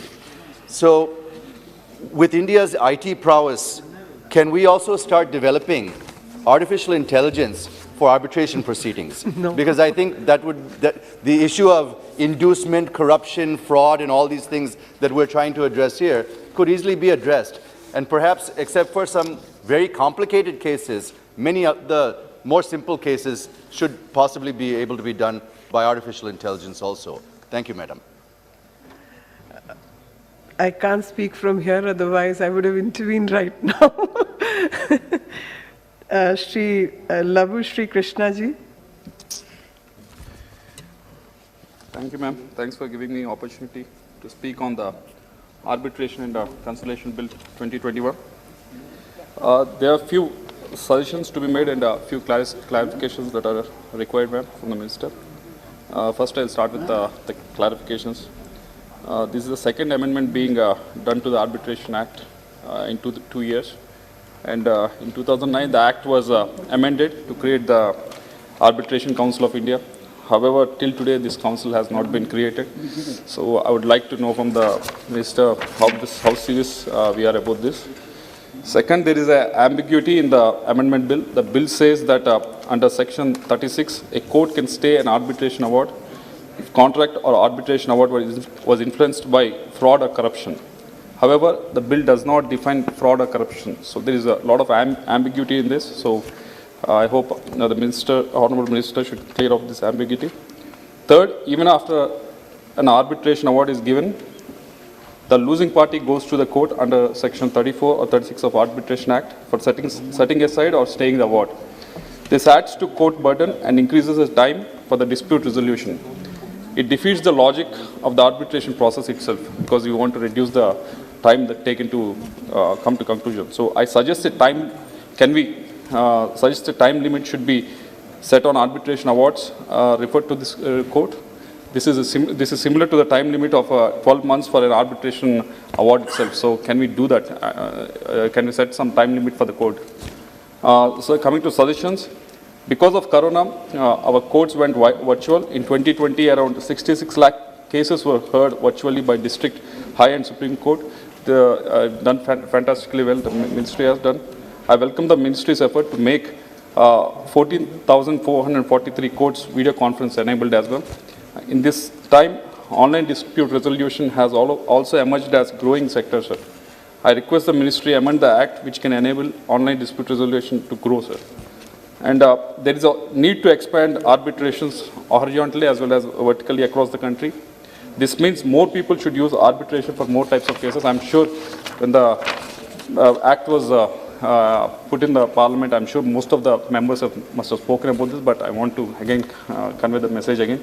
Regarding horizontal expansion, we need to make arbitration accessible by common man because currently it is being used largely by corporates for high value cases, sir.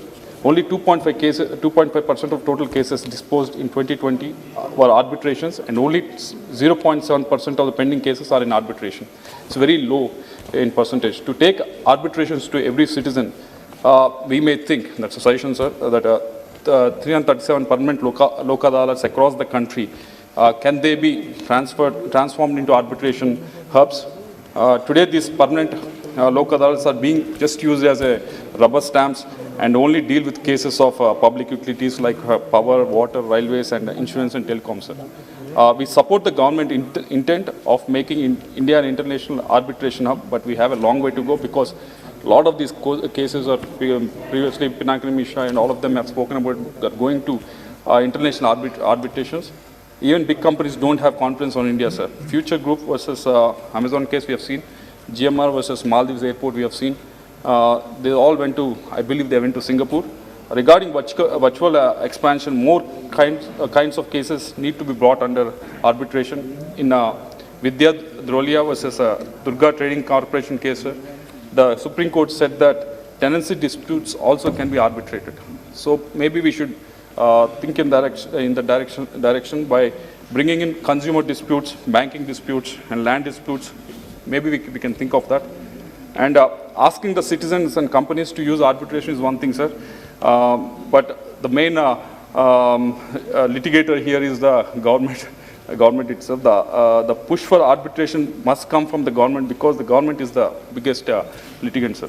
Arbitration clauses should be added to government and PSU contracts, which Supriya Suleji just mentioned. They have been doing it in Maharashtra. They trying to do it in Maharashtra itself.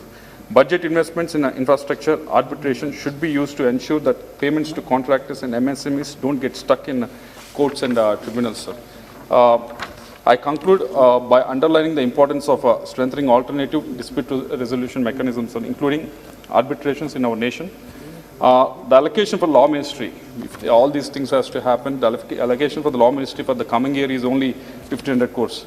So you are, which is less than half the actual expenditure in the last, I believe, in 2019-20. So they're not giving enough money to actually deliver the justice for the people. I believe only 0.08% of the GDP is spent on that. We are speaking in the parliament. We are speaking about new education policy. 6% has to be given everything, but no one is asking on behalf of you. But I am trying to ask on behalf of you. If we are to expand arbitration, then we need more fiscal resources for capacity building, sir. I hope the government will consider my suggestions for the same particularly removing ambiguity in Section 2 of the bill and setting up arbitration council for implementation of Section 3 of the bill. With this hope, YSR Congress supports the bill, sir. Thank you very much. Shri Hasnain Masudi ji. Madam Chairperson, for giving me an opportunity to speak on the amendment bill. Madam, alarming pendency in courts, skyrocketing litigation costs and long delays call for a shift to ADR system, ADR mechanism. Arbitration and conciliation are important components of ADR system, and therefore every effort to hone up the system, hone up the mechanism and strengthen the mechanism is a welcome step. And I believe this is also a step towards strengthening this ADR system, arbitration being a very important component of the system. But I mean, after Mr. Pinaki Sharma, he just gave a dispassionate analysis of the amendment. I don't think much is required to be said. But I have some apprehensions, and I would request Honorable Minister to, while saying that there can be no major disagreements with the purpose, intent, and what is the phrase new intent and content of the bill. So, first is that are not courts already well equipped with, a mechanism to take cognizance of the fraud and corruption wherever, they come across at the initial stage when the agreement is sought to be implemented by appointment of the arbitrator or at a later stage. So why should we go for one more mechanism? Second is that, Madam, what is important about, what is good about arbitration, and for that matter, any other component of ADR system, is that it is efficient. More efficient than the run-of-the-mill court proceedings. So does not this pave way for, we will be caught in a procedural wrangles? When we, every time when question of, at the initial stage or later stage, question of fraud and corruption and which are now open-ended concepts are being agitated, will not we be caught up in those wranglers and this end up, as rightly pointed out by Mr. Mishra, all the way, first appeal, second appeal and other litigation, OWP and other litigation. I would request Honorable Minister to either come up with some suggestions so that we curtail this right, because otherwise this will go on and it will be self-defeating and it will defeat the very purpose of ADR system, because it will become run-of-the-mill with procedural wrangles of a case or case or lawsuit in a court of law. Second is that speedy and affordable justice, as I said earlier, is the end game of arbitration. But this will not make it possible, or this may at least frustrate that objective. Third is that you have to be, and why to be retrospective? Because then that may face a legal challenge. It is true that procedural law, you can just go back, it can be retrospective, but here some important rights would be taken away. That also is to be given. But our law minister is a legal luminary, he knows it well. This may have some kind of challenge, because we know that this is not the end word. It will have judicial scrutiny at the level of a constitutional court. Third is that we, day in and day out, we say that we should make it a hub of investment. All investors, when you say that we give 75 disinvestment in insurance and other such, all those new players, they expect a efficient justice delivery system. That is one of the key factors that persuades them to come and invest. And if they find that the justice delivery system that is proposed to be given, that even after arbitration, if they sign an arbitration agreement, it may land up in controversy. That may kind of stop that investment, or see that may have a negative impact, negative fallout on this investment area. So all these areas need to be questioned. But there a suggestion was made: why not to ask the parties to go ahead to an institution? That cannot be done, because that will kill the very spirit of arbitration. Arbitration means that you have a participatory role and you decide that to whom to ask for arbitration. If you say that there is already a fixed institution, that takes away from it the very spirit of arbitration. So with these suggestions, I expect Honorable Minister to just give some kind of attention to these suggestions so that these are addressed, these concerns, and once he makes a reply. Thank you. Thank you. Shri N.K. Premchandran ji. Thank you, Madam Chairperson. Madam, I rise to oppose the bill as well as the ordinance, as it is a clear case of abuse of the legislative process. So the reasons: number one,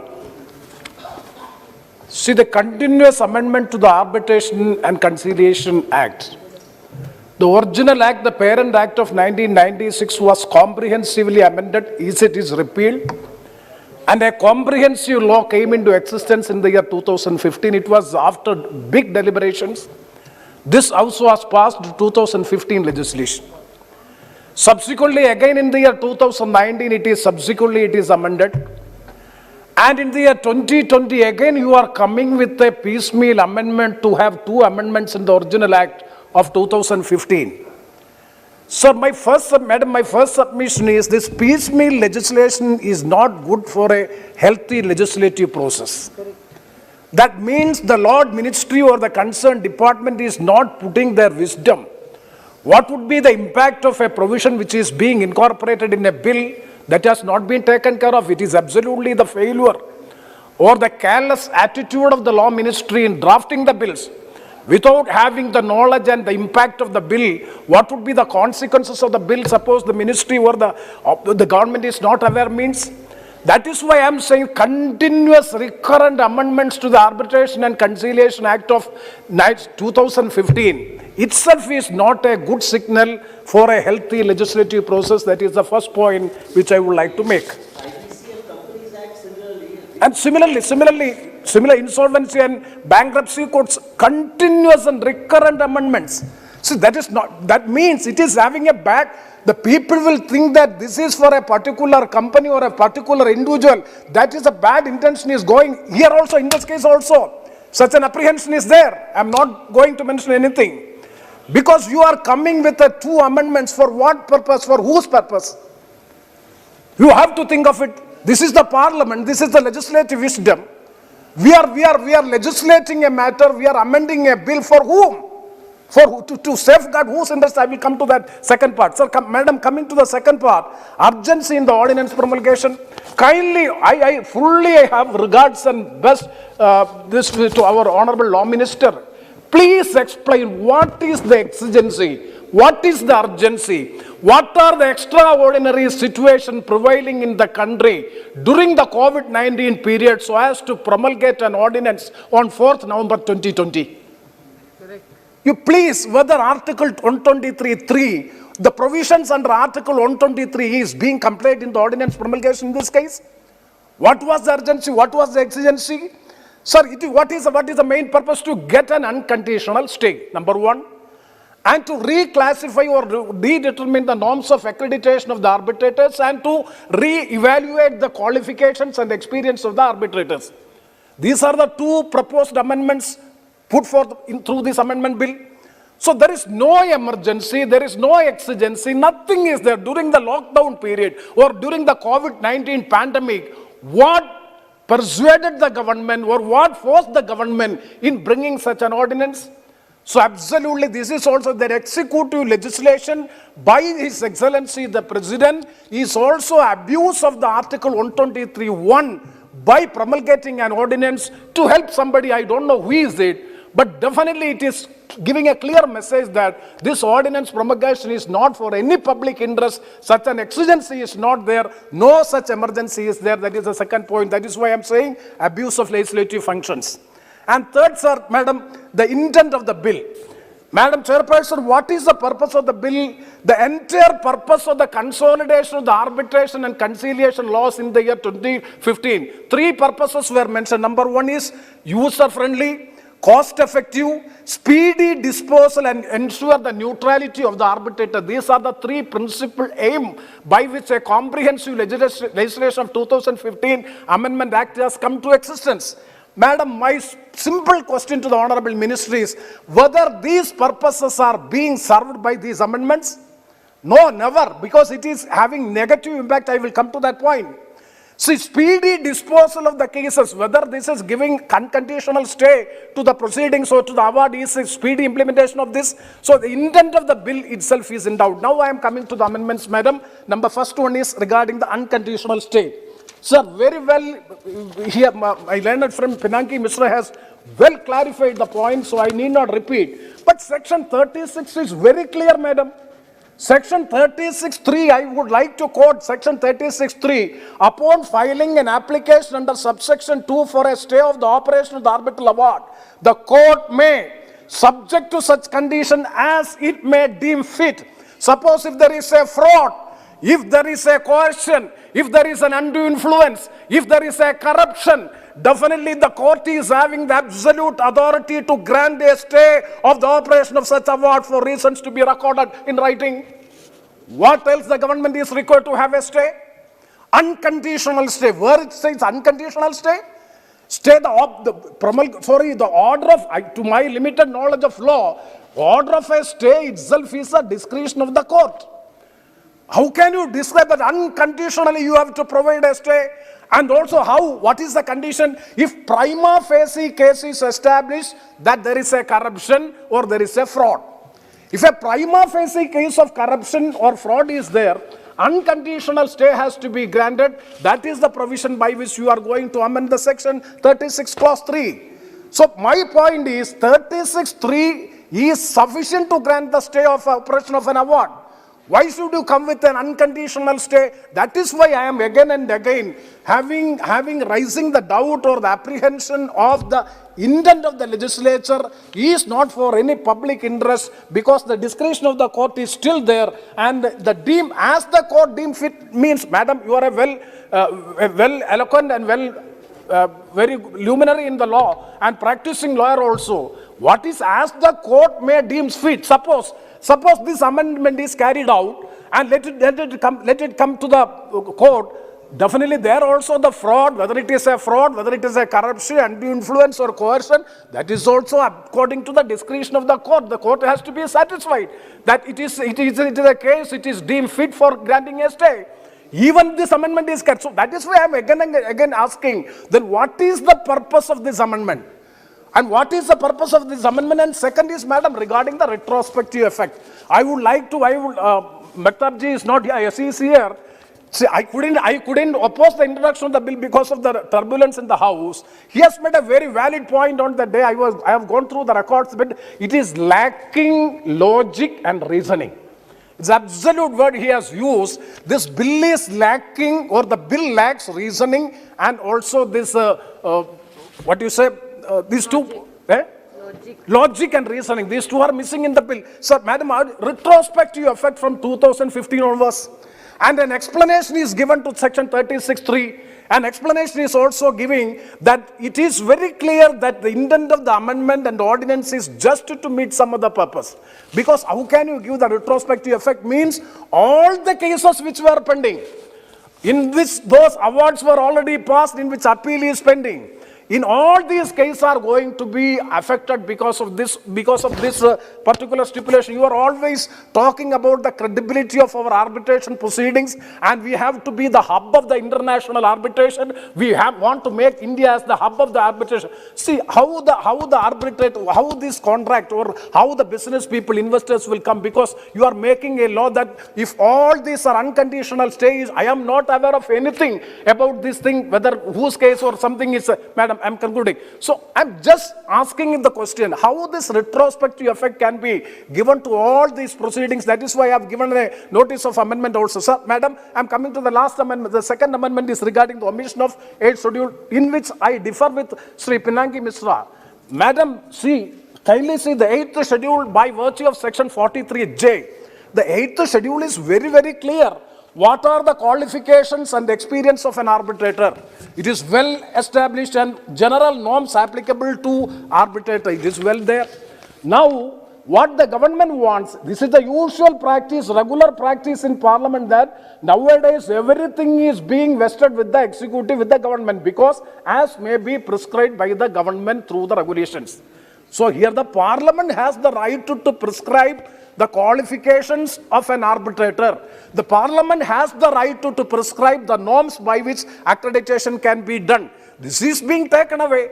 The parliament is the right forum so as to describe what should be the qualification, what should be the experience, what should be the norms for accreditation as an arbitrator. But unfortunately, it is being taken away from the right of the parliament, and the executive will, by regulations, it will be decided. So, madam, these two amendments are highly unnecessary amendments are being brought into the House. So once again, I would like to say that, and the ordinance promulgation as well as the bill is lacking clarity, lacking logic, and lacking reasoning. Hence, I strongly oppose both the ordinance as well as the bill. With these words, I conclude. Thank you very much, madam.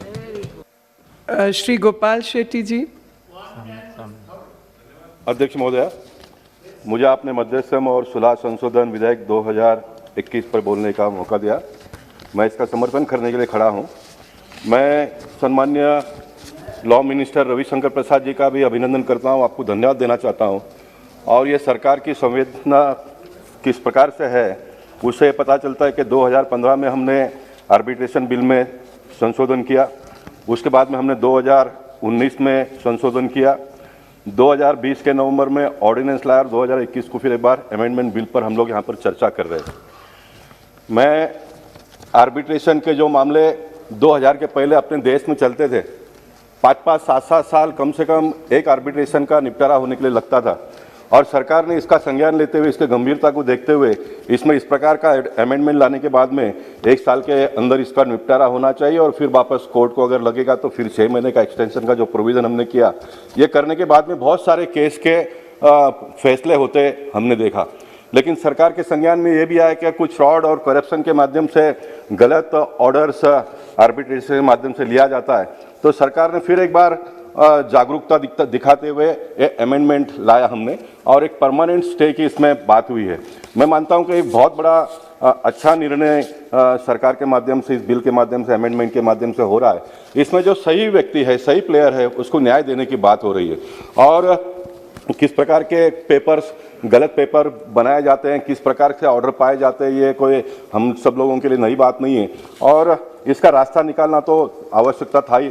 Narendra Modi ji की सरकार कहती है कि सबका साथ, सबका विकास और सबका विश्वास की जब हम बात करते हैं तो हर व्यक्ति का विश्वास जीतना ये सरकार का प्रायोरिटी है और उसलिए इस प्रकार का बिल में अमेंडमेंट करने का प्रयास हमने किया है, ऐसा मैं मानता हूँ। ये जो बिल में जो दो बदलाव हम ला रहे हैं, एक तो परमानेंट स्टे की बात हुई है और जो आर्बिट्रेशन काउंसिल ऑफ इंडिया के माध्यम से रेगुलेशन करने के लिए 8 शेड्यूल को ओमिट करके हमने रेगुलेशन करने की जो बात हुई है, ये भी एक विकासशील देश में बुद्धिमान लोग जहां पर काम करते हैं, देश अपना इतना बड़ा है, हम वर्ल्ड के साथ में कॉम्पीट इन दिनों में कर रहे हैं, तो ऐसे समय में जो कमियां और खामियां हैं वो उसको दुरुस्त करने का सरकार का काम है और मैं मानता हूं कि ये हुआ है और इसका हम सब लोगों ने मिलकर स्वागत करने चाहिए। ऑर्डिनेंस के बारे में जब विरोध होता है तो मैं कभी कभी सभागृह में बैठकर चिंता भी करता हूं और दुख भी व्यक्त करता हूं। कोई भी एक ऑर्डिनेंस में अगर एक पक्ष को लाभ होता है और दूसरे पक्ष को अगर नुकसान होता है तो उसके बारे में विपक्ष ने आवाज़ उठाने की आवश्यकता है, इसमें कोई दुमत नहीं है, लोकशाही का ये अधिकार होता है। लेकिन गलत करने वालों को रोकने के लिए भी अगर ऑर्डिनेंस जब सरकार लाती है तो उसके ऊपर भी जब टिप्पणी होती है तो निश्चित हम जैसे सांसदों को यहाँ पर वेदना होती है। ये भी कहा गया कि भाई लॉकडाउन के समय पर ये ऑर्डिनेंस लाने की क्या आवश्यकता थी, 4 नवंबर को ये ऑर्डिनेंस आया, लॉकडाउन कब खत्म होगा, कोरोना किस प्रकार का रूप धारण करेगा। वर्तमान पत्र के माध्यम से, मीडिया के माध्यम से हम लोग ये सुनते थे कि और एक वेव आ सकता है, वगैरह वगैरह बातें सुनते थे। तो सरकार को जो गलत काम को रोकने वालों के लिए इस प्रकार का ऑर्डिनेंस लाने की आवश्यकता थी और सरकार ने सही ऑर्डिनेंस लाया है, ऐसा मैं मानता हूं। इसलिए विरोधी पक्ष के लोगों ने हर ऑर्डिनेंस का विरोध करना यह कितना उचित है ये मेरे समझ में आता नहीं है। इस बिल के माध्यम से एक मौका लेते हुए एक थोड़ा हटकर मैं बात करना चाहूँगा। मैं प्रधानमंत्री जी को इसके बारे में चिट्ठी लिखी है। जो मेरे पूर्व वक्ताओं ने कहा कि बहुत सारे केसेस पेंडिंग है और रविशंकर प्रसाद जी तो इससे वाकिफ ही है, उसका इन आउट सारी बातें का आपको जानकारी है। तो मैं चाहता हूं कि प्रधानमंत्री के बात को मानने वाले लोगों की संख्या अपने देश में बहुत बड़ी है और एक आप लॉ मिनिस्टर के जरिए आपने भी एक विश्वसनीयता जो खड़ी की है, सत्ता पक्ष में हो या विपक्ष में हो, आप जैसे लोग अगर देश के लोगों को अपील भी करेंगे तो अनवांटेड केसेस बहुत सारे लोगों ने किया है। सभी लोगों ने केसेस को न्याय पाने के लिए किया है, ऐसा कम से कम मैं नहीं मानता हूं। पैसे के जोर पर, जैसे करप्शन के माध्यम से जो बातें इसमें बिल में हो रही है, पैसे के जोर पर किसी को हैरान परेशान करने के लिए भी बहुत सारे लोगों ने केसेस किए हैं। स्वाभाविक है कि ह्यूमन नेचर है, कभी किसी का गुस्सा आता है तो वो केस कर लेता है, लेकिन बाद में उसको भी लगता है कि नहीं गलत केस हुआ है तो विड्रॉ कर सकता है, लेकिन उसको कोई कहने वाला नहीं है, कोई प्रोविजन नहीं है, तो लंबे समय तक चलता रहता है और ये केसेस इतने बड़े पैमाने पर कोर्ट में पेंडिंग है। तो मैं मानता हूँ कि हमारे देश में जो लोक अदालत का जो एक प्रोविजन है, लोक अदालत को हम लोगों ने बहुत ज़्यादा अहमियत देना चाहिए आने वाले दिनों में।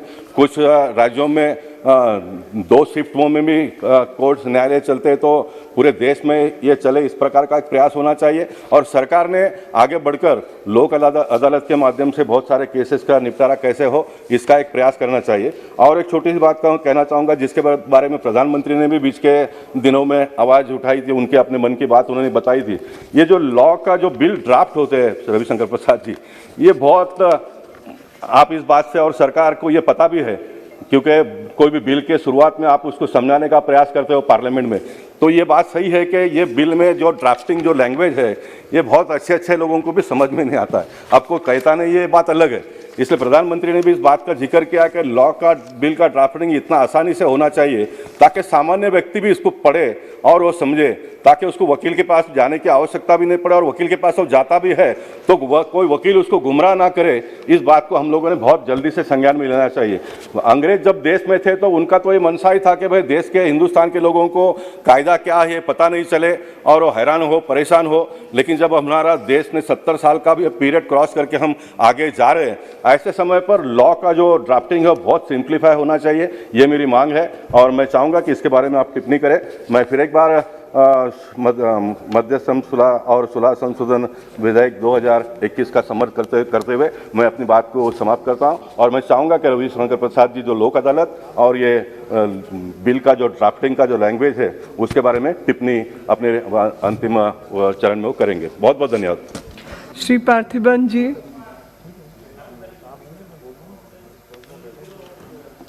Thank you, Speaker, Madam, for allowing me to speak on Arbitration and Conciliation Amendment Bill 2021. For the amendment, the Arbitration and Conciliation Act of 1996, the Arbitration and Conciliation Act 1996 consolidated the law relating to domestic arbitration, international commercial arbitration, enforcement of foreign arbitral awards and conciliation. The Act is based on the model law adopted by the United Nations Commission of International Trade Law in 1985. Further, central government had amended in this Act in 2015. Subsequently, there are some practical difficulties and applicability of the Amendment Act were pointed out. To address these difficulties and promote the institutional arbitration in the country, the Act was once again the amendment in 2019. Meanwhile, keeping the view the court rulings and in order to address the issues of the corrupt practices, the securing contracts or arbitral awards and needed was filled to ensure that all the stockholder parties do get the opportunity to seek an unconditional stay of the enforcement of arbitral awards. And underlying the arbitration agreement or contract, the making of the arbitral award is induced by fraud and corruption. Also, to promote the India as hub of the international commercial arbitration by attracting eminent arbitrators to the country, it was also felt necessary to omit the 8th schedule of the Act. Now the government brings some amendments. The second provides to the subsection 3 of section 36 to specifically the unconditional stay of the courts, the amendment section 43J and omit the 8th schedule. With the view of the empowering of Arbitration Council of India to lay down norms and qualification of the regulations for the purpose of aggregation of the arbitrator. Still some points to the consider. There is a small scope of the appeal in the arbitration award. If there is a problem with the award, there could know the scope of appeal or corrections. There is a number of institutions providing the facilities of arbitrations. It becomes very difficult to choose among the organizations. This makes it difficult to ascertain applicability of the laws relating to international arbitrations. One of the major issues faced during arbitrations is the cross-cultural language barrier that there is a discrepancies in language and culture and to the reasons. It becomes very difficult to bridge the gap on some unified solutions. The matter of complicated, but the amount of many of involved modest. The arbitrator fees may make arbitration uneconomical. There is no opportunity to cross-examine the testimony of the witness. The standards used by the arbitrators are not clear. There is an amendment adding the Schedule 7, measuring impartiality of arbitrators, very less chance to corporate and companies. Sir, the government has established a commercial court to all the states that deal with arbitration acceptable execution proceedings. The awards NGS stamp duty has to increase. Levy of stamp duty will increase the revenue of state. During the awards execution proceedings, the court fees has increased. Nominally, it can reduce unnecessary execution proceedings before the court. Arbitration proceedings has to extend some motor accidents claim the proceedings also. The victims can get their compensation very short period. The government have encouraged the established district-wise private arbitration institutions. The banking institutions have resolved their claim through the arbitrations. As a minister is present here, I urge the long-standing demand to set up the regional branch of Supreme Court in Chennai for the benefit of the people of Tamil Nadu and other southern states. The Supreme Court have equal and sometimes even more power than the government, so it should be accessible to the common citizens. So many cases do not go to the Supreme Court because of number of barriers of the example of inaccessible traveling to Delhi and back to Kuwait, expensive time ensuring and language, etc. This is a high time we have the regional Supreme Court in Chennai. And moreover, the request Honorable Minister through the set up the Chennai High Court branch in Salem. Salem is located in the middle of Dharmaburi, Krishnagiri, Erode, Coimbatore, Karur and Namakkal, Kallakurchi districts of Western Zone, Tamil Nadu. During the British rule, these districts was called Salem Jilla. These areas people need to travel more than 350 kilometers to get their justice. Hence, I request you stamp the Chennai Court branch in Salem, sir. Thank you. Shri K. Sureshji. Thank you, Chairperson. Give me opportunity to participate in this bill. Madam, as I stated several times earlier, that any bill that takes the route of ordinance brings democracy one step down in its authority, and I oppose the bill primarily for the same.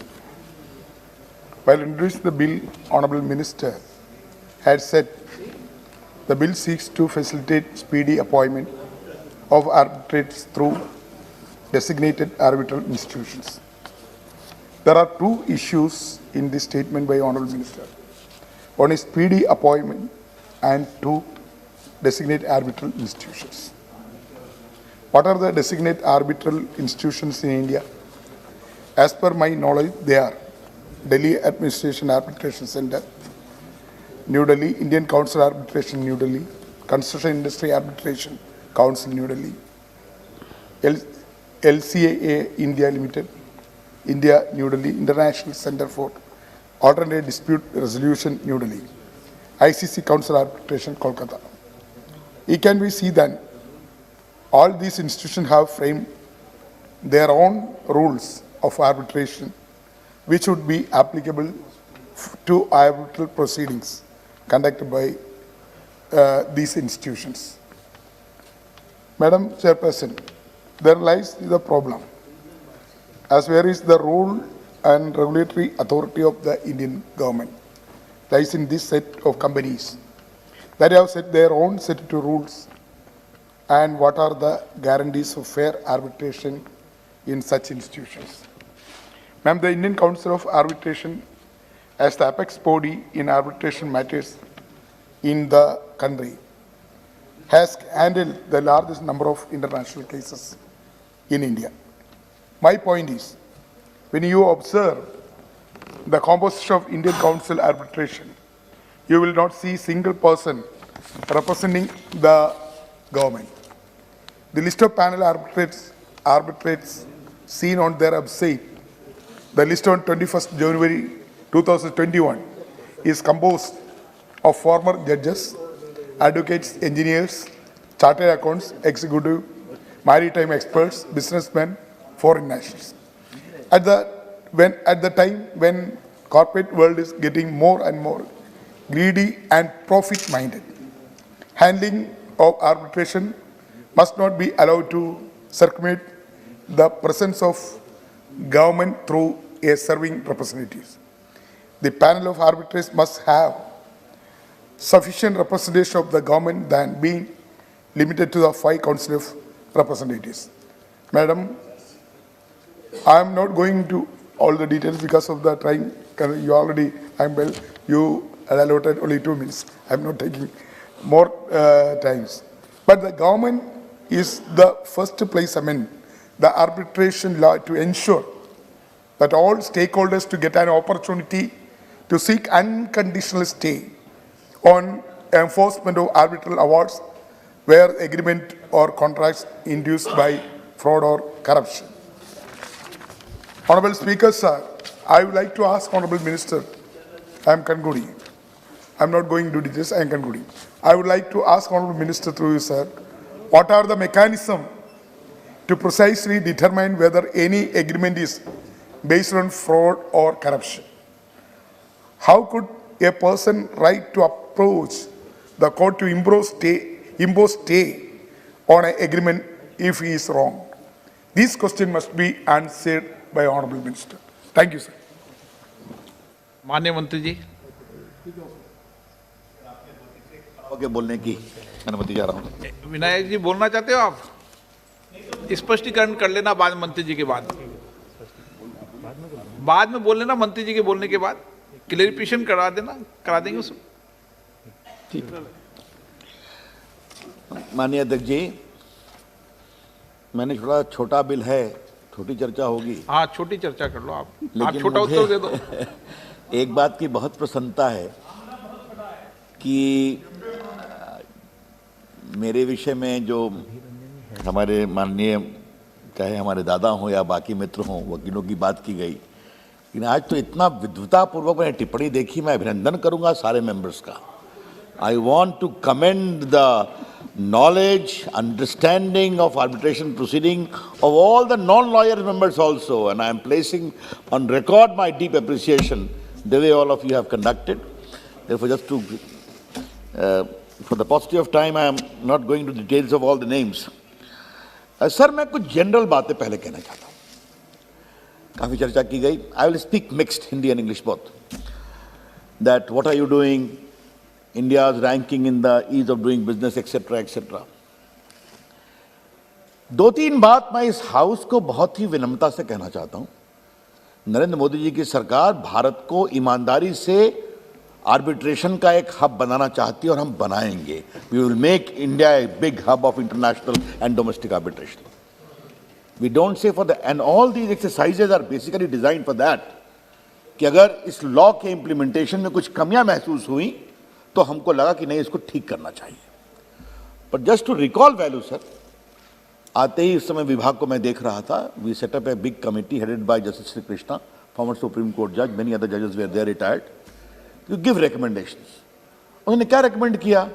बात जो Mr. Galla said कि India needs to have big fillip for institutional arbitration. And I want to convey to this house that I have got all the list. India today, sir, has got 36 institutional arbitration. I want India to have 500 institutional arbitration. I want India to have district level institutional arbitration. Sir, जब ये मैं bill बना रहा था तो मैंने विभाग को कहा कि जरा मुझे मैप पर दिखाओ कि कहाँ-कहाँ इंस्टीट्यूशन है. तो to my utter shock and surprise, sir, whole of North India except Delhi, Eastern India except Calcutta, including your state and my state, had no institutional arbitration. तो हमने कहा ऐसे तो काम नहीं चलेगा. Then we created a proper Arbitration Council of India, which shall grade institution. अब बार बार लोग कह रहे हैं कि डिले होता है, तो एक अच्छे ग्रेडेड इंस्टीट्यूशन का एक ये भी प्रिंसिपल होगा कि इनके यहाँ आर्बिट्रेशन केस का फैसला कितने दिन में होता है. And the institution which delivers it fast will have greater clientele and greater acceptability. An institution where decisions are taken on merit, not on corruption, integrity, will have greater acceptability. An institution where the arbitrators are more qualified, diverse. Mr. Galla, I wish to tell you, when I was making this bill, I said technology is a very extraordinary subject. Everything cannot be done by judges only. Can we have people of technology to decide technological dispute?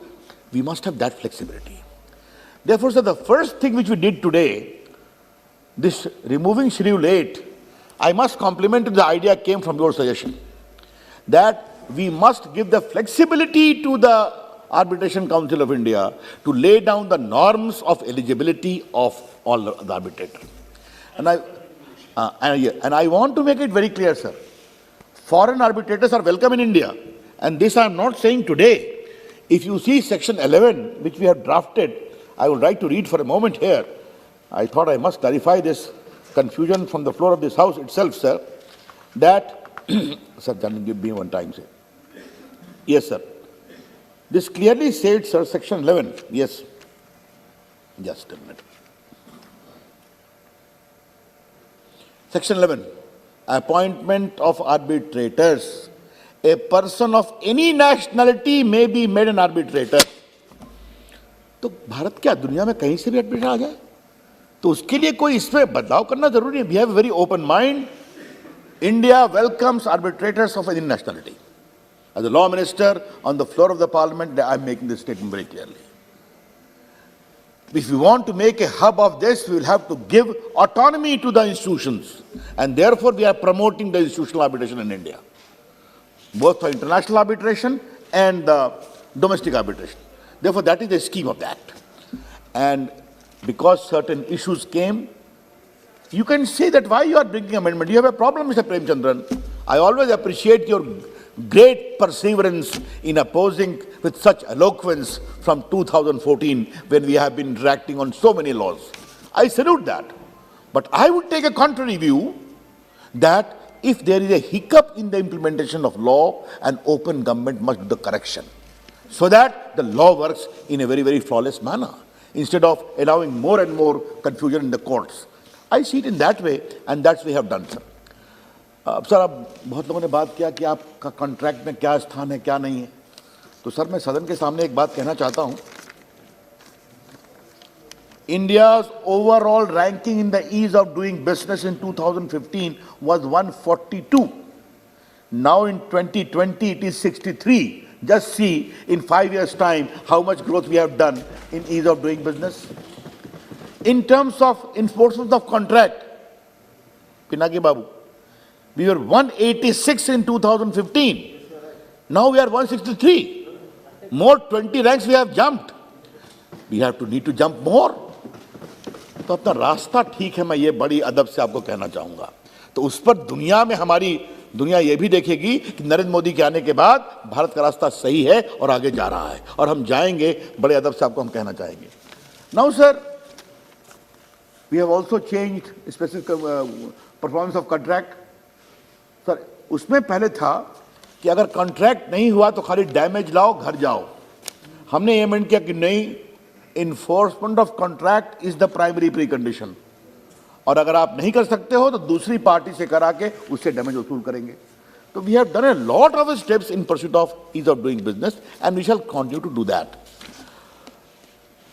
Sir, बहुत सारी बातें की गई कि भारत में लोग क्यों आएंगे। भारत में इसलिए आएंगे कि भारत में बिजनेस करने का अच्छा अवसर है। भारत में इसलिए आएंगे कि भारत में टैलेंटेड लोग हैं। भारत में इसलिए आएंगे कि भारत में human resource is very competent in the field of technology, in the field of law. और सर, मैं आज बड़े अदब से मैं एक बात कहना चाहता हूं सर, और मैं चाहता हूं मेरी बात, और ये बात मैंने दुनिया के फोरम पर भी कहा है, India has some of the finest lawyers of the world, India has some of the finest जजेस of the world, but I see a new kind of monopoly happening in arbitration proceedings. Why? I'm staring at you. Why? बस ऐसे ज्यादा नहीं बोलूंगा, कुछ संकेत नहीं बोलने दीजिए लॉ मिनिस्टर को, समझ गए? क्योंकि आज मुझसे बहुत सवाल पूछे गए हैं। मैं चाहता हूं कि भारत के जजेस की भी दुनिया में उसी तरह से इज्जत मिले जिसके वो लायक हैं। ये नहीं होगा। And I am very clear, mister my good friend, any kind of neo-imperialism in the arbitration adjudication is not acceptable to me. India is a rising power, therefore India's judges, India's lawyers should also be given due respect globally. Sir, एक बात और आती है sir, कि आपने किया क्यों है। सर, मैं ऑर्डिनेंस पे बाद में आऊंगा सर। सर, दुनिया का सर एक दस्तूर क्या बन रहा है, क्योंकि सर इस विषय पर मैंने दुनिया में देखा, मैं लंदन में गया, मैं बाकी जगहों में गया, दुनिया में जिस तरह से इन्वेस्टमेंट ट्रीटी है सर, उसको लेकर बड़ी मशक्कत है। There is a great sense of unease globally speaking on the manner in which bilateral investment treaty adjudication arbitration has been conducted. Why? कहानी क्या है सर? आपने कहा कि हम आपके यहां 100 मिलियन रुपया इन्वेस्ट करेंगे। आपने इन्वेस्ट किया 10 मिलियन ना 15 मिलियन। मैं सिर्फ एक एग्जांपल दे रहा हूं। अब आपके अनुसार बात नहीं हुई इस देश में, आपने इंटरनेशनल आर्बिट्रेशन कर दिया। I want 100 million damages because my time spent and blah blah blah. Sir, क्षमा करिए, मैं बड़े अदब से कहना चाहता हूं, कई छोटे छोटे देश ने कहा हम तो टूट जाएंगे। जिस तरह से बायलैटरल इन्वेस्टमेंट ट्रीटी हमारे छोटे देश के हितों के खिलाफ चल रही है। And when I started, I was myself amazed. Why is it that in bilateral investment treaty we don't see heavy punitive damages against big countries, whether in Europe and America? Why? Today, be it South Africa, be it Russia, all of them are having this great sense of unease कि we don't want to join this international architecture of bilateral investment treaty. और सभी भारत की ओर देखते हैं sir कि भारत क्या कर रहा है। तो भारत का जो पूरा आर्किटेक्चर हमने कहा है कि दुनिया में हमें एक रास्ता दिखाना पड़ेगा कि हम ईमानदारी से विदेश के लोगों को यहाँ लाना चाहते हैं। विदेशी आर्बिट्रेटर भी आए, विदेशी कंपनियां भी आए, उनको हम पूरी सहूलियत देंगे।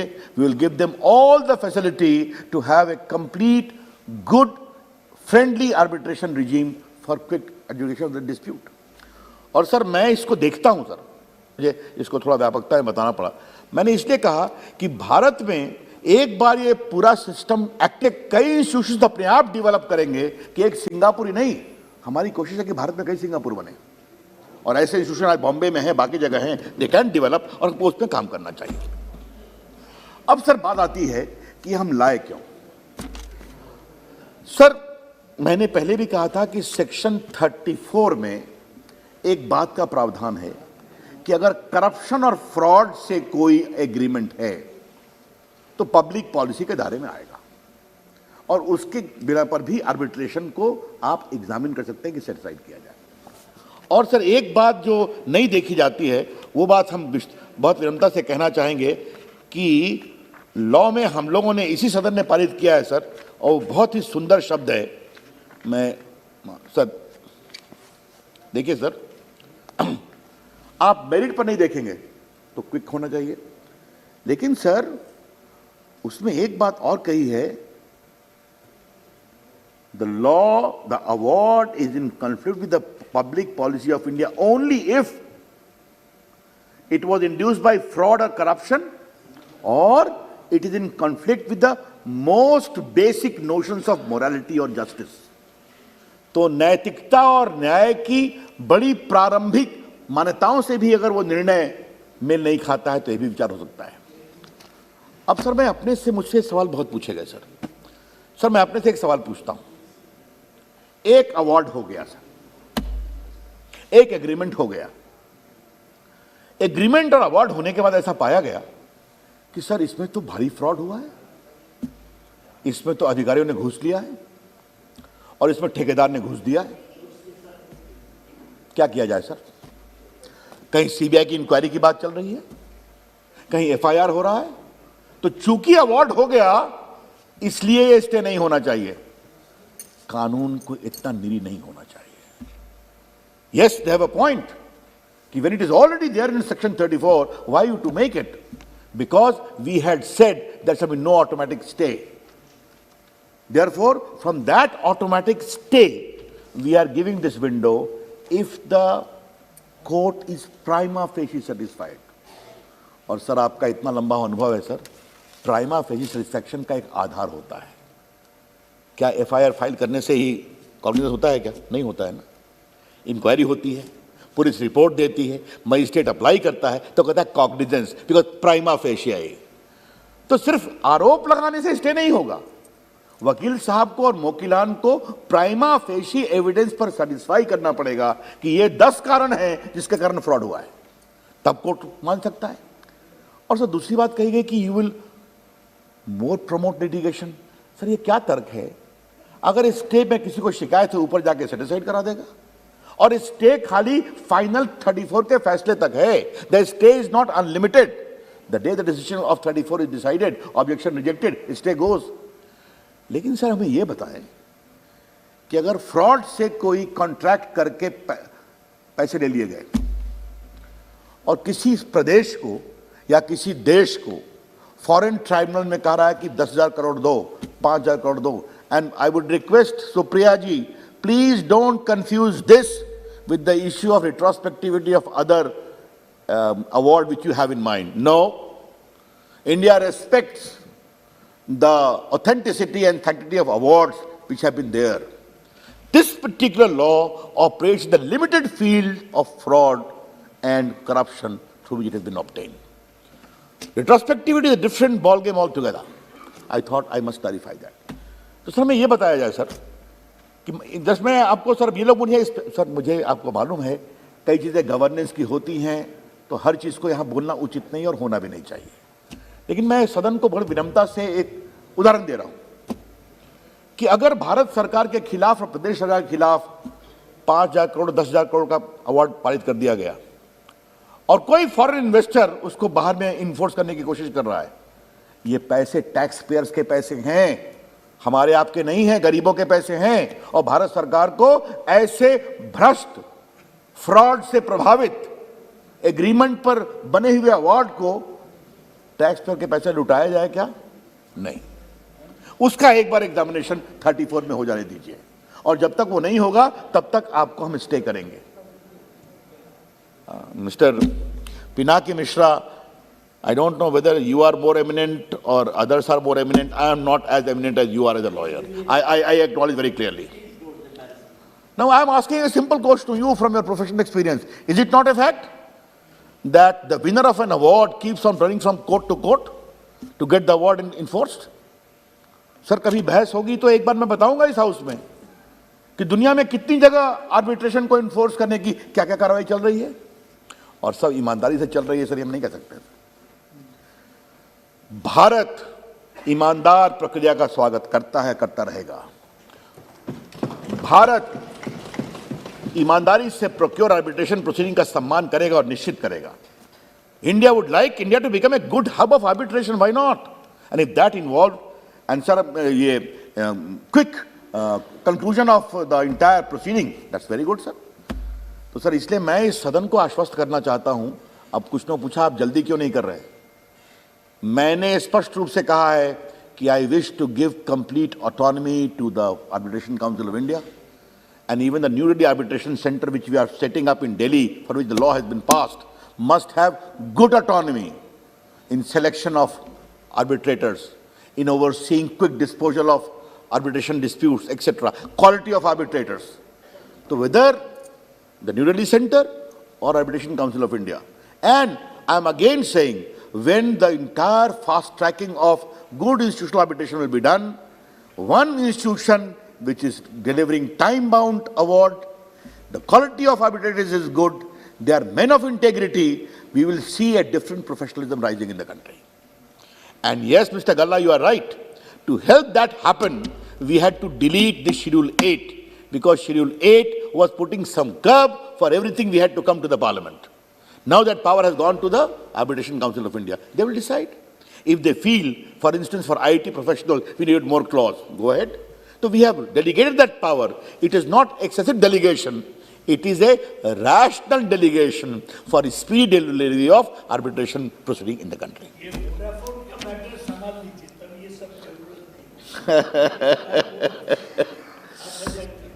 Let us see the world beyond Vodafone.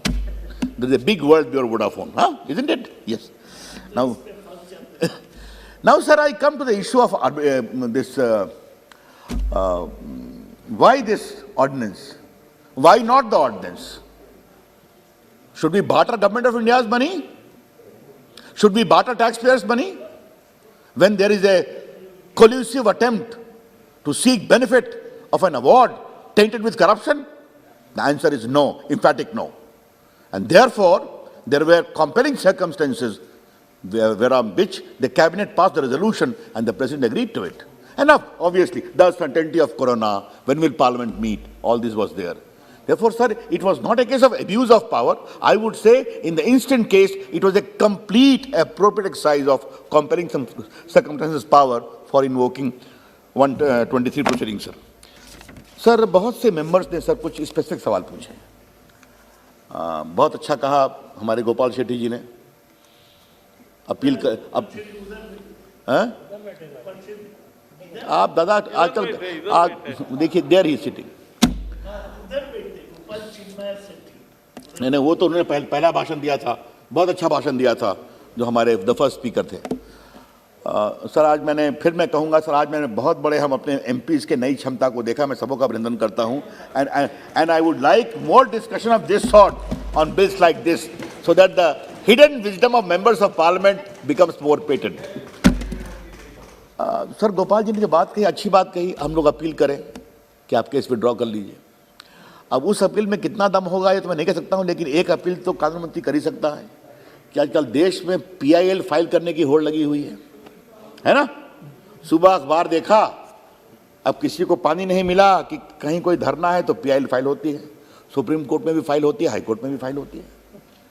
Today I want to take the freedom of this house to the appeal to the judiciary that please be a little more objective and I would say take into account your own decision as to on what circumstances PIL can be filed. Sir, I have been a great supporter of PIL. Some of my friends from Bihar know some of the tectonic shift changing political cases I have argued in Bihar, sir. the fodder scam, the bitumen scam, the entire PIL was argued by me.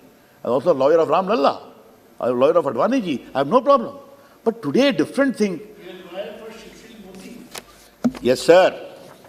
And you didn't never engage me. That is my problem with you. Now, sir, the point is, सुबह अखबार देखा, heading हुई, petition तैयार है, PIL file हो गई. मैं किसी के PIL फाइल करने पर कोई मेरी आपत्ति नहीं है, लेकिन मैं न्यायालयों से बहुत विनम्रता से अपील करूंगा कि जो जेन्युइन PIL हैं, मजदूरों को तनख्वाह नहीं मिलती है, इन्वायरमेंटल के इशू हैं, रैंक करप्शन के इशू हैं, जरूर करिए, लेकिन थोड़ा सा इससे कितना लोड बढ़ता है ये समझने की जरूरत है. और माननीय स्पीकर साहब, मैं आपकी बड़ी इज्जत करता हूं. आज आपके उपस्थिति में मैं एक बात अवश्य करूंगा कि इंडिपेंडेंस ऑफ जुडिशरी की सभी कहते हैं बेसिक स्ट्रक्चर है, हम सम्मान करते हैं. एक बेसिक स्ट्रक्चर और है, सेपरेशन ऑफ पावर्स. ये भी ध्यान रखने की जरूरत है, वो भी एक बेसिक स्ट्रक्चर है. और उसका मतलब ये होता है कि governance should be left to those elected by the people of India to govern and accountable to this house, and law making must be left to those elected by the people of India to make laws and accountable to this house. That is the norm of governance. तो अगर हम ये समझ के चलें sir, वो मेरे बड़े अच्छे मित्र हैं सर, हमसे असहमत कभी नहीं होते हैं. तो sir, I think I have practically addressed all the concerns of all my friends who have come. Yes, someone talked about Supriya ji infrastructure project. We are very keen that infrastructure projects should be cleared, the payment should be clear at the government level. There is a direction that fast tracking of payment should be done. But yes, with a caveat, India should not become the center of procuring award based through corrupt and fraud means.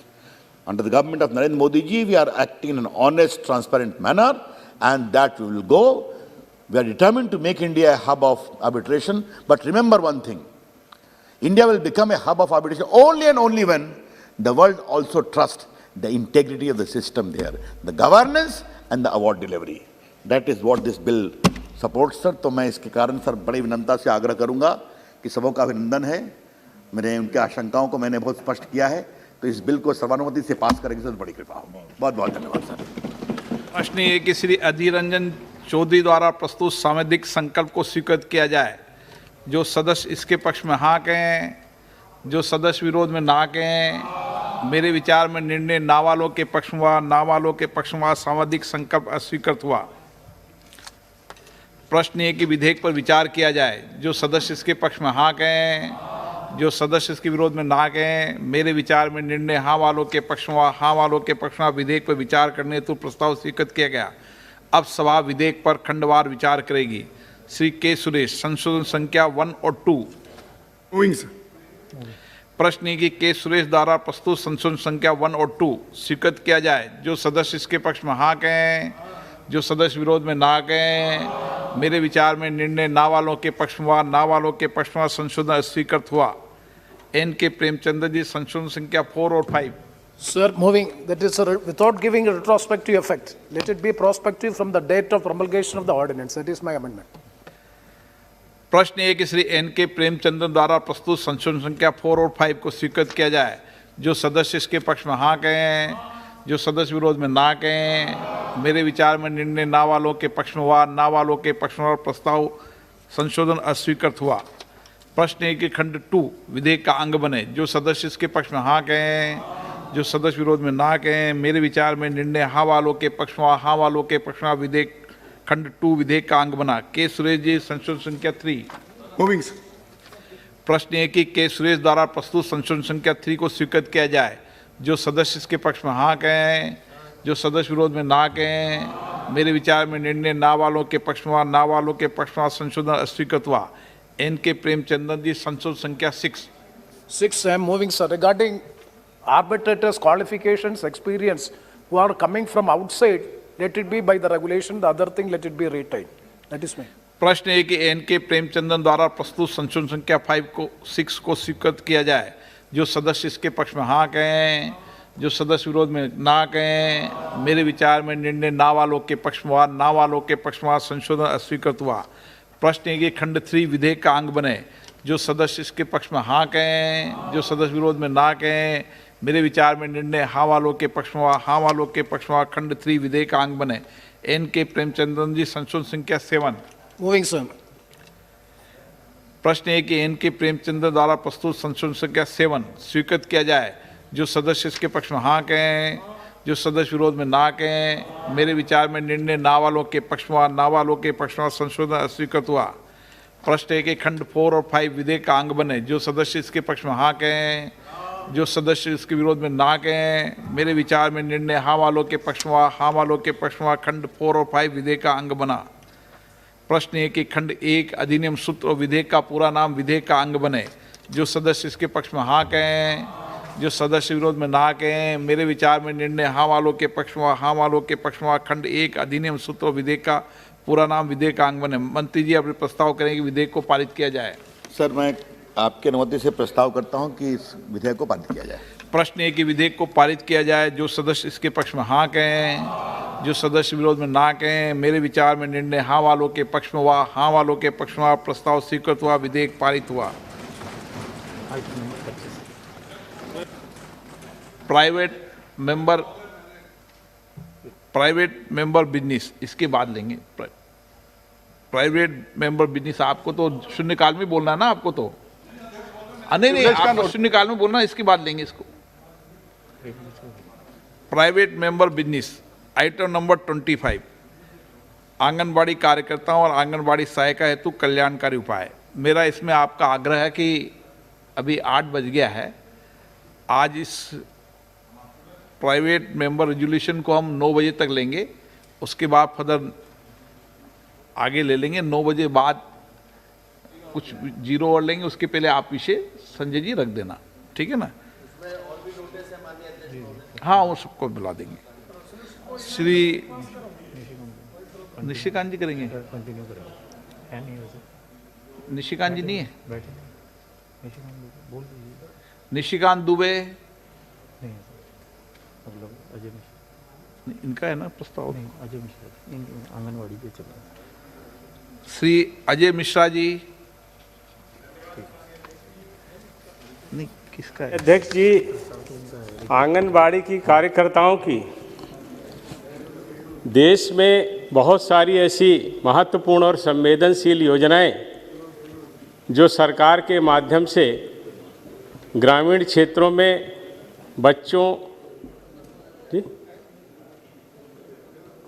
शुरू कर बच्चों के पोषण और महिलाओं के स्वास्थ्य को लेकर के चलाई जा रही हैं, उसमें आंगनबाड़ी की कार्यकर्ता बहनों की बहुत महत्वपूर्ण भूमिका है।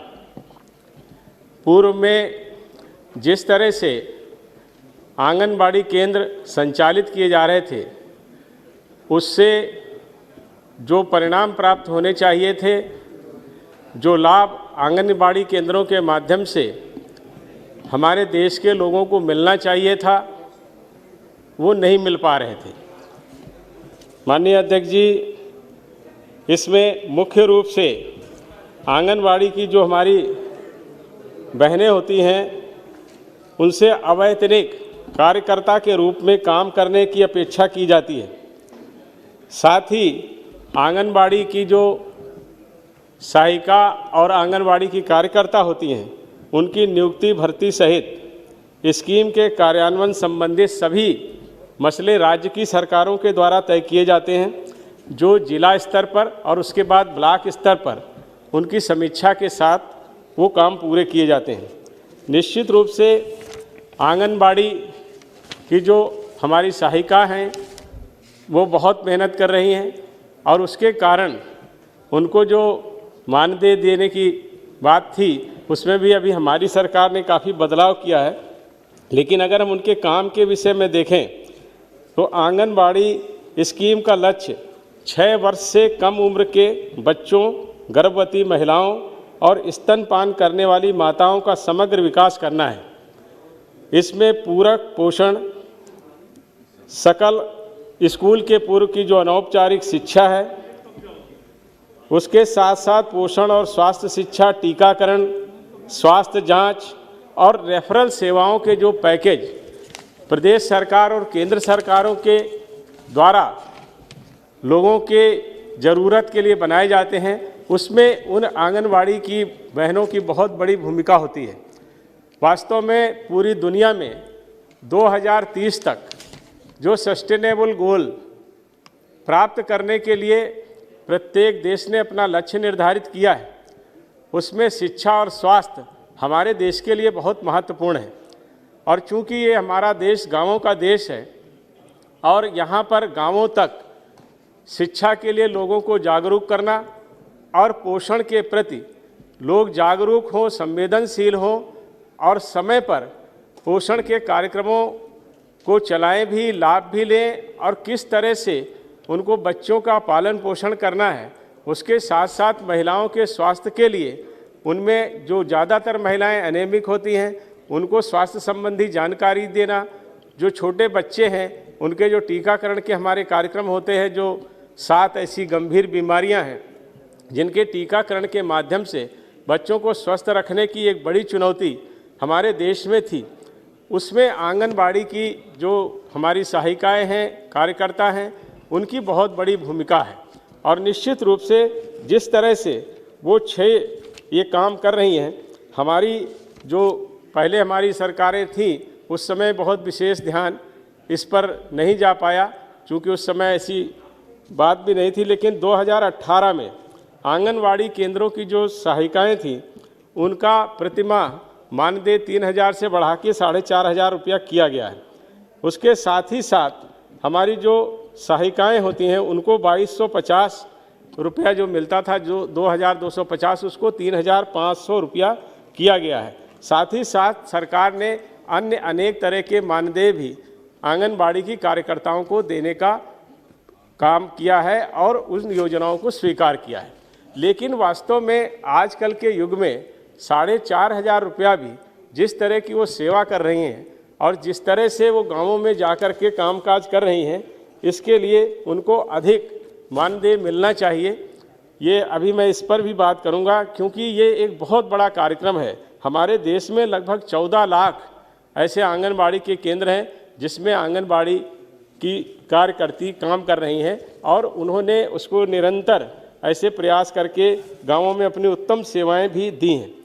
हालांकि यह भी तय है कि जो ये हमारी जो योजनाएं हैं ये बहुत ही इस तरह की योजनाएं हैं जिनका व्यापक प्रभाव पड़ता है, जिसका अभी हम लोगों ने देखा भी है। जिस तरह से हमारे प्रधानमंत्री जी ने 1000 दिन का पोषण के लिए एक कार्यक्रम चलाया, अपने देश के बच्चों को कुपोषण से मुक्त करने के लिए उन्होंने एक गर्भावस्था की जो वो होता है उस समय, और उसके साथ साथ 2 साल उन्होंने जोड़े, 730 दिन वो जोड़े और उसके साथ साथ 270 दिन जोड़ करके 1000 दिन की जो स्कीम बनाई, उसके पीछे सीधा ये उद्देश्य था और ये वैज्ञानिक तथ्य भी है कि गर्भ अवस्था से लेकर के 2 वर्ष तक शिशु का ठीक ढंग से अगर पालन पोषण होता है, उसकी देखभाल ठीक तरीके से हो, तो निश्चित रूप से वो बालक कुपोषित नहीं होता है और भार उसका आयु के हिसाब से और लंबाई इस तरह से अगर बढ़ती है तो जो पोषित बच्चा होता है वो देश के लिए तो एक स्वस्थ नागरिक के रूप में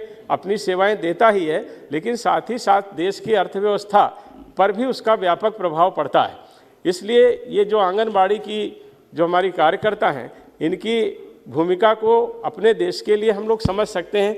तो उसी क्रम में सरकार ने ऐसे बहुत सारे कार्यक्रम जो ब्लॉक स्तर पर उनको प्रशिक्षण के लिए चलाए जाते हैं, उसके साथ ही साथ हमारी सरकार ने यह भी तय किया है कि ऐसे जो हमारी आंगनबाड़ी की बहनें हैं उनको कई ऐसे 21 तरह के ऐसे मॉड्यूल हैं जिससे उनकी क्षमता में वृद्धि हो, उसके प्रशिक्षण भी देने का काम किया है, जिसमें लगभग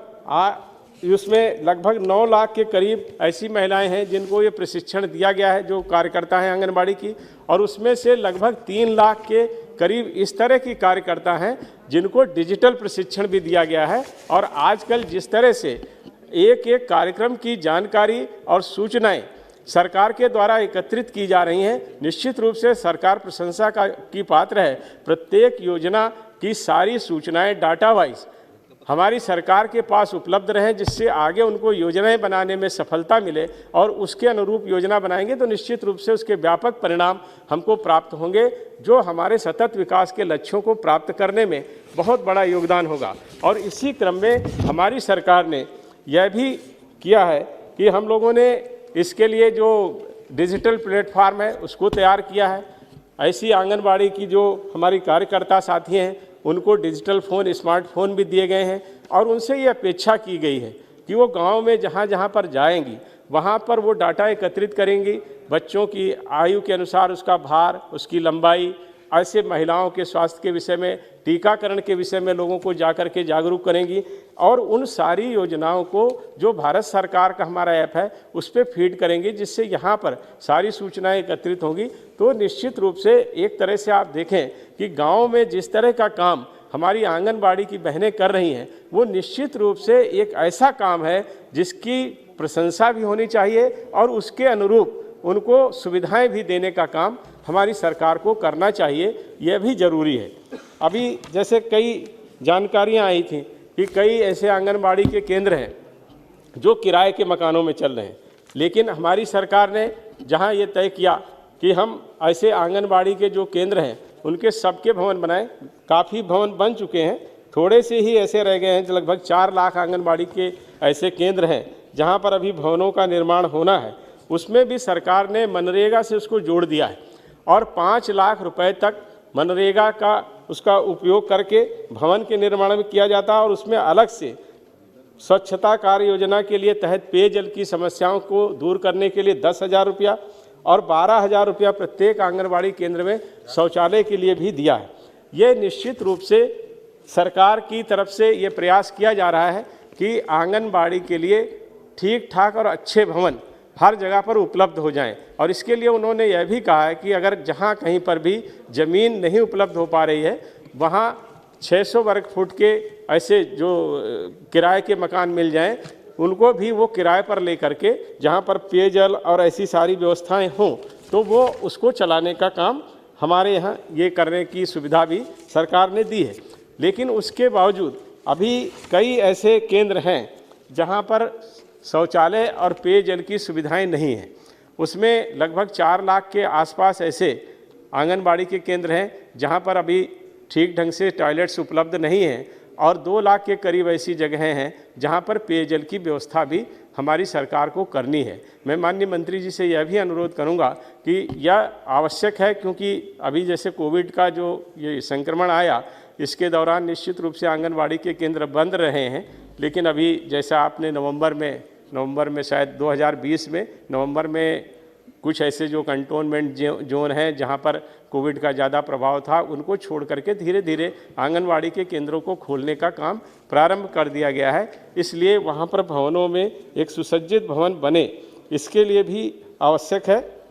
और जिस तरह के कोविड के बाद के जो उन्होंने तय किए हैं मानदंड, उसके अनुरूप अब फिर से ये हमारे कार्यक्रम प्रारंभ हो रहे हैं। जो पहले से स्कूल से पूर्व की जो शिक्षा है उसके लिए अभी शुरू नहीं हुआ है, लेकिन वो भी मेरे ख्याल में धीरे धीरे जो निर्देशों के अनुसार प्रारंभ हो जाएगा।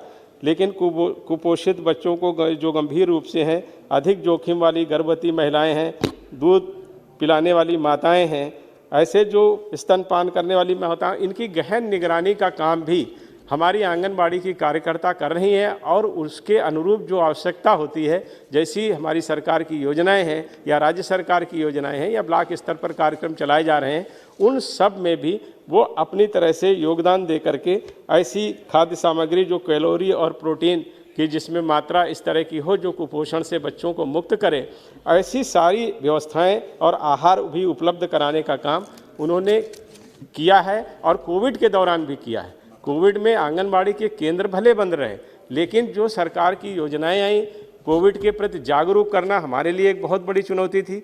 हमारा देश जिस तरह के 130 करोड़ की आबादी का देश है और उस देश में जहां पर आबादी का घनत्व बहुत कम है, वहां पर ये संक्रमण फैलने की बहुत बड़ी संभावना थी। लेकिन हमारे प्रधानमंत्री जी ने जिस तरह से पूरे देश को जागरूक किया और अलग अलग समय पर ऐसे निर्णय लिए और उन निर्णयों के अनुरूप देश में व्यवस्थाएं की, जिसके कारण कोविड-19 के संक्रमण के दौरान भी हमारे देश में कोई इस तरह की स्थिति नहीं आई जिसमें हमको ये लगे कि हाँ, हम स्थिति को संभाल नहीं पा रहे हैं या स्थिति हमारे नियंत्रण में नहीं है। स्थिति नियंत्रण में रही और कोविड के दौरान भी जो ऐसे ज़रूरी काम थे, वो कुपोषण को दूर करने के काम हो, महिलाओं के स्वास्थ्य के काम हो, बच्चों की मृत्यु दर को कम करने की बात हो, महिलाओं की मृत्यु दर की बात पर भी काम हुआ और उसके साथ साथ संस्थागत प्रसव भी हों।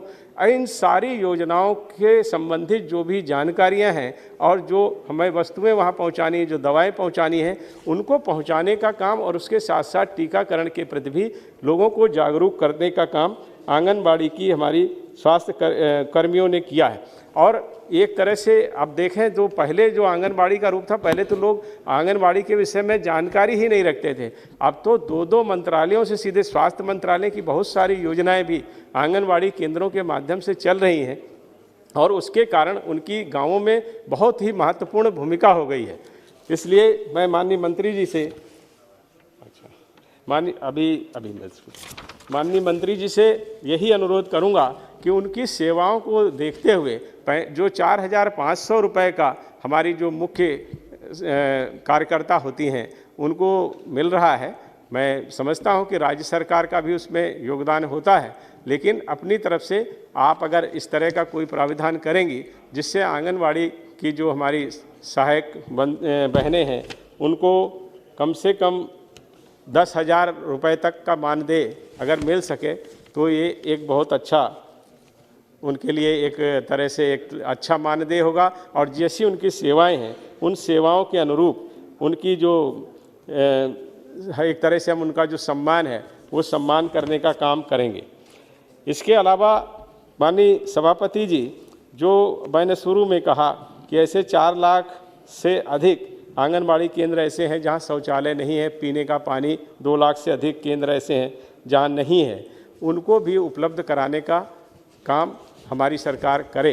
ऐसा मैं चाहता हूं कि इस हमारे जो रेजोल्यूशन है इसमें ये संशोधन किए जाएं कि इनका मानदेय बढ़ाया जाए और आंगनबाड़ी के समस्त केंद्रों के अपने भवन हों, भवनों में शौचालय और पेयजल की उत्तम व्यवस्था की जाए। उसके साथ ही साथ जो वो काम करती हैं वो गांव-गांव में जाने का काम है। अगर उनको अपने जो भवन के साथ साथ जहां उनको ये मिले कि कुछ इस तरह की सुविधाएं मिल सकें जिससे आने जाने का उनका काम सरल हो सके, जो भवन हो वहाँ पर फर्नीचर है, अन्य दूसरी जो सुविधाएं हैं वो उनको मिल जाए, लाइट है, ये सारे कामों को हमको करना चाहिए।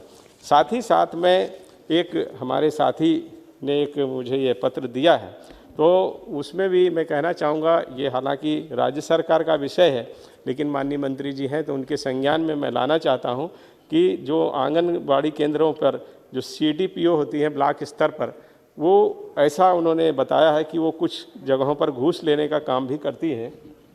2,000 रुपया ऐसे उनके मानदेय से ले लेती हैं। हाँ माननीय सभा, हाँ अच्छा, इस तरह का घूस लेती हैं तो भ्रष्टाचार के पर भी लगाम लगे और निश्चित रूप से जैसा उनका काम है और जहाँ से वो निकल करके आती हैं, जिस तरह के कामों को करती हैं, तो इसकी संभावनाएं तो हैं और इन संभावनाओं को देखते हुए भ्रष्टाचार खत्म हो और आंगनबाड़ी की जो सेवाएं हैं, जिस तरह का उनका काम है, उससे उनके सम्मान के साथ साथ उनको भ्रष्टाचार से भी मुक्त करने का काम करना चाहिए।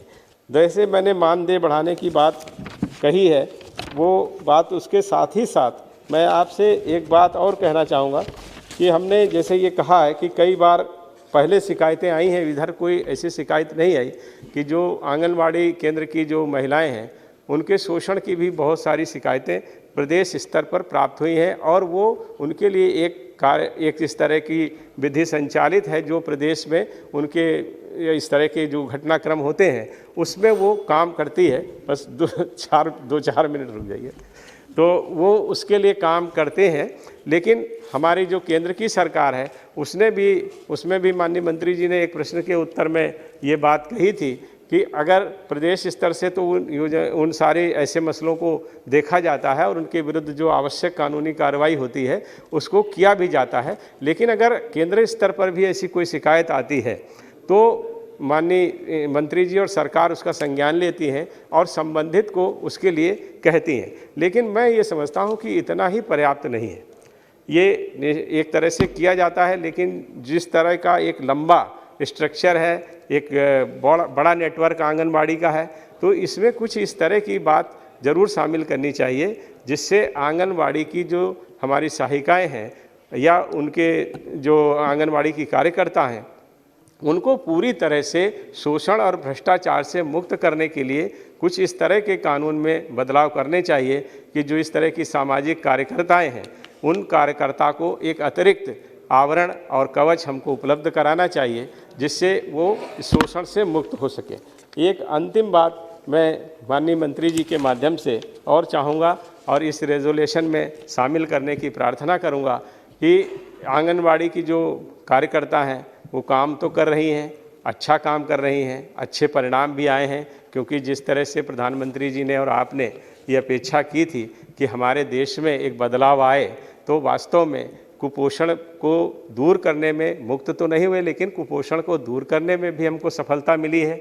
बच्चों जो हमारे शिशु मृत्यु दर थी उसको भी कम करने में सफलता मिली है, और उसके साथ साथ जो गर्भवती महिलाएं थी या जो गर्भ के दौरान जो मृत्यु हो जाती थी उसमें भी हमको सफलता मिली है। संस्थागत प्रसव भी बढ़ा है और स्तनपान के बारे में भी लोगों की जागरूकता बढ़ी है। उसके साथ ही साथ जो बच्चों का 2 वर्ष तक का एक समय होता है जिसमें उसका मस्तिष्क विकसित होता है, ये वैज्ञानिक तथ्य है और लोग मानते हैं कि 2 वर्ष में जो एक व्यक्ति के दिमाग का विकास हो जाता है वो फिर पूरे समय में उतना नहीं हो पाता।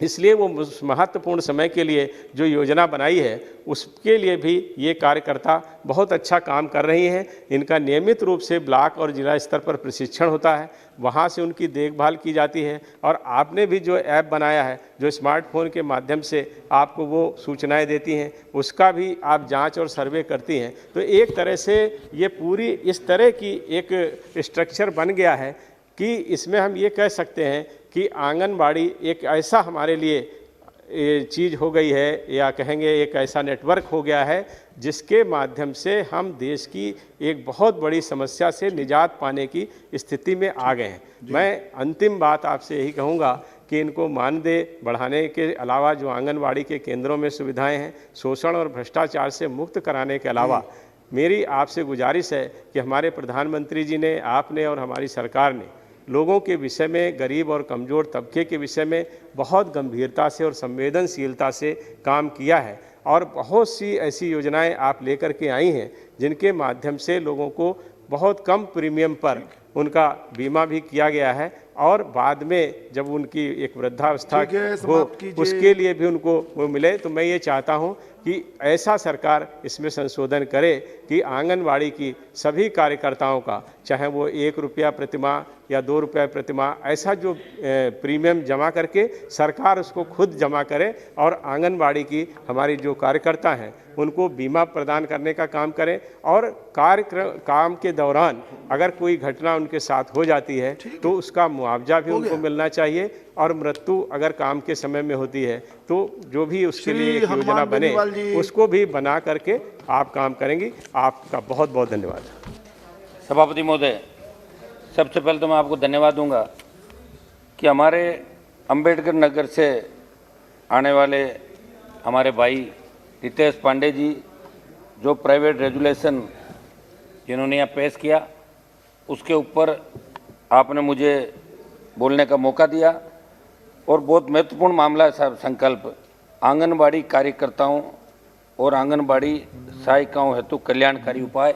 निश्चित रूप से आज गांव के अंदर, सुदूर ढाणियों के अंदर अगर सबसे ज़्यादा महत्वपूर्ण भूमिका डॉक्टर, नर्स के बाद स्वास्थ्य से लेके, चाहे बच्चों के पालन पोषण से लेके, मिड डे मील से लेके, जितने सरकारी कामकाज केंद्र की योजनाएं चल रही है, राज्य की योजनाएं चल रही है, उनमें सबसे महत्वपूर्ण भूमिका आंगनबाड़ी की, हमारी कार्यकर्ताओं की, सहायिकों की, ये हमारी बहनें।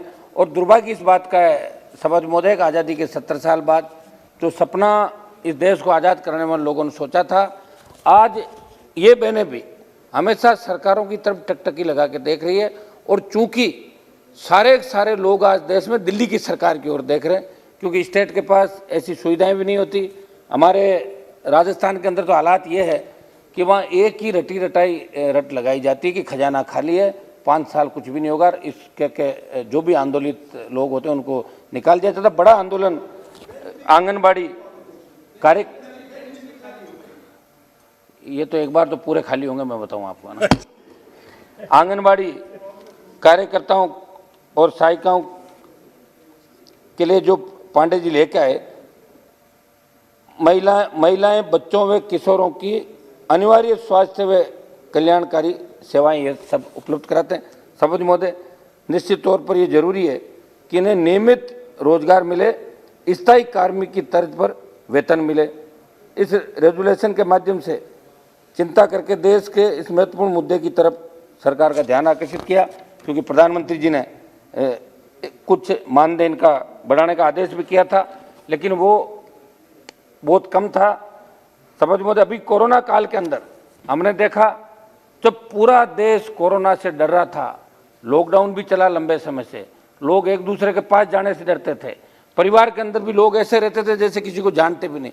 उस समय भी आंगनबाड़ी कार्यकर्ताओं की, सहायकों की और हमारे वहाँ आशा सहयोगिनियों के बीच बहुत बड़ा आंदोलन अभी राजस्थान के अंदर चला। उनकी भी बात मैं इनके साथ इसलिए जोड़ूंगा कि उनकी भी महत्वपूर्ण भूमिका स्वास्थ्य सेवाओं के अंदर होती है। बहुत बड़ा आंदोलन अभी भी वो लगातार राजधानी के अंदर कर रहे हैं।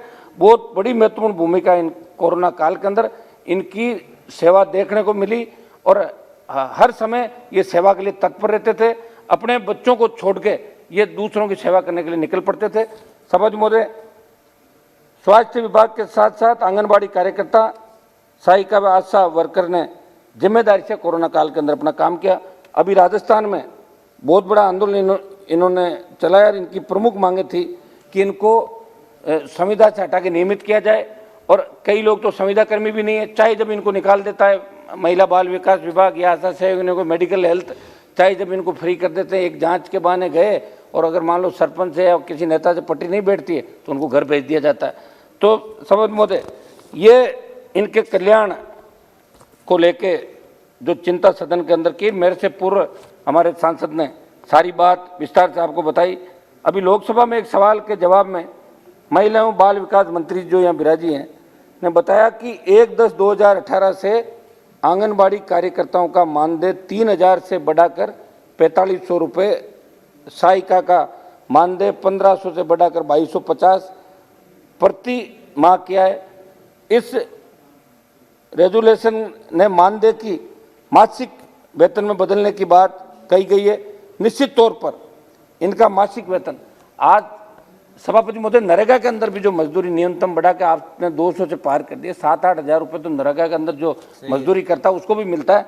तो मैं तो मांग करूंगा कि 28,000 जो न्यूनतम मजदूरी है, 28,000 रुपये इनकी न्यूनतम सरकारी नौकरी जो चतुर्श्रेणी कर्मचारी जो सरकारी नौकरी के अंदर उनको मिलता है, 28,000 रुपये इनको मिले और इनको परमानेंट भी किया जाए, क्योंकि अल्प मानदेय व नाम मात्र के प्रोत्साहन से इनकी आजीविका कैसे चलेगी। सभापति महोदय, आंगनबाड़ी के अंदर सरकारी भवनों के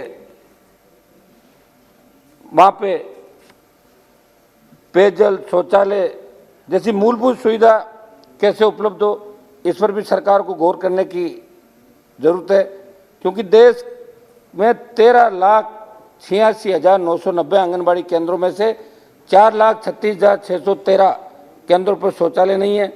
जनवरी जबकि 2,20,967 केंद्रों पर पेयजल की सुविधा नहीं है। वे 3,58,446 केंद्र किराए के भवन में चल रहे हैं। सभापति महोदय, इसके अंदर हम लोग भी हमारी तरफ से प्रयास कर रहे हैं। सांसद, विधायक और जो भी जनप्रतिनिधि वो भी हमारे कोष से हम समय समय पर पैसा देके आंगनबाड़ी पक्के केंद्र बना रहे हैं, लेकिन 2 साल के लिए हमारा तो आपने इलाज कर ही दिया कि सांसद के पास बजट ही नहीं, तो कहाँ से करेंगे। हमें तो लोग बुलाएंगे नहीं। आप देखना कार्यक्रमों के अंदर लोग कहते हैं कि एमपी साहब आप क्या करोगे आके, आपके पास बजट तो नहीं, घोषणा नहीं कर सकते, एमएलए को बुलाएंगे। तो इसमें भी साथ साथ ये भी ध्यान आप लगातार रखें।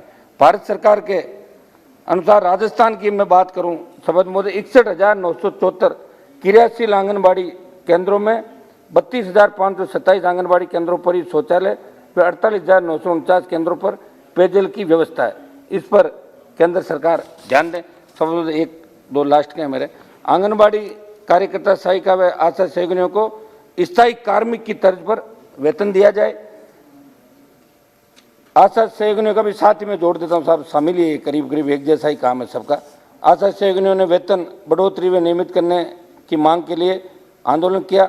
राजस्थान में इन्हें मात्र 2324 रुपये प्रति माह मानदेय मिलता है, इसे बढ़ाया जाए। इन पर एक विभाग के अपने ही इनको रखना चाहिए, क्योंकि शिक्षा, चिकित्सा, महिला तथा बाल विकास विभाग के कार्य करवाए जाते हैं। सबसे बड़ा दुर्भाग्य इस बात का है कि जब ये आंदोलन करती महिलाएं, पिछले 15 साल के अंदर कई महिलाओं पे मुकदमे दर्ज किए गए। आज इन पे आंगनबाड़ी कार्यकर्ताओं पे, सहायिकाओं पे उनको जेल भी भेजा गया।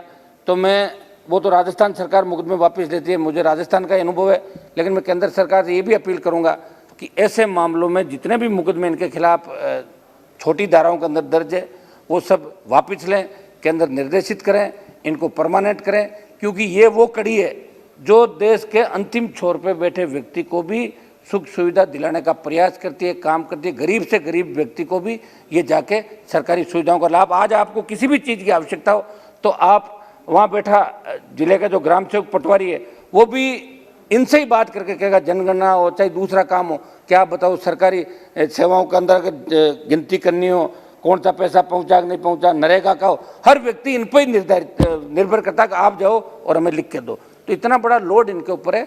तो मैं सरकार से मांग करता हूं कि जो हमारे पांडे जी इनके कल्याण के बारे में सोच रहे हैं, इस पर सरकार संवेदनशीलता से बड़ा कदम उठाए। आंगनबाड़ी कार्यकर्ता और आंगनबाड़ी की जो हमारी सहायिका है, इन बहनों का वेतन बढ़ाए और इनको नियमित करे, और महिला सशक्तिकरण की जो नारा आप लोगों ने दिया है उसको और मजबूत करे। वैसे हमारी बड़ी बहन स्मृति ईरानी जो यहाँ इस विभाग की मंत्री है, निश्चित रूप से आप इस बारे में इन बहनों की तरफ देखेगी, क्योंकि भारत जब ही मजबूत होगा जब अंतिम छोर पे बैठा व्यक्ति भी अपने आप को उसको लगेगा कि मैं दिल्ली के अंदर बैठा हूँ। जैसलमेर के धोरे से लेके और कन्याकुमारी तक का व्यक्ति ये सोचे कि दिल्ली दूर नहीं। ये जब होगा जब प्रत्येक व्यक्ति को अपने बच्चों को पढ़ाने के लिए अच्छे स्कूल मिलेंगे, अच्छा पौष्टिक खाने को मिलेगा, अच्छा पहनने को मिलेगा, रहने को अच्छा मकान मिलेगा। ये इस दौर से गुजर रहे हैं, इनकी सुनने वाला कोई नहीं है। तो मैं धन्यवाद दूंगा पांडे जी को कि इनकी इतनी बड़ी चिंता करी, और पूरा सदन इन आंगनबाड़ी की, हमारी बहनों की चिंता करता है। आप खुद भी हमेशा चिंता करते रहते हो। हमारे जगदम्बिका पाल जी जो उत्तर प्रदेश के पूर्व मुख्यमंत्री हैं, वो जमाने में जो यूनिवर्सिटी कॉलेज में पढ़ता था, और एक फिल्म भी देखी थी मैंने एक दिन के मुख्यमंत्री की, वो एक दिन के मुख्यमंत्री सीएम साहब को देख के याद आता है मुझे। तो ये हमेशा इसके लिए बड़े आंदोलित रहते हैं। तो हमारी सबकी भावनाओं को ध्यान में रखते हुए इन बहनों के लिए कुछ न कुछ अच्छा काम प्रधानमंत्री जी करे, ये मेरा निवेदन है। धन्यवाद। हनुमान जी। श्री जगदम्बिका पाल जी। अधिष्ठाता महोदय, मैं अत्यंत आभारी हूँ कि आज एक बहुत ही महत्वपूर्ण विषय पे जो माननीय रितेश पांडे जी के द्वारा एक संकल्प के रूप में प्रस्तुत किया गया है, उसकी चर्चा में भाग लेने का अवसर आपने मुझे दिया। मुझसे पहले पूर्व वक्ताओं ने काफ़ी विस्तार से बातें कही हैं।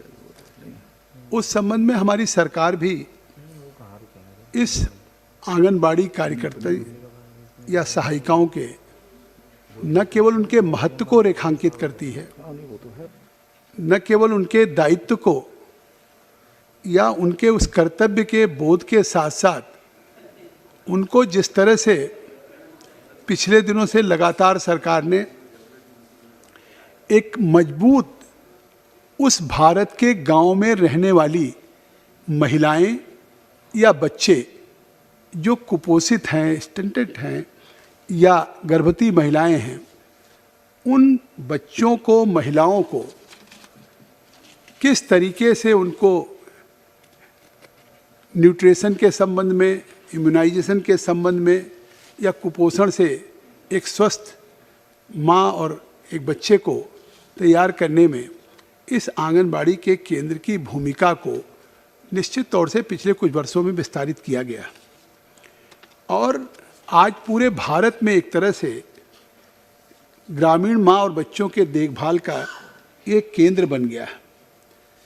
और उसी नाते आज भारत सरकार ने, पहले तो ये इंटीग्रेटेड चाइल्ड डेवलपमेंट सर्विसेज के अंतर्गत आता था, लेकिन ये पहली बार हमारी सरकार या प्रधानमंत्री जी ने ये तय किया कि हम केवल माल न्यूट्रिशन या चाइल्ड हंगर के बच्चों को उस दिशा में, उनको स्वस्थ करने की दिशा में आंगनबाड़ी केंद्रों से या आंगनबाड़ी सहायिकाओं और कार्यकर्तियों से काम लें। उसके बजाय इन आंगनबाड़ी केंद्रों को एक सक्षम आंगनबाड़ी केंद्र और पोषण अभियान 2 में जोड़ा गया। तात्पर्य है, जैसे पूर्व वक्ताओं ने कहा कि अभी तक आंगनबाड़ी केंद्र जो थे वो कहीं पे दूर थे, जहाँ पे उसकी कोई उपयोगिता नहीं थी। कई घटनाएं हैं, मैं उसका उल्लेख नहीं करूँगा कि दीवार गिर गई, 7 बच्चों की डेथ हो गई, एक बार 2 बच्चे आंगनबाड़ी केंद्र के पास से तालाब में डूब गए। आज सरकार ने ये तय कर लिया कि अब हम आंगनबाड़ी केंद्रों को अपने स्कूल के ही कैंपस से जोड़ने का काम करेंगे, जिससे जो पोषण अभियान 2 है, 6 महीने से 6 साल तक के बच्चों को, 3 साल तक के बच्चों को, 3 से 6 साल के बच्चों को, उनको एक आंगनबाड़ी केंद्र की टीचर्स को ट्रेंड करके, उन महिलाओं को ट्रेंड करके, और बच्चों को जैसे जो खेलने की उम्र होती है उनको किस तरीके से काम किया जा सके, ये एक बड़ी योजना बनाई है। तो इससे साफ हो गया कि आंगनबाड़ी की महिलाओं की भूमिका दिन ब दिन बहुत महत्वपूर्ण होती जा रही है। ऐसे तो ये काम 1975 में शुरू हुआ और 1975 में उस समय बेसिक था कि गांव में माल न्यूट्रिशन या चाइल्ड हंगर के लिए ये विभाग बनाया जाए। लेकिन फिर 1978 में जब मोरारजी देसाई जी प्रधानमंत्री थे तो इसको डिसकंटिन्यू कर दिया। देश के उन गांवों में, 6 लाख गांवों में, लेकिन मैं आज धन्यवाद दूंगा कि उस समय भी 2002 में फिर अटल बिहारी वाजपेयी जी ने इसको 10th 5 ईयर प्लान में फिर से रीलॉन्च किया कि देश की महिलाओं को और बच्चों को कुपोषित के काम को दूर करने के लिए इस आंगनबाड़ी केंद्रों को फिर से जीवित करने का काम किया, जो आज इतना विस्तारित हुआ। और जिस काम को आज प्रधानमंत्री श्री नरेंद्र मोदी जी कि जो उन्होंने उस समय शुरू किया, और उस समय अटल बिहारी वाजपेयी जी का ये था कि जो ICDS है उसको लिंक किया आंगनबाड़ी के साथ, और उसमें भी फोकस किया कि girl child, this is when ICDS was linked to the anganwadi with a focus on girl child by providing girls the same resources as boys. आप इस देश की मानसिकता जानते हैं कि आज के 40 साल पहले, 50 साल पहले बच्चे पैदा होते थे तो कितना महत्व रहता था गांव में। घरों में खुशियां मनाई जाती थी, थालियां बजाई जाती थी। अगर कहीं बेटी पैदा हो गई तो घर की महिलाओं के जैसे चेहरे उतर जाते थे। तो उस समय भ्रूण हत्या, उस समय जिस तरीके से एक भेद था, उस भेद को दूर करने के लिए अटल बिहारी वाजपेयी जी के मन में आया कि इन आंगनबाड़ी केंद्रों को उन गर्ल चाइल्ड के लिए भी एजुकेट करने का काम, उनको स्वस्थ रखने का काम, या बच्चों के, लड़कों के बराबरी का स्थान देने का काम, उन लड़कियों पे फोकस किया जाए, इन आंगनबाड़ी केंद्रों से जोड़ने का काम किया। और आज इसीलिए जहां 2013-14 में 16,312 करोड़ का बजट था, आज मैं धन्यवाद दूंगा कि इस पे 2020-21 में 20,033 करोड़ का बजट हुआ है, लगभग 4,000 कुछ करोड़ को बढ़ाया है। तो निश्चित तौर से कितना बड़ा फोकस है कि हमारा हर बच्चा, हमारी हर बच्ची जो पैदा हो वो कुपोषित ना हो, या माँ भी स्वस्थ हो, जच्चा बच्चा दोनों स्वस्थ हों।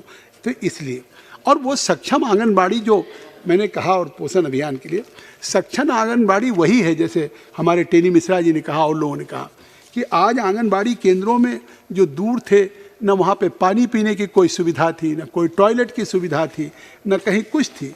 आज एक फैसला लिया गया कि anganwadi centres will be strengthen with high quality infrastructure, play equipments, and would be made well ventilated, well designed and child friendly। मतलब हम उस स्कूल को जैसे एक ऐसा घर जैसा माहौल दें कि जो बच्चा अपने को घर में जिस तरह से माँ के साथ फ्रेंडली महसूस कर रहा हो, उसी तरह से उस आंगनबाड़ी के केंद्र में आने के बाद भी वो चाइल्ड फ्रेंडली हो, ऐसा आंगनबाड़ी केंद्र बने। काफ़ी अच्छा डिजाइंड हो, वेंटिलेटेड हो और सारी चीज़ों के साथ हो। और इन आंगनबाड़ी वर्कर को पहली बार, मैं मंत्री जी को बधाई दूंगा कि पहली बार ECCE early childhood care and education की ट्रेनिंग आंगनबाड़ी की महिलाओं को देने का काम हमारी सरकार ने शुरू किया। तो निश्चित तौर से इससे एक क्वालिटेटिव चेंज आएगा कि आज वो जो हाई स्कूल पास होंगी आंगनबाड़ी वर्कर्स, वो एक टीचर के रूप में 10+2 होंगी, उनको एक 6 महीने का सर्टिफिकेट प्रोग्राम दिया जाएगा। उस 6 महीने के सर्टिफिकेट प्रोग्राम के बाद वो केवल उनको पुष्टाहार नहीं देंगी या केवल एक न्यूट्रिशन के लिए जो पुष्टाहार है या रेडी टू ईट है वही केवल खिलाने का काम करेंगी, या बल्कि एक टीचर के रूप में, क्योंकि 3 साल की उम्र तक तो कोई पढ़ाई होती नहीं, उन बच्चों के साथ उनका मानसिक जब दिमाग उनकी तेज़ी से विकास की ओर रहता है तो कम से कम किसके साथ है। तो मैं समझता हूँ कि ये एक ट्रेनिंग प्रोग्राम शुरू किया। और जो हाई स्कूल से कम होंगे उनके लिए भी हुआ कि उनको 1 साल की डिप्लोमा कराएंगे, इसको सर्टिफिकेट देंगे, जिससे कि कम से कम वो उन बच्चों के साथ उनके विकास में भागीदार बन सके। और ये प्रोग्राम जो है, इस प्रोग्राम को भी जैसे और प्रोग्राम्स किए गए, दीज प्रोग्राम्स में be run through digital and distance mode using DTH channels as well as smartphones also. Smartphone भी देने का जो कल्पना थी वो उससे साकार हो रहा है, या जो DTH चैनल है उसके माध्यम से भी पूरे देश में। तो आप सोचिए कितना फोकस्ड हैं कि हम आंगनबाड़ी की उन महिलाओं को हम एक टीचर के रूप में उन बच्चों के साथ फ्रेंडली कर सकें, इस तरीके से किया गया। और आज ये तय हो गया कि जो आंगनबाड़ी केंद्र अभी तक स्टैंड अलोन है, उन आंगनबाड़ी को लोकेट करके प्राइमरी स्कूल्स में करेंगे, और उन वर्कर्स टीचर्स को जो होगा, worker teacher specially trend in the curriculum and pedagogy of ECCE, तो इस तरीके से होगा। और आज उस आंगनबाड़ी का लाभ भी मिल रहा है। आज हमने आंगनबाड़ी का जो विस्तार किया है वो निश्चित तौर से देश के सभी गांवों में, देश के सभी मजरों में किया। और आज उसी की देन है कि 2020 तक 8,55,00,000 बेनिफिशरीज लाभार्थी हो गए हैं। मतलब ये हमारी गर्भवती महिलाएं, बच्चे, जिसमें चिल्ड्रन जो 6 महीने से 6 साल के हैं वो 6,56,00,000 हो गए। मैं इस बात का केवल उल्लेख इसलिए कर रहा हूँ अधिष्ठाता महोदय कि निश्चित तौर से मैं बहुत दिनों से इनकी मांग लेकर के मैं माननीय मंत्री जी से भी मिला हूँ, और मैं जानता हूँ कि आखिर बहुत चीज़ें हमने दी हैं। अभी 18 का उल्लेख किया खुद बेनीवाल जी ने कि किस तरह से बढ़ाया है। एक मुश्त 2012 से केवल जिस तरीके से हमारे आंगनबाड़ी के लोगों को मात्र 3,000 रुपया मिलता था, एक मुश्त 3,000 से मानदेय 4,500 देने का काम नरेंद्र मोदी जी की सरकार ने किया है। तो निश्चित तौर से उन महिलाओं को जो सुदूर अंचल पे मानदेय पे काम कर रही थी, ऑनरेरियम में काम कर रही थी, या सहायिका हों, उनको 2,250 से 3,500 बढ़ाया। तो इस तरीके से, या हेल्पर्स रहे हों उनको 15,000 से 2,250, ये हम लोगों की भावनाएं थी। हम लोग लगातार माननीय मंत्री जी से मिलते थे, प्रधानमंत्री जी से भी कहते थे, और कभी आंगनबाड़ी की तरफ कभी किसी सरकार का ध्यान नहीं गया था कि आंगनबाड़ी महिलाएं जो बरसात हो, जाड़े हो, गर्मी हो, डोर स्टेप पे डिलीवरी करती हों, पुष्टाहार की, रेडी टू ईट की करती हों। तो किस तरीके से लॉकडाउन में भी किया, उल्लेख किया है, सभी ने किया, मैं भी उससे सहमत हूँ कि लॉकडाउन में, और इनको प्रधानमंत्री जी ने जिस तरह से कोरोना वायरस की, जो मतलब कोरोना के योद्धा कहलाते हैं, जिस तरीके से डॉक्टर्स थे, पैरामेडिकल के थे, नर्सरी थी, आशा बहनें थी, उसी तरह से हमारी सरकार ने आंगनबाड़ी को भी कोरोना वायरस माना था और 50 लाख रुपए का इंश्योरेंस कवरेज दिया था कि अगर कहीं कोविड-19 के दौरान अगर कोई कठिनाई होगी, अगर कहीं दुर्भाग्य से किसी की मौत हो गई, तो उनको भी निश्चित तौर से उसके परिवार के आश्रित को 50 लाख रुपया मिलेगा। तो ऐसी चीज़, तो इसलिए मैं कहना चाहता हूँ कि जहाँ इनका दायित्व ये बढ़ रहा है, पहले भी आंगनबाड़ी के काम, केवल आंगनबाड़ी का काम पुष्टाहार तक नहीं है। आज उन आंगनबाड़ी केंद्रों से हट के अगर कोई पल्स पोलियो का प्रोग्राम चलता है तो वो भी होता है। कभी जब जनगणना का कार्यक्रम होता तो उस कार्यक्रम में भी लगाई जाती है। बातें मैं इसलिए माननीय मंत्री जी को ला रहा हूँ संज्ञान में कि जानती हैं, लेकिन किस तरीके से राज्यों को, किसी राज्य का मानदेय कहीं कितना है, किसी राज्य का मानदेय कहीं कुछ है, तो इसको किस तरीके से इसमें एकरूपता लाई जा सके। क्योंकि आज जब इतनी बड़ी भूमिका है कि आज 6,56,00,000 बच्चों को आज ये सीधे आंगनबाड़ी की महिलाएं, उनके बीच में उनके कुपोषित या उनके चाहे प्रेग्नेंट महिलाएं हों, लैक्टेटिंग मदर्स हों, दूध पिलाती हुई, वो करीब 1,68,00,000 हैं, इनके बीच में वो काम कर रही हैं। तो इनको निश्चित तौर से किस तरीके से राज्यों के माध्यम से इसको और किया जा सकता, क्योंकि आज इनकी अब भूमिका कम नहीं हो सकती। इनकी भूमिका आज पोषण अभियान 2 में भी जुड़ गया, और आंगनबाड़ी केंद्रों को जिस तरीके से हमारी केंद्र सरकार कर रही है, वो कहीं ना कहीं देश की उस जनरेशन्स को एक बदलने की बात कर रही है। अब हम साउथ ईस्ट एशिया के साथ तुलना नहीं करेंगे, हम इन देशों के, बांग्लादेश, नेपाल या श्रीलंका या आसपास के कहीं कि आज हमारे बच्चों को जो न्यूट्रिशन है या बच्चों के लिए उनके आहार हैं, जिस तरह से ट्वीट है, आज सरकार इस बात को ध्यान दे रही है, क्योंकि हम ये मानते हैं कि इस देश की दुनिया में अगर हमको विश्वगुरु बनना है तो हमारी सबसे बड़ी पूंजी हमारी जनरेशन है, और आने वाली जनरेशन निश्चित तौर से दुनिया के विश्वगुरु बन करके दिखाएगी। इसीलिए हम आज केवल ये नहीं कि हम शहरों तक सीमित हैं, आज देश के उन लाखों गाँवों तक भी हम जा रहे हैं, क्योंकि आज कितने हैं, 13,83,000 ऑपरेशनल आंगनबाड़ी सेंटर हैं, 11,67,000 आज इतने हो गए जहां पहले पानी नहीं उपलब्ध था, वहां ड्रिंकिंग वाटर फैसिलिटीज भी है। 10,19,000 जो हमारे आंगनबाड़ी केंद्र ऑपरेशनल्स हैं वो कम्युनिटी में आ गया, गवर्नमेंट के स्कूल बिल्डिंग्स में आ गया है, और टॉयलेट फैसिलिटी जो आज एक एक गाँव को घर घर को देने की बात चल रही थी, उन हमारे लोगों को आज इन आंगनबाड़ी केंद्रों में भी टॉयलेट फैसिलिटी हो, ऐसा हमने किया कि 9,46,000। और इसी तरीके से जो हमारी आंगनबाड़ी वर्कर हैं आज देश में बड़ी भारी संख्या में 13,29,000 हैं, और 11,85,000 हमारी हेल्पर्स हैं। आखिर इनका रोल क्या है? इनका रोल तो पूरा देश नहीं जानता होगा, लेकिन आज आपके माध्यम से मैं कहना चाहता हूँ कि आखिर जब पूरी दुनिया में यूनिसेफ ने कहा कि देश की में कहीं न कहीं संयुक्त राष्ट्र शास्त्रविधि ने कहा कि बच्चों का मृत्यु दर कम होना चाहिए, तो दुनिया ने इसको लिया हो न लिया हो गंभीरता से, लेकिन हमारे देश ने चाहे बढ़ते हुए कहीं भी बच्चों के मृत्यु दर की या जच्चा बच्चा की प्रेगनेंसी के समय उनकी मृत्यु दर को कैसे कम किया जाए, आज उस दुनिया की काल को देश न हो, लेकिन हमारे यहाँ तो आज इतना उसको हमने लिया कि इनके माध्यम से आज इनके गांव में जिस काम को हमने करना शुरू किया, जहां 2011 में मोर्टेलिटी रेट 46 थी, वो घट करके 2017 में 33 रह गई, और जो कुपोषित बच्चे थे उनमें कितना रिडक्शन आया है। मैं अधिष्ठाता महोदय, बहुत गंभीर विषय है कि आज उस दिशा में कितना प्रयास हुआ है, और इसी नाते मुझे लगता है कि पहले जहाँ पुष्टाहार रेडी टू ईट था, और आज पोषण अभियान में 2 में हम उन बच्चों के ऊपर खास फोकस, चाहे गर्ल चाइल्ड हो चाहे मेल चाइल्ड हो, कि आज उनको कुपोषित न हो।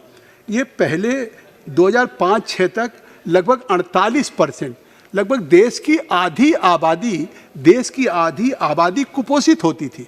ये भारत वो साउथ ईस्ट एशिया का 3rd वर्ल्ड कहलाता था, और आज हम दुनिया के मंचों पे जब हम चाहे वैक्सीन की बात, मैं उस विषय पे नहीं जाना चाहता हूँ, लेकिन दुनिया में जिस तरह से कोविड की चुनौतियों को भारत के प्रधानमंत्री नरेंद्र मोदी जी के नेतृत्व में, और आज 2 वैक्सीन हमने निकाल लिया, आसपास तो किसी कंट्री ने निकाला नहीं, हम 22 कंट्रीज को वैक्सीन दे रहे हैं, और अपने जो नेबर फर्स्ट उनको हम मुफ्त दे रहे हैं, आज सहायता कर रहे हैं। ब्राज़ील के राष्ट्रपति ने संजीवनी बूटी जिस तरह से हनुमान जी लेकर के आए, तो आज हमारा वैक्सीन केवल भारत के अपने लोगों के जीवन की रक्षा नहीं कर रहा है, दुनिया के लिए संजीवनी बन करके दुनिया के लोगों की रक्षा करने का काम कर रहा है।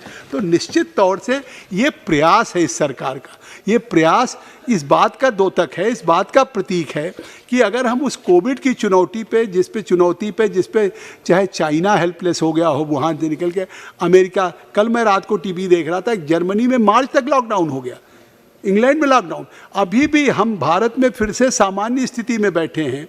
क्यों? आज हमने कंट्रोल किया है, जिस तरह से 97.54% हमारी रिकवरी रेट हो गई, 1.4% दुनिया का सबसे मिनिमम, सबसे मतलब नॉमिनल डेथ रेट है, तो एक तरह से हमने किया। और आज दुनिया के बड़े बड़े यूरोप या US जिस तरीके से हैं, तो आज वो काम करें। हम इस काम को क्या, आज जहां 48% था, आज 2015-16 की बात मैं कर रहा हूं, नेशनल फैमिली हेल्थ सर्वे 4 की, अभी नेशनल फैमिली हेल्थ सर्वे 5 की रिपोर्ट नहीं आई है, नहीं मैं उसको भी कहता, लेकिन 18 स्टेट में इसको लागू कर दी।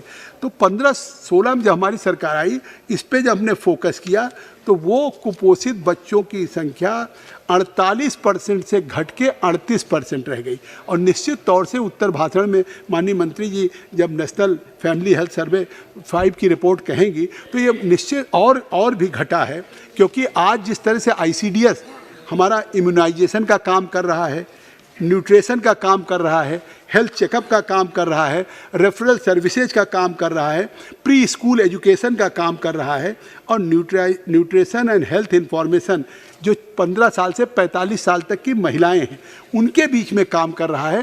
तो अब इस तरह से इतनी बड़ी जिम्मेदारियां हैं, तो मैं निश्चित तौर से कहूँगा कि जहां उस कोविड-19 में जब आशा बहुएँ अगर गांव में जा रही थी तो उनको 2000 रुपया एक अलग से दिया गया, हमको इंश्योरेंस कवरेज आंगनबाड़ी के लोगों को दिया गया, लेकिन ये आंगनबाड़ी के लोगों को नहीं मिला। तो इस बात को विचार करें, क्योंकि जिस तरीके से कोविड-19 में अगर आशा बहुएँ या आशा बहनें घर घर निकल रही थी, या कोरोना वायरस जो हमारे हेल्थ के जुड़े हुए थे, उसी तरह से आंगनबाड़ी की महिलाओं ने भी किया।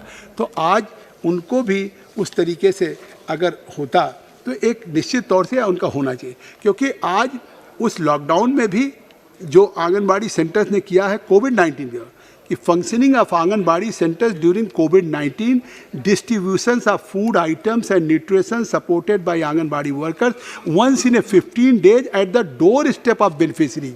मतलब आंगनबाड़ी केंद्रों पे नहीं, बल्कि आंगनबाड़ी केंद्रों से निकल करके हमारी आंगनबाड़ी की बहनें, हमारी सहायिका उस लॉकडाउन के दौरान भी उसी तरह से कोरोना के योद्धा की तरीके से लोगों के घरों पे जा कर के, जहाँ गर्भवती महिलाएं थी उनके बीच में, या जहाँ छोटे बच्चे थे उनके बीच में जा कर के, और जिस तरह से रेडी टू ईट या पुष्टाहार या अनाज बांटने का काम किया है अधिष्ठाता महोदय, मैं निश्चित तौर से इस सदन के माध्यम से अपनी उन आंगनबाड़ी की बहनों को भी बहुत बहुत बधाई देना चाहता हूं। अपनी उन महिलाओं को, सहायिकाओं को देश सलाम कर रहा है कि कोरोना में जहां बड़े बड़े लोग डर गए थे, लोग अपनी दहलीज से बाहर नहीं निकल रहे थे, लोग अपनी ज़िंदगी की हिफाजत की, सलामती की दुआ कर रहे थे, वहाँ ये हमारी बहनें अपने जान को जोखिम में डाल करके दूसरों की ज़िंदगी बचाने का प्रधानमंत्री मोदी जी के आह्वान पे जिस तरह से कन्याकुमारी से कश्मीर तक काम किया है,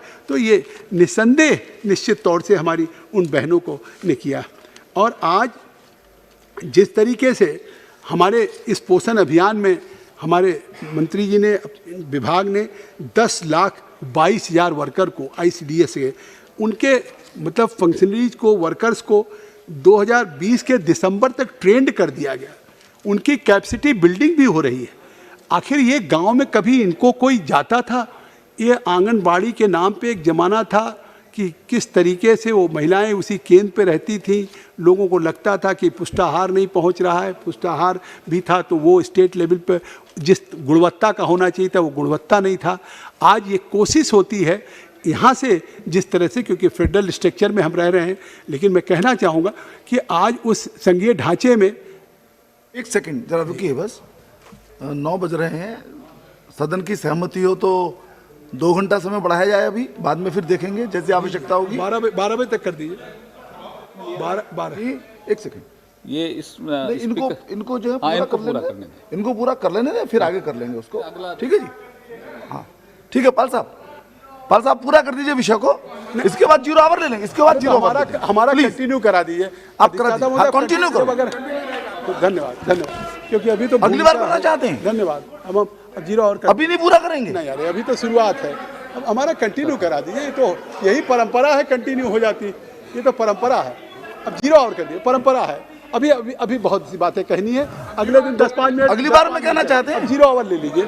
अच्छा ठीक है, अब ले लीजिए हम, ठीक है अगली बार। हाँ जी जी जी जी जी। एक सांसद के रूप में कल मेरे विशेषाधिकार का और सदन की मर्यादा का जो हनन हुआ है, उसके तहत मैं इस नियम संख्या 223 के तहत मैंने आपको एक नोटिस दिया है। मुझे पूरा विश्वास है कि आप उस नोटिस को स्वीकार करेंगे। कल पहली बार हम लोगों ने देखा कि एक संसद सदस्य आज्ञा दे रहा है कि आप सब मौन धारण के लिए खड़े हो जाइए, और कुछ सदस्य मौन धारण भी कर लेते हैं। इन सब के खिलाफ लोकसभा को कार्रवाई करनी चाहिए। अध्यक्ष महोदय, मैंने कॉल एंड शक्दर की सारी प्रतियां देखी, सारी किताबें देखी, केवल एक जगह मुझे मिलता है कि कॉन्टेम्प्ट ऑफ पार्लियामेंट। बैठ जाइए। कॉन्टेम्प्ट ऑफ पार्लियामेंट में क्या है? Some of the important types of contempt of parliament are speeches और writing reflecting on the house, it's committee और members, reflections on the character and impartiality of the speaker in the discharge of his duty। मतलब इससे आगे कोई किताब call and शक्दर की सोच भी नहीं पाती है कि इसके अलावा भी कुछ घटना हो सकता है। यह पहली बार हुआ कि एक संसद सदस्य हमें आदेश देता है कि आप मौन धारण करने के लिए खड़े हो जाइए, और कुछ संसद सदस्य खड़े भी हो जाते हैं। मेरा आपसे अनुरोध रहेगा कि जिस प्रकार एक सांसद राहुल गांधी ने खड़ा होने का आदेश दिया, और जो भी सांसद खड़े हुए उन सभी पर मेरा विशेषाधिकार हनन का नोटिस है। उन्होंने हम इस संसद की गरिमा का अपमान किया, इस लोकसभा का अपमान किया है, इसलिए इन सबों पर कृपया कर आप विशेषाधिकार समिति को भेजकर उन सभी पर कार्रवाई करने के मेरे अनुरोध को आप जरूर स्वीकार करेंगे, ऐसा मुझे विश्वास है। श्री राकेश जी, श्री राकेश सिंह जी, और कोई मत बोलिए। महोदय जी, मेरा अनुभव, अपना अनुभव ये है कि इस सदन में जो सदस्य पहली बार भी चुनकर आता है वो इस बात को जानता है कि ये सदन परंपराओं और नियमों से चलता है। लेकिन अगर कोई 4 बार के चुन के आया हुआ बाल बुद्धि सांसद अगर इस बात को नहीं जानता तो ये सदन की गलती नहीं है महोदय, लेकिन वो नहीं जानता चलेगा, हमें इसमें ऐतराज नहीं है। लेकिन अपनी अनभिज्ञता के कारण वो सदन की परंपराओं को, सदन के नियमों को ठोकर मारे, ये सदन इस बात को कभी स्वीकार नहीं करेगा। कल महोदय 11 फरवरी को जो घटना हुई है, कांग्रेस के नेता और 4 बार के सांसद राहुल गांधी ने लोकसभा में जो असंसदीय आचरण किया है, उसने इस देश के प्राचीनतम लोकतंत्र के मंदिर की गरिमा को और प्रतिष्ठा को ठेस पहुंचाया है। आपकी महोदय सदन लोकसभा के अध्यक्ष चेयर पर थे, उनकी अनुमति लिए बगैर 2 मिनट का मौन और सीधा आदेशित करना, बैठ जाइए, ये विचार प्रवाह को, सभापति महोदय, संसदीय विचार प्रवाह को ये स्तब्ध करने वाली घटना है जो स्वीकार नहीं की जा सकती। ये कलंकित करने वाली घटना है सदन को। यदि राहुल गांधी कोई मौन चाहते थे सभापति महोदय, तो उसके लिए उन्हें अनुमति लेना चाहिए थी, उनको कार्रवाई का आग्रह करना चाहिए था। लेकिन दुर्भाग्य से कांग्रेस के युवराज को प्रक्रिया और नियमों को निभाना उनके वंशानुगत राज के सामने बहुत बौना लगता है महोदय। लेकिन यह सदन कोई कांग्रेस पार्टी का कार्यालय नहीं है जिसे वो अपनी मर्जी से जैसे चाहे वैसे चलाएंगे। ये परंपराओं से चलेगा, ये व्यवस्था से चलेगा, ये नियमों से चलेगा। ये घटना असंवैधानिक है, अनुचित है, विशेषाधिकार और सदन की अवमानना के अंतर्गत आती है। और पिछले कई अवसरों पर हमने देखा है कि राहुल गांधी जी को संसद की प्रतिष्ठा और गरिमा का चीरहरण करना उनका स्वभाव बन गया है। संसदीय नियमों और प्रक्रियाओं के दायरे में रहकर काम करना उनको ठीक नहीं लगता। आज हम देखते हैं कि जब भी वो सदन के भीतर आते हैं, किसी भी विषय पर संवाद करते हैं, तो संसद की गरिमा के साथ वो खिलवाड़ करते हैं। ना तो उनकी बातों का कोई साक्ष्य होता है, ना उनकी बातों के पीछे कोई आधार होता है, लेकिन वो अपनी बात झूठ की बुनियाद पर सदन के भीतर रखते हैं और वो चाहते हैं वो झूठ की बुनियाद को पूरा देश माने। लेकिन देश को भ्रमित करने का, देश को तोड़ने का, देश को कलंकित करने का, देश को नीचे दिखाने का कोई भी मौका राहुल गांधी जी छोड़ते नहीं है। और इसीलिए मैं सदन में ये मांग करता हूं आपसे कि उनके खिलाफ विशेषाधिकार हनन और उसके साथ सदन की अवमानना की कड़ी से कड़ी कार्यवाही की जाना चाहिए, ताकि आने वाले समय में भी लोगों को एक प्रेरणा मिले कि सदन के भीतर अगर असंसदीय आचरण होगा तो वो स्वीकार नहीं होगा, बर्दाश्त के बाहर होगा। बहुत बहुत धन्यवाद सभापति महोदय। श्री पीपी चौधरी जी बैठिए, बैठिए, आपने नोटिस नहीं दिया है जी। हाँ जी प्लीज। हमने नहीं दिया नहीं बैठ जाइए, उनको बात करने दीजिए। पाल साहब बैठ जाइए।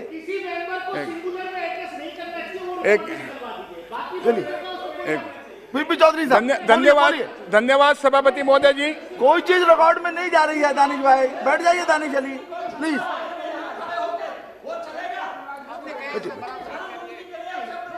अरे भाई एक मिनट, कोई असंसदीय शब्द होगा तो वो डिलीट हो जाएगा, आप बैठ जाइए, उसकी चिंता चेयर से हो जाएगी। दानिश अली आप बैठ जाइए। माननीय सांसद जी, चौधरी साहब आप बोलिए। अरे बोलो ना। केवल आपकी बात रिकॉर्ड में जाएगी और कोई बात धन्यवाद सभापति महोदय जी। चौधरी साहब मैं आपको बताना चाहूंगा सभापति महोदय जी, भारत के संविधान के तहत जब ये सदन गठित हुआ तो भारत के संविधान के तहत हमने पूरे हाउस ने सर्वसम्मति से हमने माननीय स्पीकर महोदय को चुना। उसके बाद में सर्वसम्मति से हमारे सभी सभापति महोदय चुने गए पूरे सदन ने। लेकिन जो कल जो घटना घटी सदन के अंदर, ऐसा लग रहा था कि स्पीकर महोदय चेयर पे विराज रहे थे और उसके बाद में कांग्रेस पार्टी के नेता राहुल गांधी जी, जो अभी मेरे मित्रों ने कहा कि 4 बार चुने गए वो, और उन्होंने अपने सदस्यों को, अपने पार्टी के सदस्यों को खड़ा होने के लिए कहा और उनसे मौन रखाया गया। ये काम जो है भारत के संविधान के तहत में स्पीकर महोदय को और सभापति महोदय को ही अधिकार है, उनको अधिकार नहीं था। तो ये इतना ग्रॉस मिसकॉन्डक्ट है, ये सीरियस कॉन्टेम्प्ट है, ये सीरियस ब्रीच ऑफ प्रिविलेज है हाउस का, और इस तरह का डिरोगेटरी एटीट्यूड जो था हाउस के प्रति। और यही नहीं था, ये हमारे जो प्रिंसिपल हैं हाउस को चलाने की प्रैक्टिस है, उसके साथ inconsistent with the standard of the parliament, जो कि हम हर मेंबर से जो एक्सपेक्ट करते हैं। ये हाउस की प्रोसीडिंग को रोकने का काम था। ये उनका कंडक्ट ऐसा था कि हाउस की प्रोसीडिंग को रोका, उन्होंने इंपीड किया, और ये बहुत बड़ा डेमोक्रेसी पे अटैक है। और यही नहीं, ये डेमोक्रेसी का, ये एक पार्लियामेंट जैसी इंस्टीट्यूशन को undermining the institution of the parliament को करने का उन्होंने कृत्य किया है, और एक पार्लियामेंट की जो अथॉरिटी है उसको लोअर करने का काम किया है। तो मेरा आपसे निवेदन है कि जो भारत के संविधान को, जिनको जो 4 बार के सांसद हैं और पार्टी के नेता हैं कांग्रेस के, उनको भारत के संविधान के बारे में पता होना चाहिए कि भारत के संविधान के तहत स्पीकर चुने जाते हैं और उनका काम होता है ये सारा। लेकिन उन्होंने इस तरह अपने आप को बिहेव किया कि वो जैसे अपने आप को स्पीकर का काम कर करके उन्होंने किया। तो मेरा आपसे रिक्वेस्ट है, ये सीरियस कॉन्टेम्प्ट है इस हाउस का, ये सीरियस ब्रीच ऑफ प्रिविलेज है, तो कानून के तहत उनके खिलाफ में कार्रवाई की जानी चाहिए। बहुत बहुत धन्यवाद। ठीक है, नाउ 0 आवर श्रीमती रमा देवी।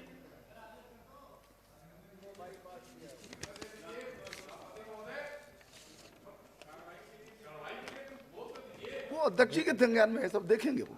रमा देवी जी। जी बोल रहे हैं। सभापति महोदय, कैंसर एक ऐसा शब्द है जिसका नाम सुनते ही लोगों के मन में एक ऐसे मरीज की तस्वीर सामने आ जाती है जो मौत के करीब होता है। वर्ल्ड कैंसर रिपोर्ट के अनुसार भारत में वर्ष 2018 में कैंसर के करीब 11,60,000 मामले सामने आए थे, जिनमें करीब 8 लाख लोग की मौत हो गई। भारतीय आयुर्विज्ञान अनुसंधान परिषद और राष्ट्रीय रोग सूचना एवं अनुसंधान केंद्र द्वारा एक रिपोर्ट में बताया गया है कि वर्ष 2025 तक देश में 15.5 लाख से भी अधिक लोग कैंसर का शिकार बन सकते हैं। बिहार सहित देश के ग्रामीण क्षेत्रों में भी खासकर बच्चों में कैंसर मरीजों की संख्या बहुत तेजी से बढ़ रही है। ऐसा देखा गया है कि अधिकांश लोगों में बहुत देरी से कैंसर के बारे में पता चलता है और उस स्थिति में उनके जीवित बचने का संभावनाएं न के बराबर रह जाती है। एक अध्ययन में यह बात सामने आई है कि बेहतर इलाज के अभाव में देश में हर 10 में से 7 कैंसर मरीजों की मौत हो जाती है। विश्व के कई देशों से तुलना में भारत में 2000 कैंसर मरीजों पर सिर्फ 1 डॉक्टर हैं, जो चिंता की बात है।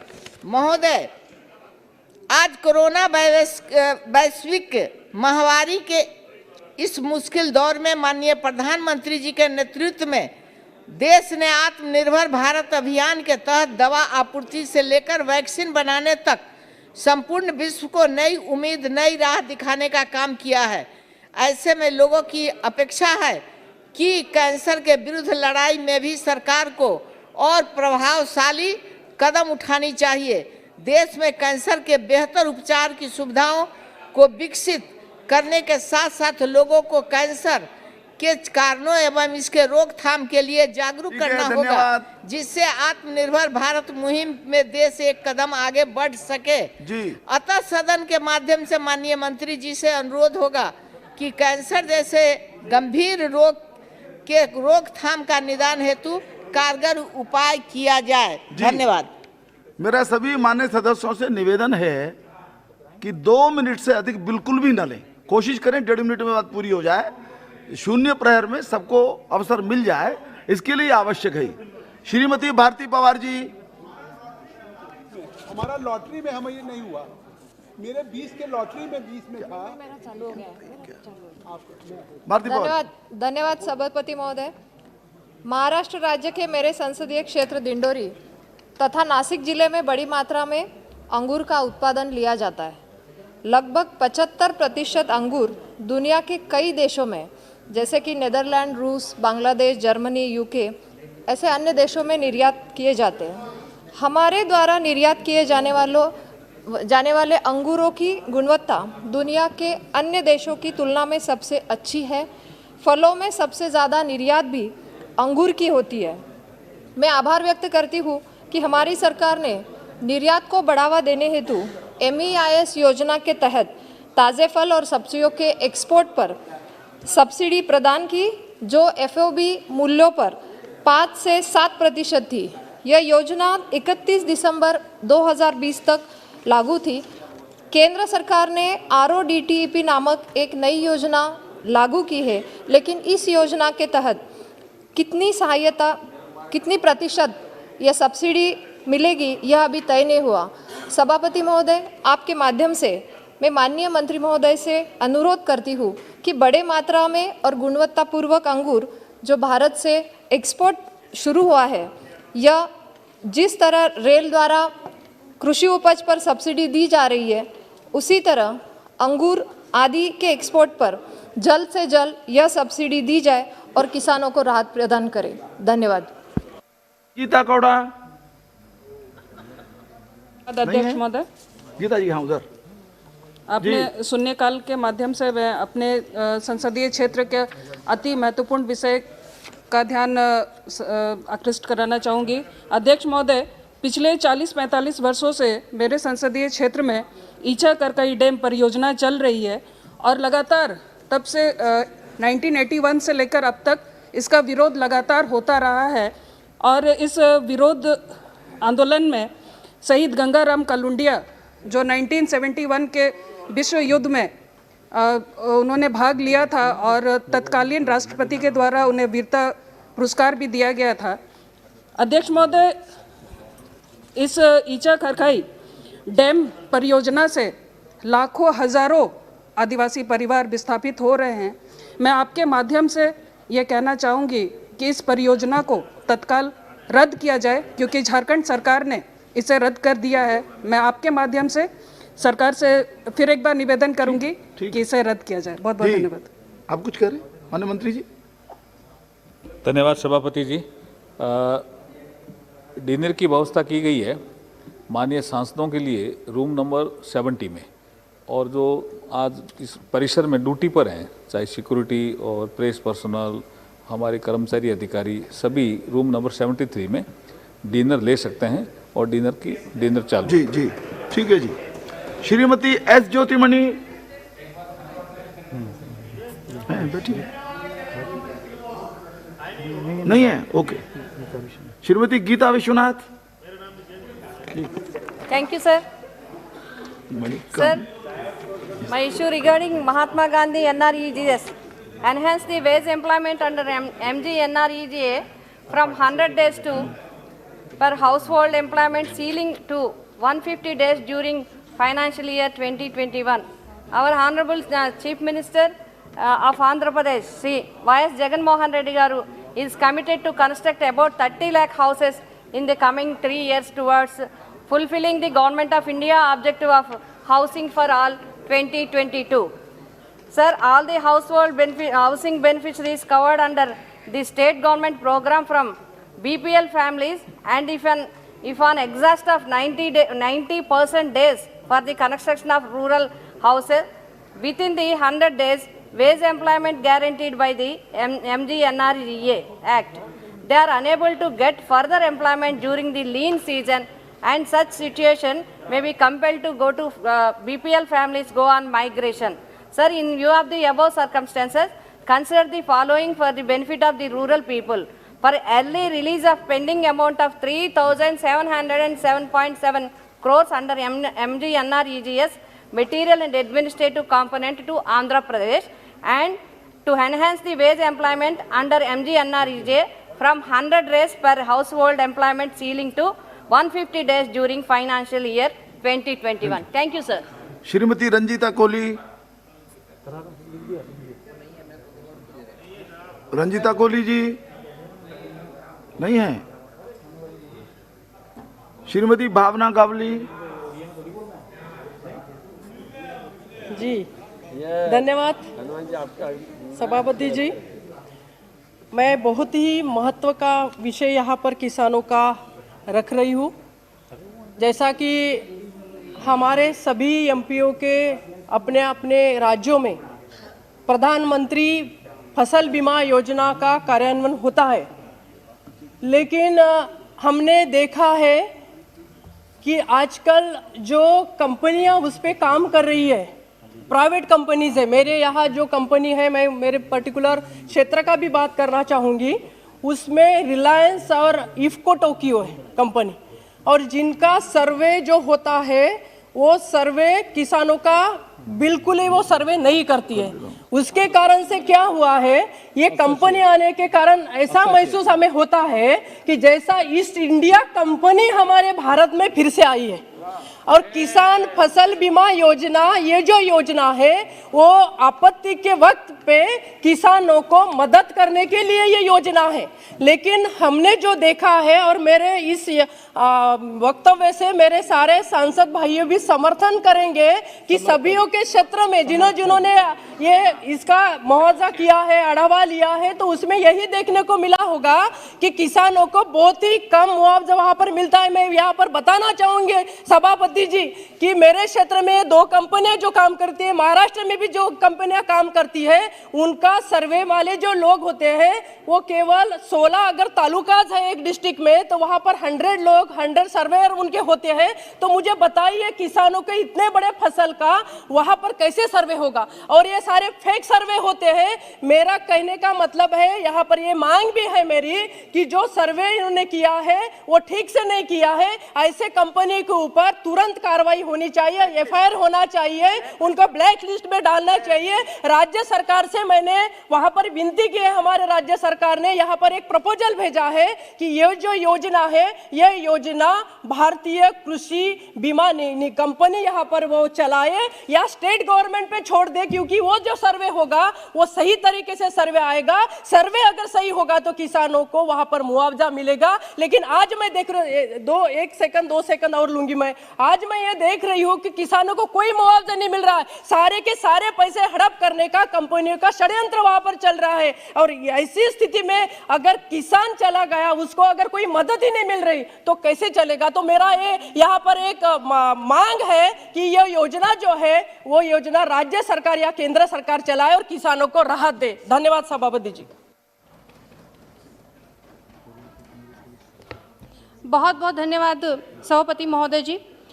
सभापति महोदय जी, मैं मेरे लोकसभा क्षेत्र बदायूं का बहुत बड़ा हिस्से से मां गंगा होकर के गुजरती हैं, इसलिए सभापति महोदय जी मैं आपके माध्यम से माननीय जल मंत्री एवं माननीय पर्यटन मंत्री जी का ध्यान आकृष्ट करना चाहूँगी।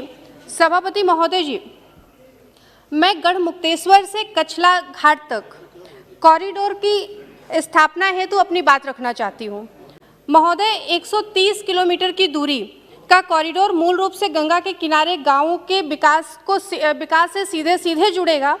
वहीं उत्तर प्रदेश के 2 भाग, पश्चिम और ब्रज के हिस्से में जल मार्ग द्वारा यातायात से नए आयाम भी स्थापित होंगे, क्योंकि हमारे माननीय सड़क मंत्री नितिन गडकरी जी का भी ये सपना है कि सड़क पे ट्रैफिक कम हो। तो सड़क की ट्रैफिक अगर हम जल मार्ग से शुरू करेंगे तो सड़क पे ट्रैफिक भी कम होगी और कम समय में हम लंबा सफ़र भी तय कर सकेंगे, जिससे गंगा के और इसके साथ साथ गंगा से लगे हुए गांवों का समग्र विकास भी होगा।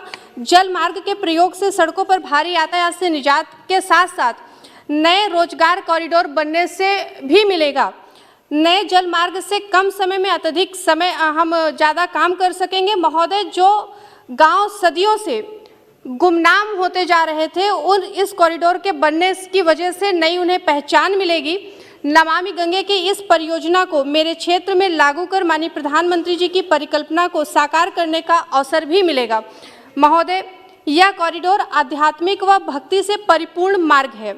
महोदय, जहां गढ़ मुक्तेश्वर में शिव भगवान की, वहीं बुलंदशहर के घाट पर मां गंगा की महिमा, तो उसके आगे हरिबाबा बांध जो हमारे क्षेत्र गुन्नौर में आता है, और हरिबाबा बांध एक MBBS के छात्र थे जिन्होंने आखिरी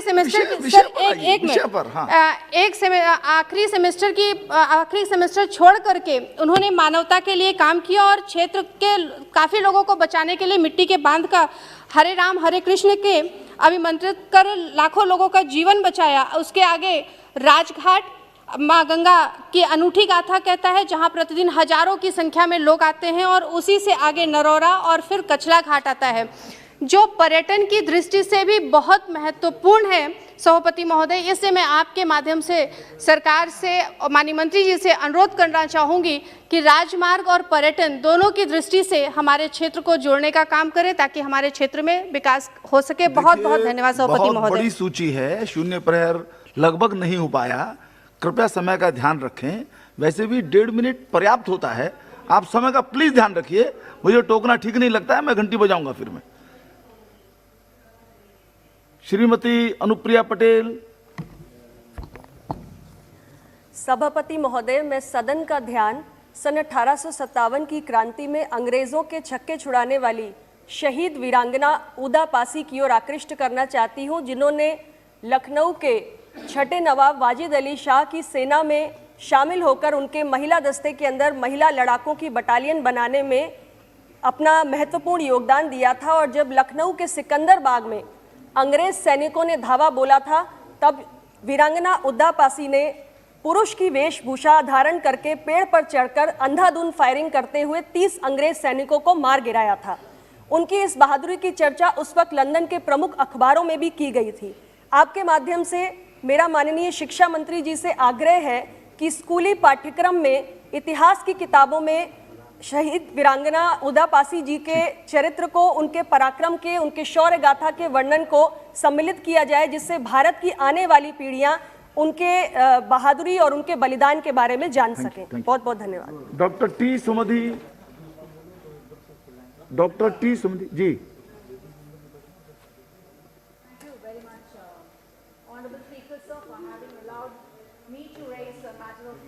Important public urgency. Sir, Corridor 3 of Chennai Metro Rail has been divided into 3 segments. And the crucial link from Taramani Road to Cholinganallur, which is a part of my constituency, has not yet been initiated to tenders. Sir, the IT Expressway, which is spanning 45 kilometers, is a crucial limb of the Chennai city, which is a home to almost all modern IT companies.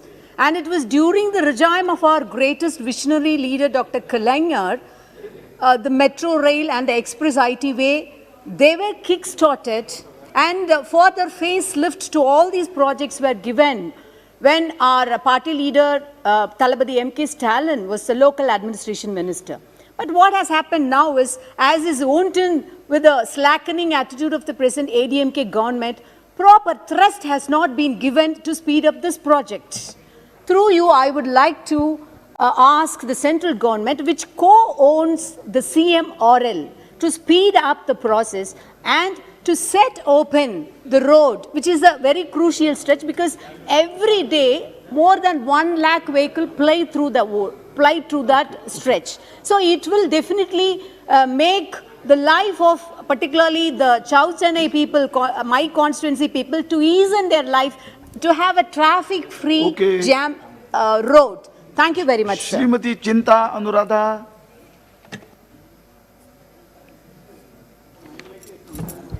Thank you, Chairman, sir. Please.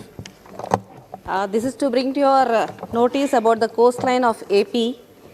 The coastline of AP is the second largest and dissected by the two major rivers, Krishna and Godavari, and two small streams, Penna and Vamsadhara, and also 35 smaller streams. The long coastline of Andhra Pradesh is one of the most cyclone-prone areas in India, with frequencies of occurrences of severe cyclone storms in less span and heavy rainfalls. Besides raising questions about the future of millions living on or near our coast, climate change also places a danger economic activity such as agriculture, industry and tourism, impairing the economy. It could also deal a blow to vital infrastructure such as ports and affect fresh water resources at a time of growing water scarcity. The Climate Central study published in the journal Nature Communications expects areas inhabited by 36 million Indians now to be at risk of chronic flooding by 2050, much higher than the 5 million expected previously. Globally, the figure could be as high as 300 million people, nearly 4 times the past estimations.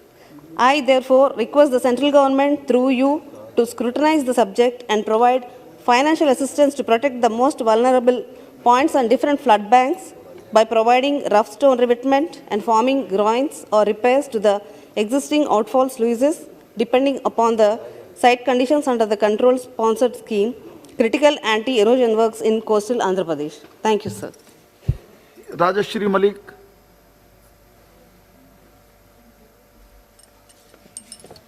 Thank you, Adhyaksha. The famous temples of Lord Jagannath Puri and the Sun Temple Konark are situated in coastal area of Odisha. Both the temples are 800 to 900 years of old. There are beautiful sculptures and fine stone carving images. Due to effect of saline climate and frequent occurrence of cyclones, the super sculpture and images are being destroyed day by day. The restoration of work has been assigned to ASI.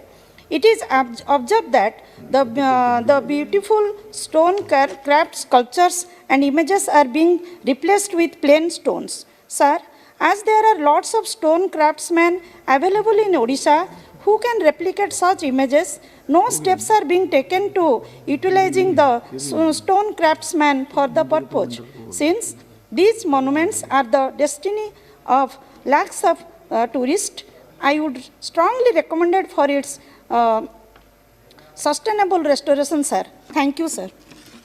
Shrimati Manjulata Mandal.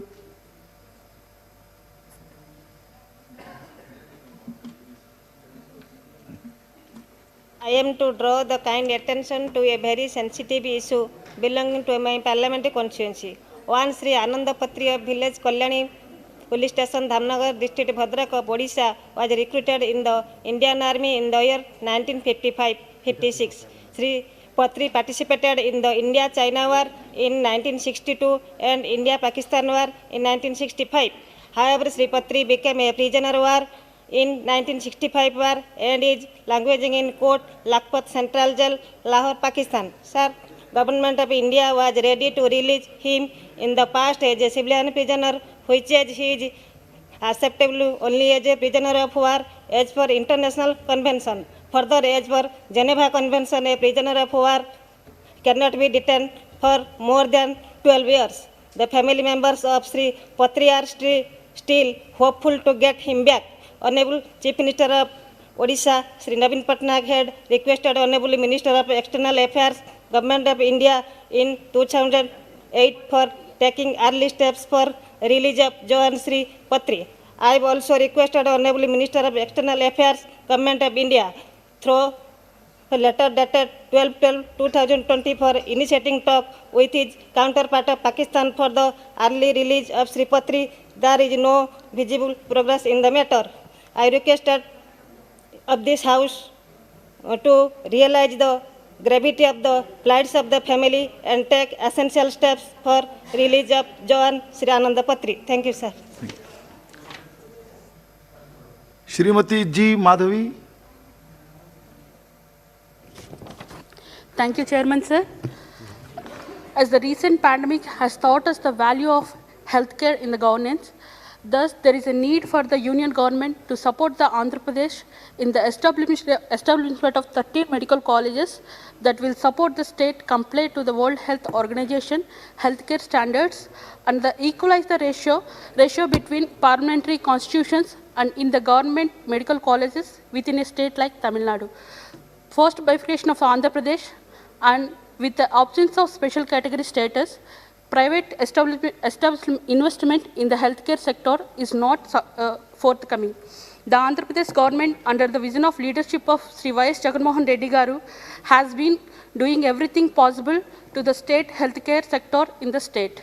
I request through you, Chairman, sir, central government to sanction the 13 government medical colleges to the Andhra Pradesh and support the state government in the providing healthcare facilities to our state of Andhra Pradesh, sir. Thank you, sir. Shri Jagdambika Pal ji. अधिष्ठाता महोदय, बहुत बहुत धन्यवाद कि आपने मुझे एक अत्यंत मेरा लॉटरी में था, ही बता दें कि मैं मतलब अभी आप बोलिए, वो बोलिए पाल साहब, बोलिए प्लीज। Ji 15 seconds gone. हाँ जी प्लीज जी। मैं आपके माध्यम से, सौभाग्य से हमारे पूर्व HRD मंत्री भी बैठे हैं जिन्होंने एक शुरुआत की थी न्यू एजुकेशन पॉलिसी की और पूरा प्रचालित किया पूरे देश के यूनिवर्सिटीज़ में, सभी स्कूल्स में, इंस्टीट्यूशंस में, पब्लिक डोमेन में। और आज मैं कह सकता हूँ कि आज जो एक न्यू एजुकेशन पॉलिसी आई है वो शायद दुनिया की सबसे बेहतरीन एजुकेशन पॉलिसी भारत की आई है नरेंद्र मोदी जी के नेतृत्व में। और ये निश्चित तौर से लॉर्ड मैकाले ने जो इस देश की शिक्षा को ख़राब किया था और जिसके कारण हमारी, जबकि लॉर्ड मैकाले के पहले हमारी 97% साक्षरता थी, ऐसी परिस्थितियों में कहीं न कहीं आज जब केंद्र में आदरणीय मोदी जी की सरकार आई तो शिक्षा ही एक सबसे बड़ी बुनियाद है संस्कार के लिए, क्वालिटी ऑफ लाइफ या किसी देश की नेशन बिल्डिंग में। तो उस दिशा में इस बार के बजट में भी आपने देखा है कि उस बजट में अपनी राष्ट्रीय शिक्षा नीति में जो उल्लेख किया गया था, चाहे लोकल डायलेक्ट से लेकर के और एक डिसिप्लिन लाइफ और तमाम विद्यार्थियों के भविष्य के लिए 100 सैनिक स्कूल की घोषणा हुई है। तो ये निश्चित तौर से सभी देश के राज्यों में क्या चाह रहे हैं वो बता दीजिए। मैं चाहता हूँ केवल भूमिका से, बस मैं अभी बता दे रहा हूँ कि ये सैनिक स्कूल देश के हर राज्यों में एक नई कार्य संस्कृति, एक डिसिप्लिन लाइफ, एक नई क्वालिटी ऑफ एजुकेशन या बच्चों के भविष्य में एक निश्चित तौर से एक बड़ी भूमिका निभाएगा। मेरा जिला सिद्धार्थनगर आज उस आकांक्षा जनपद 112 जनपदों में है और हम नेपाल की सरहद पे हैं और हमारे 4 जनपद उधर हमारे जो तराई फुट हिल्स में हैं वो आकांक्षा जनपद। मैं आपके माध्यम से मांग करता हूं कि एक उत्तर प्रदेश में उस पूर्वांचल के नेपाल की तलहटी में सिद्धार्थनगर में सैनिक स्कूल की स्थापना की जाए। आपने मुझे अवसर दिया, मैं बहुत आपका आभारी हूँ। मनिकम टैगोर जी, समय की सीमा का अनुशासन सब पर लागू है, प्लीज। அவைத்தலைவர் அவர்களுக்கு வணக்கம். இன்றைய தினம் ஒத்திவைப்பு தீர்மானம் கொண்டு வந்திருந்தேன். அதை 0 ஓவராக பேச வாய்ப்பளித்ததற்கு நன்றியை தெரிவித்துக் கொள்ள விரும்புகின்றேன். சென்னை விமான நிலையத்தில் நடக்கும் அவமானத்தை இந்த அவையில் எடுத்துச் சொல்லவிருக்கிறேன். சென்னை விமான நிலையத்தில் 2 முனையங்கள் உள்ளன. சர்வதேச முனையம், உள்நாட்டு விமான நிலையம். 30 ஆண்டுகளாக விமானங்கள் சென்னையில் இருக்கும் பொழுது பெருந்தலைவர் ट्रांसलेशन नहीं है, बाद में बुलवाते हैं आपको, अभी करते हैं। अभी ट्रांसलेशन की व्यवस्था अभी बंद है। I'll speak in English then. हाँ, बाद में इंग्लिश में बोल दी प्लीज। हाँ बोलिए। Honorable Speaker sir. ठीक है, बोलिए अब आप जिसमें आप कंटिन्यू करिए। हाँ टॉकर साहब करिए करिए, जहाँ से तमिल, हाँ तमिल में कीजिए, जहाँ से शुरू किया छोड़ा था वहीं से शुरू कर दीजिए। ठीक है ठीक இன்று சென்னை விமான நிலையத்தில் 2 முனையங்கள் உள்ளன. சர்வதேச முனையம், உள்நாட்டு விமான முனையம். 30 ஆண்டு காலமாக சென்னையிலே வந்து இறங்கும் விமான நிலையங்கள் அனைத்திற்கும் உள்நாட்டு விமான நிலையத்திலே காமராஜர் முனையத்திற்கு வரவேற்கிறோம் என்ற அறிவிப்பு வரும். வெளிநாட்டிலிருந்து வரும் விமானங்களை தரையிறங்கும் பொழுது சென்னை விமான நிலையத்தில் அண்ணா முனையத்திற்கு வரவேற்கிறோம் என்று வரவேற்பு வரும். அதேபோல பெயர் பலகைகளும் பெருந்தலைவர் காமராஜர் முனையம், அறிஞர் அண்ணா முனையம் என்ற பெயர் பலகைகளும் இருந்தது. ஆனால் இப்பொழுது இந்த அறிவிப்பும் நிறுத்தப்பட்டுள்ளது, பெயர் பலகைகளும் இல்லை. மோடி அரசுக்கு ஏன் இந்த கோபம்? பெருந்தலைவர் காமராஜர் மற்றும் அறிஞர் அண்ணா மீது ஏன் இந்த கோபம் என்று தெரியவில்லை. பெருந்தலைவர் காமராஜர், அறிஞர் அண்ணா இருவரும் தமிழர்களின் பெருமை, தமிழகத்தின் பெருமை. அவர்களுக்கு நடக்கும் அவமானம் ஒவ்வொரு தமிழனுக்கும் நடக்கும் அவமானம். அவர்களுக்கு நடக்கும் அவமரியாதை ஒவ்வொரு தமிழனுக்கும் நடக்கும் அவமரியாதை. பெங்களூரில் அதானி பெயரில் வந்துள்ளது விமான நிலையம். ஆனால் இந்த அவையில் உங்கள் முன்னாலே உதவியை கேட்டு நிற்கிறேன்.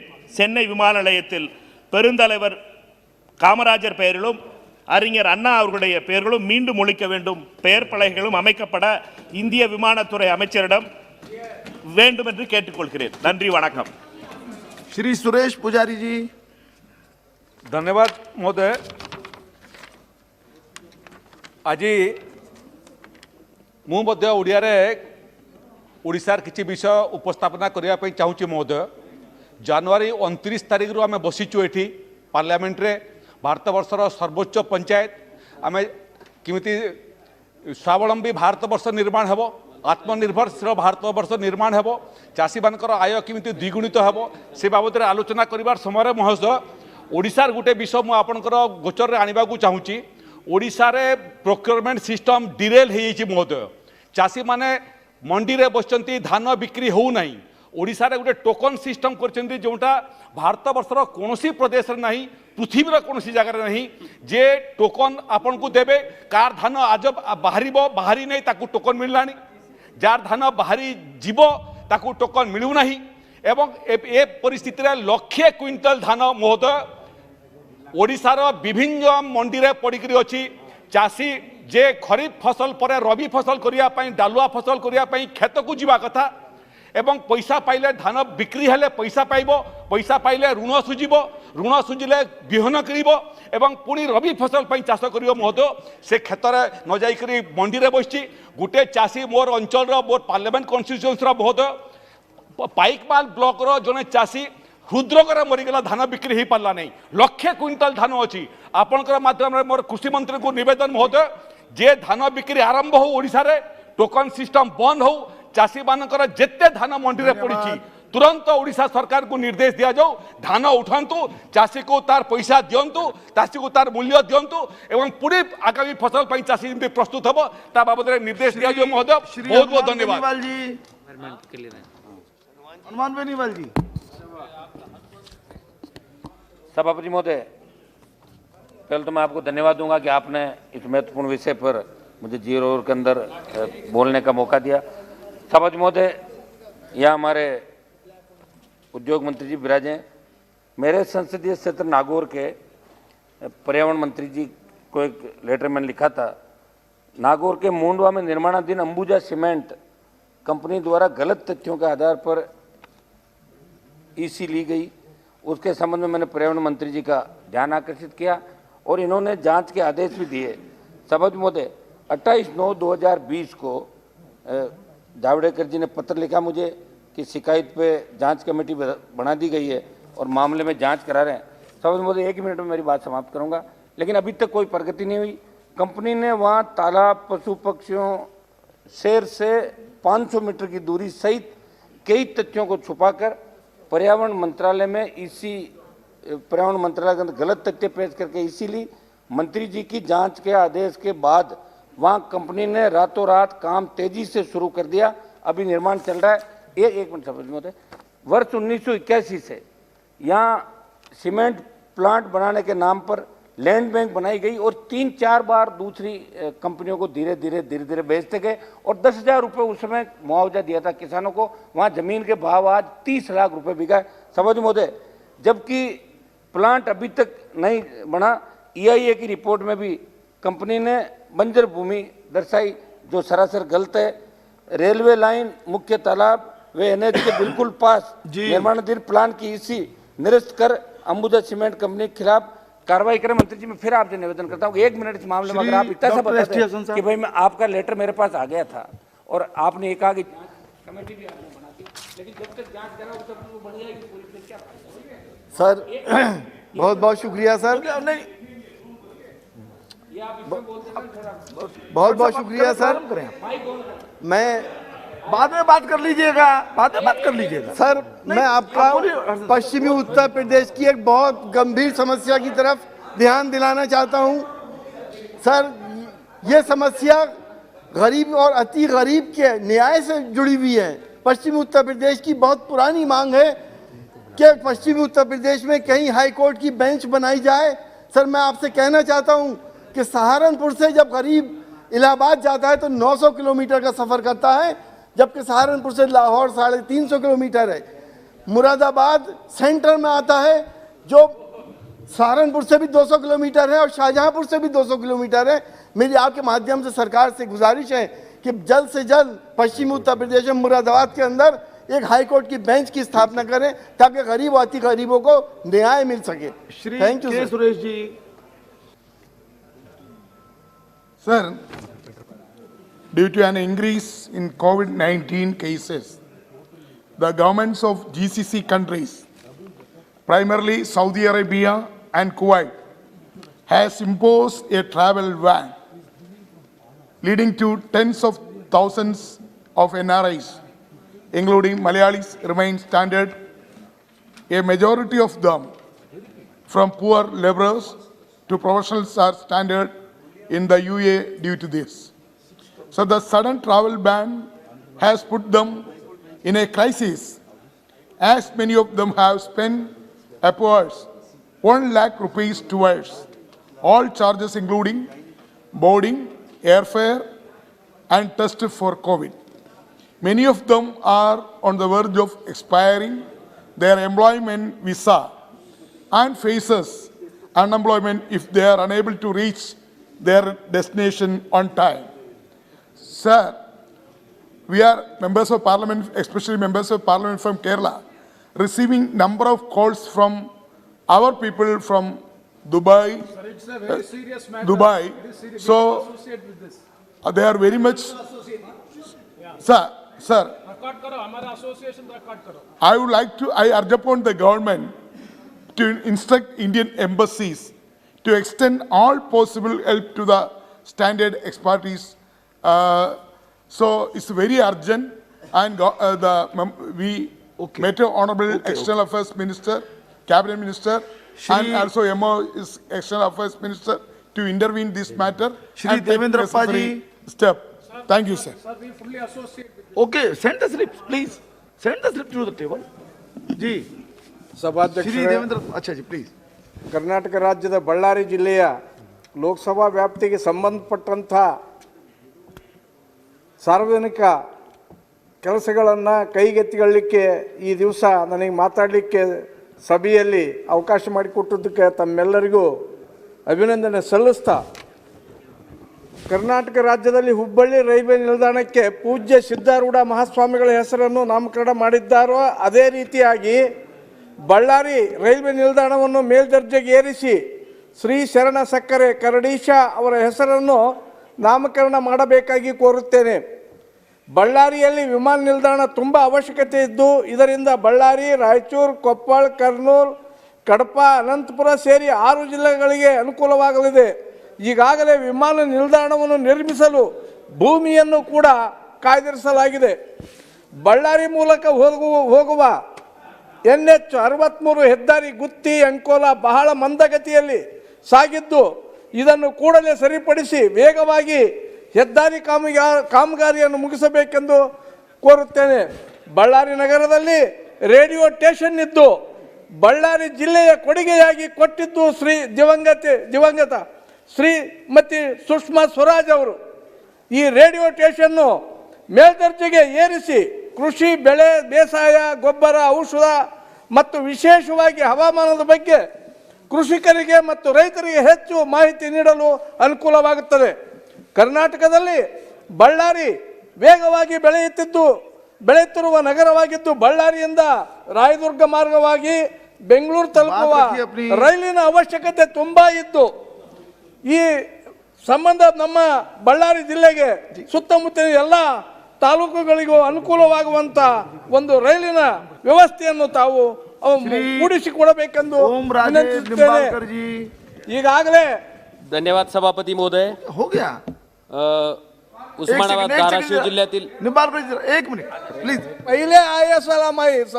चलिए पूरे कीजिए बात जल्दी. पहले आया मैं. पहला पूरा कीजिए. ಬಳ್ಳಾರಿಯ ಉಕ್ಕು ಉತ್ಪಾದನೆಯಲ್ಲಿ ದೇಶದಲ್ಲೇ ಮೊದಲನೇ ಸ್ಥಾನದಲ್ಲಿದ್ದು, ಕಾರ್ಖಾನೆಗಳ ಕೆಲಸವನ್ನು ನಿರ್ವಹಿಸುತ್ತಿರುವ ಕಾರ್ಮಿಕರಿಗೆ ಆರೋಗ್ಯದ ಹಿತದೃಷ್ಟಿಯಿಂದ ಉತ್ತಮ ಗುಣಮಟ್ಟದ ಇಎಸ್ಐ ಆಸ್ಪತ್ರೆಯನ್ನು ಮಂಜೂರು ಮಾಡಲು ಈ ಸಭೆ ಮೂಲಕ ವಿನಂತಿ ಮಾಡುತ್ತೇನೆ. ಬಳ್ಳಾರಿ ಜಿಲ್ಲೆಯ ಕೂಡ್ಲಿಗಿ ತಾಲೂಕಿನಲ್ಲಿ ಸೋಲಾರ್ ಪಾರ್ಕ್ ಸ್ಥಾಪನೆ ಮಾಡಬೇಕಾಗಿ ವಿನಂತಿಸುತ್ತೇನೆ. ಹೊಸಪೇಟೆ ಮತ್ತು ಮರಿಯಂನಹಳ್ಳಿ ಹತ್ತಿರ ಹೆದ್ದಾರಿಗೆ ಆಸ್ಪತ್ರೆ ನಿರ್ಮಾಣ ಮಾಡಬೇಕಾಗಿ ಕೋರುತ್ತೇನೆ. ಪರಿಸರ ಮಂತ್ರಿಗಳು ಇಲ್ಲಿ ಇರ್ತಕ್ಕಂಥ ಒಂದು ಸಂದರ್ಭದಲ್ಲಿ ಅವರಿಗೂ ಮನವಿ ಮಾಡ್ತಾ, ನಮ್ಮಲ್ಲಿ ಕಾರ್ಖಾನೆಗಳು ಬಹಳ ಅದಾವ, ಸುಮ್ಮನೆ ಅದರ ಜೊತೆ ನಾಯಿ ಕೋಡಿ ಎತ್ತಂಗೆತ್ತವ, ಕಾನೂನು ಪ್ರಕಾರ ಅವರಿಗೆ. धन्यवाद सभापती महोदय. शून्य प्रहारच्या माध्यमातून माझ्या लोकसभा मतदारसंघातील अतिशय महत्त्वाच्या विषयाकडे मी सभागृहाचं लक्ष वेधू इच्छितो. अध्यक्ष महोदय, ऑक्टोबर महिन्यामध्ये मागच्या प्रचंड प्रमाणात मोठा पाऊस, अतिवृष्टी त्या ठिकाणी झाली, ज्याच्यामुळं उस्मानाबाद जिल्ह्यातील जवळपास 4,16,000 शेतकऱ्यांचं 2,62,000 हेक्टर इतकं क्षेत्र, सोलापूर जिल्ह्यातील बार्शी तालुक्यातील 75,781 शेतकऱ्याचं 68,768 हेक्टर इतकं क्षेत्र आणि लातूर जिल्ह्यातील औसा आणि निलंगा तालुक्यातील 1,52,417 शेतकऱ्याचं 95,777 हेक्टर इतकं क्षेत्र, एवढ्या मोठ्या प्रमाणावरच्या क्षेत्राचं पिकाचं मोठ्या प्रमाणात नुकसान झालं. नदीच्या बाजूच्या ज्या जमिनी होत्या त्या जमिनी खरडून गेल्या. अध्यक्ष महोदय, हे नुकसान झाल्याच्या नंतर राज्य सरकारनं केंद्र सरकारकडे मदतीसाठी 6 डिसेंबर 2020ला 3,421 कोटी रुपयाचा प्रस्ताव पाठवला आहे. अध्यक्ष महोदय, पण दुर्दैवानं एक पैशाचीही मदत केंद्र सरकारकडनं त्या शेतकऱ्यांना झाली नाही. अध्यक्ष महोदय, मला इथं नमूद करायचं आहे की राज्य सरकारनं जवळपास पूर्ण राज्यासाठी 6,000 कोटी रुपयाची मदत त्या ठिकाणी शेतकऱ्याला केली. माझ्या एकच मिनिटात संपवतोय. अध्यक्ष महोदय, माझ्या मतदारसंघातील जवळपास 6,43,998 शेतकऱ्यांना 4,26,645 हेक्टरवरील क्षेत्राचं 459 कोटी रुपये इतकं नुकसान भरपाई राज्य सरकारनं दिले. माझी आपल्या माध्यमातून केंद्र सरकारला विनंती आहे की अडचणीत सापडलेल्या शेतकऱ्याला केंद्र सरकारनंही जो राज्याचा प्रस्ताव आलाय तो तातडीनं मंजूर करून त्या ठिकाणी मदत द्यावी. कुमार जी. அவைத்தலைவர் அவர்களுக்கு வணக்கம். தமிழகத்தில் ரெட்டி சமுதாயத்தை சேர்ந்தவர்கள் முன்னேறிய வகுப்பில் இருக்கிறார்கள். ஆனால் சிறுபான்மையாக இருக்கக்கூடிய அந்த ரெட்டி சமுதாயத்தை பிற்படுத்தப்பட்ட சமுதாயத்தில் சேர்க்க நீண்ட நாட்களாக கோரிக்கை வைத்திருக்கிறார்கள். பக்கத்து மாநிலமான கர்நாடகத்தில் ரெட்டி சமுதாயத்தை பிற்படுத்தப்பட்ட சமுதாயத்தில் இருக்கிறார்கள். அதேபோல் குறும்பர்கள் நீண்ட நாள் கோரிக்கையான எஸ்டி ஷெட்யூல் ட்ரைப் அவர்களை சேர்ப்பதற்கு மத்திய அரசாங்கம் பரிசீலனை செய்ய வேண்டும். எஸ்சி எஸ்டி பொறுத்தவரை 16% 18% கொடுத்தது சமூக நீதி காத்த கலைஞர் கருணாநிதி அவர்கள் தான் கொடுத்தார். அதேபோல் அருந்ததியர்களுக்கு 3% உள்ளொதுக்கீடு, இஸ்லாமியர்களுக்கு 3% உள்ளொதுக்கீடு கொடுத்ததும் கலைஞர் கருணாநிதி அவர்கள் தான். 108 ஜாதிகள் மிகவும் பிற்படுத்தப்பட்ட பட்டியலில் கொண்டு வந்தவர் கலைஞர் அவர்கள். இதன் மூலம் மிகப்பெரிய சமூக மாற்றத்தை, படிப்பு மற்றும் வேலை வாய்ப்புகள் மிக அதிகப்படியான வாய்ப்புகளை கொடுத்தது கலைஞர் அவர்கள். இதன் மூலமாக சமூக நீதி காக்கப்பட்டது தமிழகத்தில். அதேபோல் வன்னிய சமுதாயத்தை பொறுத்தவரை 21 பேர் எம்ஜிஆர் ஆட்சியில் சுட்டுக் கொல்லப்பட்டார்கள். அவர்களுக்கு நிதியுதவி 3 லட்சம் ரூபாய் வழங்கி அவர்களை தியாகியாக வரவேற்றது திராவிட முன்னேற்ற கழகம் மட்டும்தான். இன்று வரை அந்த குடும்பத்திற்கு 3000 ரூபாய் பென்ஷன் வழங்குவதும் திராவிட முன்னேற்ற கழகம் தான். இப்பொழுது கேட்கக்கூடிய உள்ளொதுக்கீடு ஏற்கனவே எங்களது கழகத் தலைவர் தளபதி ஸ்டாலின் அவர்கள் ஏற்கனவே விக்கிரமாண்டி தேர்தலில் அவர் வாக்குறுதி அளித்திருக்கிறார், உள்ளொதுக்கீடு கண்டிப்பாக வழங்கப்படும் என்று. இன்று வரை அனைத்து சமுதாய மக்களுக்கும் தமிழகத்தில் ஒரு சமூக நீதி காக்கப்படுது. அனைவருக்குமான ஒரு வேலைவாய்ப்பு மற்றும் பள்ளி படிப்பில் அவர்களுக்கு வாய்ப்பு வழங்கப்படுகிறது என்றால் அது கலைஞர் அவர்களால் மட்டும்தான் இதுவரை நடத்தப்பட்டிருக்கிறது. அதே போல் இனி வரும் காலங்களில் கொடுக்கக்கூடியதும் கழகத் தலைவர் தளபதி ஸ்டாலின் அவர்களால் மட்டும்தான் இதை முடிக்க முடியும் என்று கேட்டு இந்த வாய்ப்பு கொடுத்த அனைவருக்கும் என் நன்றியை தெரிவித்துக் நன்றி. நன்றி. Shri N.K. Premachandran ji. Thank you very much, sir. So my zero-hour submission is in respect of 10% of reservation to the economically weaker sections of the society. Sir, the stringent and rigid conditions formulated by the Government of India in determining the economically weaker section is not suitable to the state of Kerala, as it is not in suit with the socio-economic conditions of the state of Kerala. The deserving poor candidates belonging to economically weaker section in Kerala has been ousted from the purview of the reservation. The norms fixed without considering the socio-economic and agricultural background of Kerala is totally unscientific. The most adverse criteria are the exclusion of the persons on the basis of extent of residential land and area of residence without taking into consideration of the special circumstances prevailing in the state of Kerala. Sir, for example, the most adverse criteria, sir, if you examine a family own or possess residential flat of 1,000 square feet and above, and residential plot of 100 square yards and above in municipality, and residential plot of 200 square yards and above in areas other than municipalities, they are not eligible for reservation, though they belongs to economically weaker section. This is not fair as on the part of the state of Kerala, because more than 100% of the people belonging to the state who are in the economically weaker section are not entitled to get reservation, though the constitutional amendment has been made by the government of India. So I urge upon the government of India, especially the Ministry of Social Justice, to review the norms and criteria in fixing the economically weaker sections of the society. That may be kindly, that is a very urgent intervention of the government is required. With this words, I conclude my submission. Thank you very much, sir. बहुत बहुत धन्यवाद अध्यक्ष जी, आपने मुझे दिल्ली में एक बड़े sensitive विषय के ऊपर बोलने का मौका दिया, इसके लिए मैं आपका आभारी हूँ। सर, देश के अंदर माननीय मोदी जी के नेतृत्व में गडकरी जी के द्वारा सड़कों का जाल बिछा दिया गया और विकास और प्रगति का द्योतक केवल सड़क मार्ग होते हैं। हमारे यहाँ दिल्ली में छतरपुर से गुड़गांवा रोड को कनेक्ट करने के लिए जौनापुर मांडी वाया ग्वाल पहाड़ी एक सड़क का 2012 में सैंक्शन हुआ था सर। 2012 में कांग्रेस की सरकार थी, यूटी पैक ने क्लियरेंस दे दी सर। 596 करोड़ रुपया सैंक्शन हो गए सर और पीडब्ल्यूडी बनाने के लिए तैयार होगी। कुछ रसूखदार लोगों के फार्म हाउस के कारण से उस समय की मुख्यमंत्री ने उनसे सेटिंग साठगांठ करके और वो लैंड एक्वायर नहीं की। अब जो एक महानुभव जी विशेष महाप्राणी दिल्ली का मुख्यमंत्री बन गए, वो भी उसी पैटर्न पर चल रहे हैं। 9 वर्ष हो गए सर उस सड़क को, केवल 9 किलोमीटर लंबी सड़क है सर। और छतरपुर से अगर उसको वहां जोड़ दिया जाए तो मेहरौली गुड़गांवा से अगर हम सड़क रोड पे आते हैं तो आधा 1 घंटे का जो जाम लगता है, लोग 30 लाख लोग वहां से निकलते हैं सर, और गुड़गांवा जाने के लिए केवल 15-20 मिनट में लोग पहुंच जाएंगे सर। तो मेरा आपकी, क्योंकि दिल्ली एनसीटी है सर और इसके कारण से राज्य का विषय, लेकिन आप कहेंगे मैं क्यों उठा रहा हूं सर, क्योंकि एनसीटी होने के नाते यूडी मिनिस्ट्री से मेरा निवेदन है, पहले भी रेड्डी जी जब थे 597 करोड़ रुपया यूटी पैक की कमेटी की अप्रूवल के बाद सैंक्शन हुए थे, यूडी मिनिस्ट्री इसकी इनिशिएटिव ले सर और इस सड़क को तुरंत बनाया जाए, छतरपुर से जौनापुर मांडी होते हुए ग्वालपाड़ी से गुड़गांवा रोड तक। बहुत बहुत धन्यवाद सर।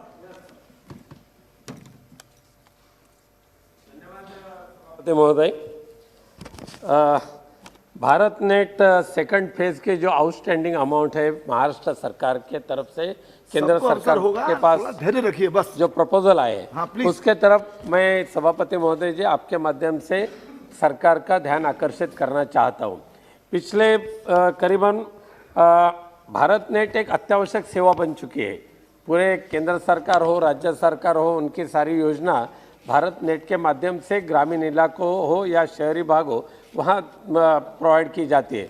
लेकिन दुर्भाग्य से भारत नेट का सही तरीके से अमल करने के लिए जो फंडिंग होनी चाहिए केंद्र सरकार के माध्यम से, वो आज तक महाराष्ट्र राज्य को नहीं मिल रही। सभापति महोदय, महाराष्ट्र राज्य के तरफ से जनवरी 19 से 31 अगस्त 19 तक करीबन 5 बार खत लिखकर 1967 करोड़ का जो आउटस्टैंडिंग है केंद्र सरकार से जो मिलना चाहिए उसके तरफ महाराष्ट्र सरकार ने ध्यान आकर्षित किया है। बार बार उन्हें विनंती की केंद्र सरकार को। मैं फिर एक बार सभापति महोदय आपके माध्यम से केंद्र सरकार को विनंती करना चाहता हूं कि लोगों के आवश्यक इसलिए जो काम है वो करने के लिए महानेट का जो प्रलंबित जो जितने भी पेंडिंग फंडिंग है वो जल्दी से जल्द महाराष्ट्र सरकार को देने की कृपा करें। बालकनाथ जी। धन्यवाद सर। मैं धन्यवाद करना चाहूँगा माननीय प्रधानमंत्री जी का और उनके साथ साथ में हमारे जल जीवन मिशन के हमारे जल शक्ति मंत्री महोदय का, जिन्होंने जो संकल्प लिया माननीय प्रधानमंत्री जी ने लोकसभा चुनाव के बाद में, इससे पूर्व में, कि 2024 तक हर घर में नल से जल की योजना के माध्यम से हर घर में शुद्ध पानी पहुंचाने का काम करेंगे। और मैं धन्यवाद करना चाहूँगा कि इस योजना के अंतर्गत सबसे पहली जो इस योजना का इम्प्लीमेंट हुआ और उसमें राजस्थान के सभी जिलों के अंदर से अलवर में सबसे ज़्यादा गाँवों को उनका बजट सैंक्शन करने का माननीय मंत्री जी ने कार्य किया, मैं उसका धन्यवाद कहूँगा। उसके साथ साथ में मैं आपको माध्यम से माननीय मंत्री जी से और राजस्थान सरकार से ये भी निवेदन करना चाहता हूँ कि जो हमारी केंद्र सरकार ने जल जीवन मिशन के अंदर जो बजट दिया, उस बजट का अभी तक राजस्थान सरकार ने केवल 25% 30% ही पैसा खर्च किया है। मैं इस सदन के माध्यम से राजस्थान सरकार को भी कहना चाहूँगा कि जल्दी से जल्दी, क्योंकि जल जीवन का सबसे महत्वपूर्ण एक व्यक्ति के लिए पानी है और पानी की समस्या प्रत्येक सदन में हम जब से आए हैं देखते हैं कि हर एक सांसद की मांग है कि हर एक के क्षेत्र में पानी की समस्या खड़ी है और सबका एक ही उद्देश्य है कि इस पानी की समस्या का निवारण हो। मैं एक छोटी सी बात, 1 सेकंड की और बात कहना चाहूँगा। अलवर एक बहुत ही पौराणिक ऐतिहासिक शहर है। आता है शून्य प्रहर में, सुनो एक ही विषय आता है। एक सर सेकंड। अलवर बहुत ही पौराणिक शहर है। अलवर इंडस्ट्री के माध्यम से भी राजस्थान का 40% इंडस्ट्री राजस्थान की अलवर के अंदर है, जो कि नीमराणा, भिवाड़ी, MIA, ये पूरा क्षेत्र एशिया के अंदर नाम रखता है। यहाँ पर भूजल का बहुत ही व्यापक स्तर पर दोहन हो रहा है। अलवर के अंदर भूजल लगातार हर वर्ष 50 से विषय रखा जाता है। 50 से मैं जल के विषय पे माननीय अध्यक्ष जी, जल के विषय पे सर एक सेकंड मैं कहना चाहता हूं कि वहां पर लगातार भूजल गिरता जा रहा है। अभी 1200-1300 फुट के अंदर भूजल है और कोई भी बोरिंग हम सांसद निधि के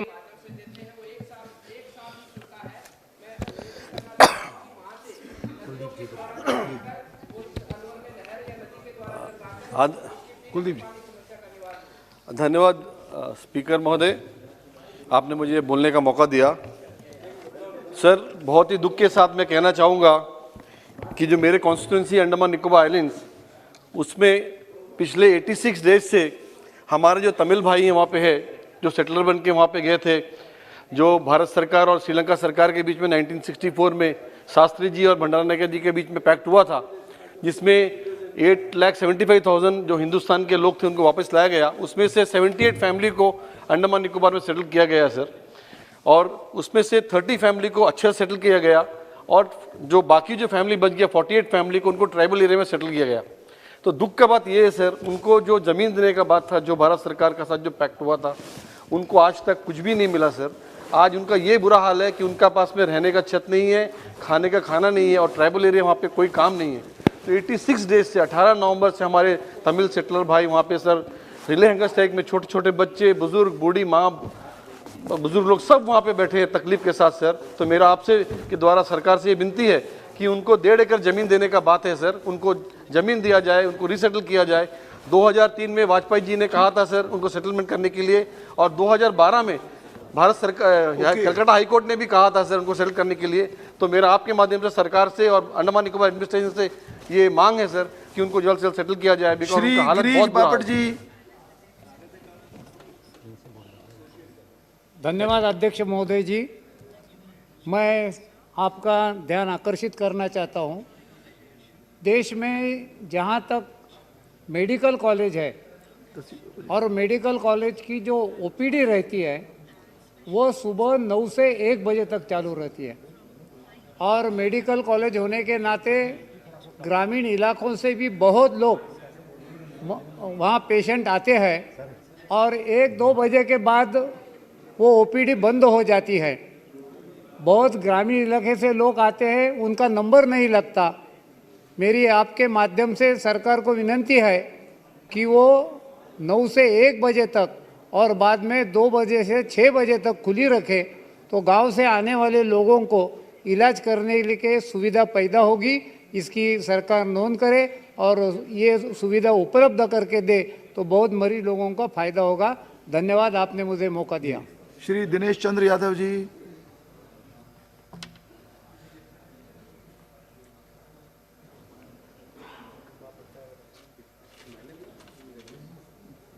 सभापति महोदय, मैं अविलंब लोक महत्व के निम्नलिखित विषय पर अपने क्षेत्र के समस्या के बारे में आपका ध्यान आकृष्ट कराना चाहता हूँ। कोसी एवं पूर्णिया प्रमंडल की आबादी को राजधानी पटना के लिए पूर्वी पश्चिमी कॉरिडोर के माध्यम से जाना पड़ता है, जिसका अलाइनमेंट सीधा नहीं होने के कारण काफ़ी अतिरिक्त दूरी तय करनी पड़ती है। बिहार राज्य में कोसी में सड़क एवं पुलों के आधारभूत ढांचे के विकास में सड़क परिवहन एवं राजमार्ग मंत्रालय भारत सरकार द्वारा अत्यंत महत्वाकांक्षी योजनाएं की स्वीकृति प्रदान की गई है। भारतमाला परियोजना के अंतर्गत जीटी रोड से पूर्वी पश्चिम कॉरिडोर को जोड़ने के लिए प्रस्तावित आमस से दरभंगा एक्सप्रेस वे का निर्माण भारतीय राजमार्ग प्राधिकरण द्वारा किया जा रहा है, जिसके लिए भू अर्जन का कार्य चल रहा है। प्रस्तावित आमस दरभंगा एक्सप्रेस वे पर अवस्थित बिद्दुपुर से दलसिंह सराय, सिमरी, बख्तियारपुर, उदा, किशुनगंज होकर पूर्णिया तक नया पथ बनाए जाने से सहरसा, सुपौल, मधेपुरा, पूर्णिया, कटिहार, किशनगंज एवं अररिया जिलों के संपर्कता में व्यापक सुधार होगा। अभी पूर्णिया से फारबिसगंज, मुजफ्फरपुर से पटना की दूरी 235 किलोमीटर होगी। इससे 133 किलोमीटर कम दूरी तय करनी पड़ेगी उस सड़क के बन जाने से। ये जिला पूर्वी बिहार के बाढ़ग्रस्त क्षेत्र में अवस्थित है, जिनकी राजधानी पटना से जिला पूर्वी बिहार के बाढ़ग्रस्त क्षेत्रों में अवस्थित है, जिनकी राजधानी पटना से सुगम संपर्कता होने से विकास के आयाम को नई दिशा मिलेगी। सभापति महोदय, मैं आपके माध्यम से माननीय मंत्री सड़क परिवहन एवं राजमार्ग मंत्रालय से अनुरोध है कि जनहित में बिदुपुर से दलसिंह सराय, सिमरी, बख्तियारपुर, उदा, किशोरगंज होकर पूर्णिया तक नया पथ का निर्माण ग्रीन फील्ड 4 लेन पथ योजना से कराने की कृपा करें। धन्यवाद। धन्यवाद। श्री तोके हो। Thank you, sir, for giving me time to raise an important issue about the political negotiation going on between Naga undergrounds and the government of India for the last 23.5 years. Sir, framework has been signed on 3rd of March 2015 with the NSNIM, and another one agreed point has been signed in July 2017. And the interlocutor between Naga militants and the government of India said that the talk has been concluded on 31st of October 2019. People of Nagaland of different organizations have given representation to the Honorable Prime Minister and the Home Minister to come to a logical conclusion, because it has taken 23.5 years now, sir. Now, in my answered question 1330, I asked about the progress of the negotiation, and the answer given was that the talk is in progress, whereas interlocutor said that talk has been completed. And the Honorable Governor, who is also an interlocutor, today when he addressed the Nagaland Legislative Assembly, he said that talk has been concluded.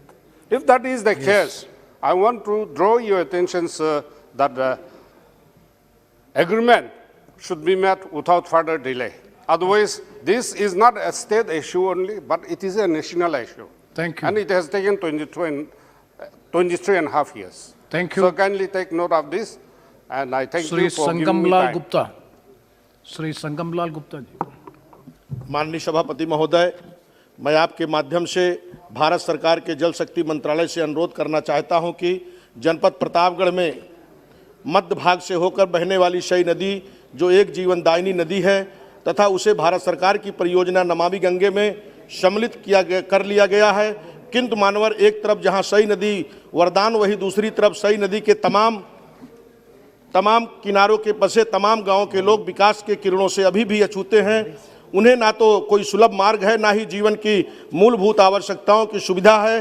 कई दर्जन गांव ऐसे हैं जहां लोग को अपनी जान जोखिम में डालकर शई नदी पार करना, नाव का सहारा लेना या बीमार होने पर किसी तरह चारपाई आदि पर लादकर पगडंडियों से सहारे चिकित्सालयों में जाने के अलावा कोई चारा नहीं है। मैं आपके माध्यम से सरकार से मांग करता हूं कि मेरे लोकसभा क्षेत्र प्रतापगढ़ के तहसील लालगंज सदर तहसील पट्टी होते हुए गुजरने वाली शई नदी के किनारे पर बंधे निर्माण कराकर जल संचय और सुलभ मार्ग के उपलब्ध कराए जाने तथा बांधों को पर्यावरणीय दृष्टिकोण से बांस या अन्य जल संचय करने वाले वृक्षों को रोपण कराए जाने की कृपा। इसी के साथ ही मैं आपके माध्यम से नीति आयोग से मांग करता हूं कि मेरा संसदीय क्षेत्र श्री राम जन्मभूमि अयोध्या पावन धाम चित्रकूट तीर्थ राज प्रयाग के तीनों लोगों के न्यारे। Honorable Chairperson, thanks for the opportunity. एक मोक्षदायिनी काशी मध्य में स्थित क्षेत्र जहां से होकर मर्यादा पुरुषोत्तम भगवान श्री राम ने अपनी वन गमन की यात्रा की थी और श्री राम वन गमन मार्ग मध्य में स्थित मेरा संसदीय क्षेत्र भारत सरकार की महत्वाकांक्षी परियोजना रामायण सर्किट के मध्य में आता है, जहां मां बेला देवी के तट पर भगवान राम के ठहरने का जिक्र Shri Ramcharitmanas. Honorable Chairperson, thank you for the opportunity. I am extremely happy to see the Environment Minister over here because the issue that I am raising over here pertains to his ministry. Sir, a monstrous kind of a harbor is coming up adjoining Chennai by a group, and it is going to invest about 53,400 crores to cover an area of 6,111 acres, of which 200 acres would be taken from the sea by filling that place with sand taken from Pala River over a distance of 60 to 80 kilometers. The entire stretch of 60 to 80 kilometers will be destroyed. Apart from that, this project is harming and violating all norms of ecological systems and all pollution control system. For example, a port cannot come within 1 meter. Erosion is there. There the erosion is 5 to 6 meters, but this port is coming up. And a port cannot come within 10 kilometers of a ecological park or a bird sanctuary, but this project is coming over there. Collector, why I am agitated is, the collector has been asked to go for a public hearing, but I intervene. All the political parties oppose this project. I, as a member of a parliament representing that constituency, I requested the collector not to go ahead with the public hearing and to hold it. I request the Honorable Environment Minister to look into this and see that if this project comes up, North Madras will be destroyed. Thank you. आदरणीय सभापति श्री राजेंद्र अग्रवाल जी। मेरठ पश्चिम उत्तर प्रदेश की खेलकूद संबंधी गतिविधियों का प्रमुख केंद्र है। मेरठ सहित संपूर्ण पश्चिमी उत्तर प्रदेश से निकले हॉकी, क्रिकेट, कुश्ती, कबड्डी, शूटिंग व तीरंदाजी के अनेक राष्ट्रीय एवं अंतर्राष्ट्रीय स्तर के खिलाड़ियों ने विभिन्न प्रतियोगिताओं में पदक हासिल करके क्षेत्र का नाम रोशन किया है। खेलते समय खिलाड़ी अनेक प्रकार की चोटों के शिकार होते हैं, जिनके इलाज के लिए विशेषज्ञ चिकित्सकों की आवश्यकता होती है। इस प्रकार की चिकित्सा प्रदान करने के लिए संपूर्ण पश्चिम उत्तर प्रदेश में कोई भी स्पोर्ट्स इंजरी सेंटर नहीं है। राष्ट्रीय एवं अंतर्राष्ट्रीय स्तर के खिलाड़ी देने वाले इस क्षेत्र से निकलने वाली खेल प्रतिभाओं का समय से उचित इलाज प्रदान करने हेतु मेरठ में इस प्रकार के सेंटर की स्थापना किया जाना अत्यंत आवश्यक है। इसके लिए मेरठ के प्रतिष्ठित लाला लाजपत राय मेडिकल कॉलेज का परिसर सर्वथा उपयुक्त है।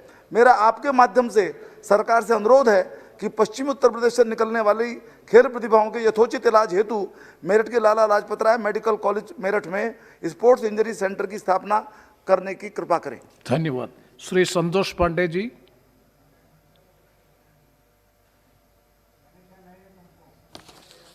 और सम्माननीय सभापति महोदय, समय देने के लिए मैं आपका आभारी हूँ। अरपा पैरी के धार महानदी है अपार, इंदिरा नदी है पखारे तोर पैया, जय हो छत्तीसगढ़ मैया। जिस प्रकार से पूरे विश्व में भारत को माता का दर्जा दिया गया है, माता से संबोधित करते हैं, उसी प्रकार से पूरे हिंदुस्तान में, देश में यदि कोई महतारी, कोई माता का दर्जा है प्रदेश में, तो छत्तीसगढ़ को माता का दर्जा है। महोदय, जिस प्रकार से अयोध्या भगवान राम की जन्मभूमि है, उसी प्रकार से भगवान राम कौशल्या की जन्मभूमि छत्तीसगढ़ है, वो छत्तीसगढ़ की है। और छत्तीसगढ़ को, कौशल्या की भूमि को उनकी भाषा चाहिए। और आज मेरे लिए सबसे बड़ी खुशी की बात है कि सदन में हमारे सबके इससे संबंधित मंत्री, प्रसारण मंत्री सम्माननीय जावड़ेकर जी उपस्थित हैं। मैं उनसे निवेदन करता हूं कि छत्तीसगढ़ी भाषा 2 करोड़ लोग बोलते हैं पूरे छत्तीसगढ़ में, सरगुजा से लेकर के बस्तर तक। एक टेलीविजन में समाचार छत्तीसगढ़ी में प्रसारित किया जाए। आज मैं सम्माननीय जावड़ेकर जी यहाँ बैठे हैं, मैं तो चाहूंगा मेरे लिए आपके माध्यम से कि आज इससे बढ़कर के और कुछ नहीं हो सकता। माननीय जावड़ेकर जी से निवेदन है कि इसको अवश्य आप यहाँ प्रसारित करेंगे, आप आदेश देंगे, मेरा निवेदन है सम्माननीय। ओके मंत्री जी। भारतीय भाषाओं का सम्मान ये सरकार की नीति है, तो इसके बारे में विचार करके क्या तुरंत किया जा सकता है, करेंगे। धन्यवाद। Shri E.T. Mohammad Bashir. Thank you very much for giving me this opportunity, sir.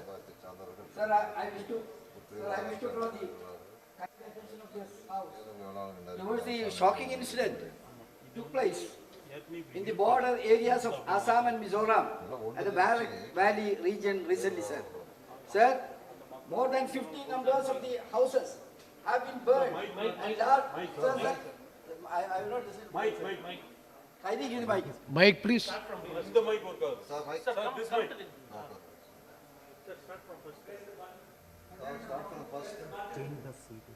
You please, Shishab ji, please change the seat. Okay, it's okay there. Sir, thank you very much for giving me this opportunity, sir. Sir, I wish to draw the kind attention of this House for the shocking incident took place on the border areas of Assam and Mizoram at the Barak Valley region recently. Sir, more than 50 numbers of the houses have been completely burned and large number of people are badly injured in this area. This was organized and well planned by the Mizoram miscreants. Sir, most of the injured persons are now admitted in the Silchar Medical College. Hundreds of people are now homeless and forced to live under open sky with no shelter over their head. Religious buildings like mosques and temples, government primary schools were also demolished using crude bombs. Sir, this was done by Mizoram miscreants. The local police was looking like silent spectators in this.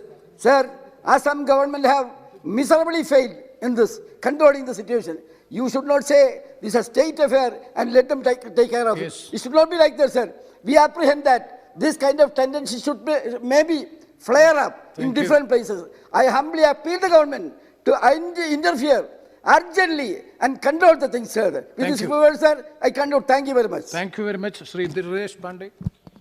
Thank you very much, आदरणीय अधिष्ठाता महोदय।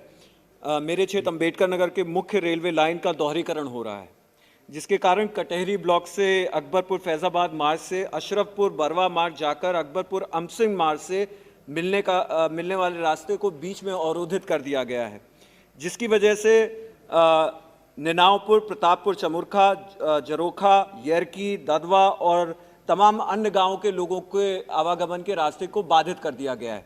अधिष्ठाता महोदय, इस रास्ते के बाधित होने की वजह से लोग अपना जीवन जोखिम में डाल करके रेलवे लाइन को क्रॉस करते हैं। मेरा आपके माध्यम से ये अनुरोध है, और मैं इससे पहले भी रेलवे विभाग के सबसे उच्चतम अधिकारियों से मिलकर के और रेल मंत्री से भी मैंने बात की है कि वो इस रास्ते पर या तो एक संपर्क मार्ग बनाए या तो एक अंडरपास की व्यवस्था करने का काम करें, जिससे लोगों के दैनिक जीवन में आसानी आ सके और उनके व्यवसायिक कार्य में कोई बाधा न पड़ सके, उनकी गाड़ियां आ जा सके। बहुत बहुत धन्यवाद। धन्यवाद। Shri Rajkumar Ranjan Singh ji. Sir, with your kind permission, I would like to raise an important issue pertaining to interstate border dispute. Since long, there has been unsettled boundary dispute along the border of Manipur, Nagaland, and Manipur, Assam. However, the boundary of Manipur was safeguarded by various international treaties an agreement and also endorsed by the Committee of Nations for the past many years before the Manipur merged in India. The State Reorganization Act 1971 further clearly said that Manipur is an established state and not a newly formed, unlike neighboring states like Nagaland, and it indicates that the boundary of Manipur has been maintained as in the Manipur Merger Agreement 1949 and cannot be disturbed. The dispute areas are in the district of Senapati, Ukhrul, and Jiribam. Few controversial sites are namely Joku Valley, Tungjoy, Wahong, Jiri River area. These disputes quite often trigger snubbling and enmity between the ethnic peoples settled in and around the dispute area, and thereby affect the interstate relation. Therefore, I urge upon the Ministry of Home Affairs to kindly look into the matter, such sensitive matters, and help the concerned state finding amicable solutions. Sri Ratmohan Thank you very much. Thank you very much. Sri Ratmohan Unditan. Thank you very much, Speaker Sir, for giving this opportunity. Sir, India suffered the biggest economic impact in the world in 2020 due to internet shutdowns, and they lost $2 billion. Of the 21 countries that curbed web access last year, as per a report by the UK-based privacy and security research from top 10 VPN, the economic impact seen in India was more than double the combined cost for the next 20 countries in the list. The report added that the actual economic impact for India may be even higher than the $2.8 billion figure, which itself were double the losses on account of internet shutdowns in 2019. India tops the list with 121 shutdowns in 2020, and Venezuela stands in a distant second with 12. The report made a separate mention of the extended curbs on internet use in Kashmir, with suspension of services lasting from August 2019, when Jammu Kashmir's special status was scrapped, to March 2020, and still remaining severely throttled with only 2G access available, calling it the longest internet shutdown in a democracy. The report says the restrictions have negatively impacted the distribution of medicine, businesses, and schools. The arbitrary internet shutdowns are naked violation of the freedom of speech and expression and the right to practice any profession or to carry or any occupation, trade, sir, only 1 second, trade or business under Article 19 of the Constitution. Hence, a comprehensive legislation or protocol may be made to regulate internet shutdowns to ensure the constitutional freedom. Thank you very much, sir. Sri Sanjay Jaiswal Singh. बहुत बहुत धन्यवाद सभापति महोदय। पिछले 7 वर्षों में 100 नए medical college माननीय प्रधानमंत्री जी के प्रयास से खोले गए हैं। 21 दिसंबर को माननीय हर्षवर्धन जी कहते हैं कि हम 2021 में 80,000 छात्रों को मेडिकल कॉलेज में एडमिशन लेंगे। वित्त मंत्री निर्मला सीतारमण जी कहती हैं कि हम 602 जिलों में क्रिटिकल केयर यूनिट की स्थापना करेंगे। पर यह भी एक सच्चाई है कि हर्षवर्धन जी राज्यसभा में यह बताते हैं कि 2019 में 4,500 सीटें पोस्ट ग्रेजुएशन की खाली रह गई, 2020 में 4,500 सीटें पोस्ट ग्रेजुएशन की खाली रह गई। अगर हम यह सीटें नहीं भरेंगे तो हम मेडिकल कॉलेज के पोस्ट ग्रेजुएट जो एनाटॉमी फिजियोलॉजी इसी में खाली रहती है, सर्जरी मेडिसिन में खाली नहीं रहता है, तो मेडिकल कॉलेज हम तैयार कैसे कर पाएंगे। और दूसरी बात जो है, जो डीएम और एमसीएच की पढ़ाई होती है उसका भी एग्जाम इसी से होता है, और इस सब के लिए जिम्मेवार हमारा सुप्रीम कोर्ट का वह निर्णय है जो कि कहता है कि 50% पासिंग मार्क्स होना चाहिए। अंडर ग्रेजुएशन में 12 लाख बच्चे परीक्षा देते हैं, 6 लाख बच्चों का सिलेक्शन होता है, 60,000 बच्चे मेडिकल में जाते हैं। लेकिन हमें समझना पड़ेगा कि पोस्ट ग्रेजुएशन में एमबीबीएस डॉक्टर जो यूनिवर्सिटी से पास करते हैं केवल वही वो परीक्षा देते हैं, और उसमें से केवल 50% ही बच्चों को चुनना, बाकी 50,000 डॉक्टर के साथ अन्याय है। मेरा आपसे अनुरोध रहेगा कि पोस्ट ग्रेजुएशन में और सुपर स्पेशलिटी में 50% नियम को तिलांजलि देके पूरे डॉक्टर्स की मेरिट बनाई जाए, और जो डॉक्टर जिस लेवल पर फिल करता है उस सीट को, अध्यक्ष सभापति महोदय, एक एमएस ENT के डॉक्टर से ये उम्मीद करना कि वो PG में MBBS के बच्चों के साथ 50% मार्क्स लाएगा, कहीं ना कहीं ज्यादती है। इसलिए एक मेरिट लिस्ट सभी डॉक्टर्स की बननी चाहिए, 1 लाख डॉक्टर्स की, जिसको जो सब्जेक्ट मिले वह सब्जेक्ट देकर पोस्ट ग्रेजुएट्स की ट्रेनिंग होनी चाहिए, जिससे कि हम नए मेडिकल कॉलेज खोलने के लिए प्री और पैरामेडिकल कॉलेज टीचर्स को और MCH और DM की इंडिया की सभी सीटों को भर सके। आपने मुझे समय दिया, बहुत बहुत धन्यवाद। Thank you. It's a very good submission. I think that the government will take care of it. Thank you. Shri K.G. Madhav ji.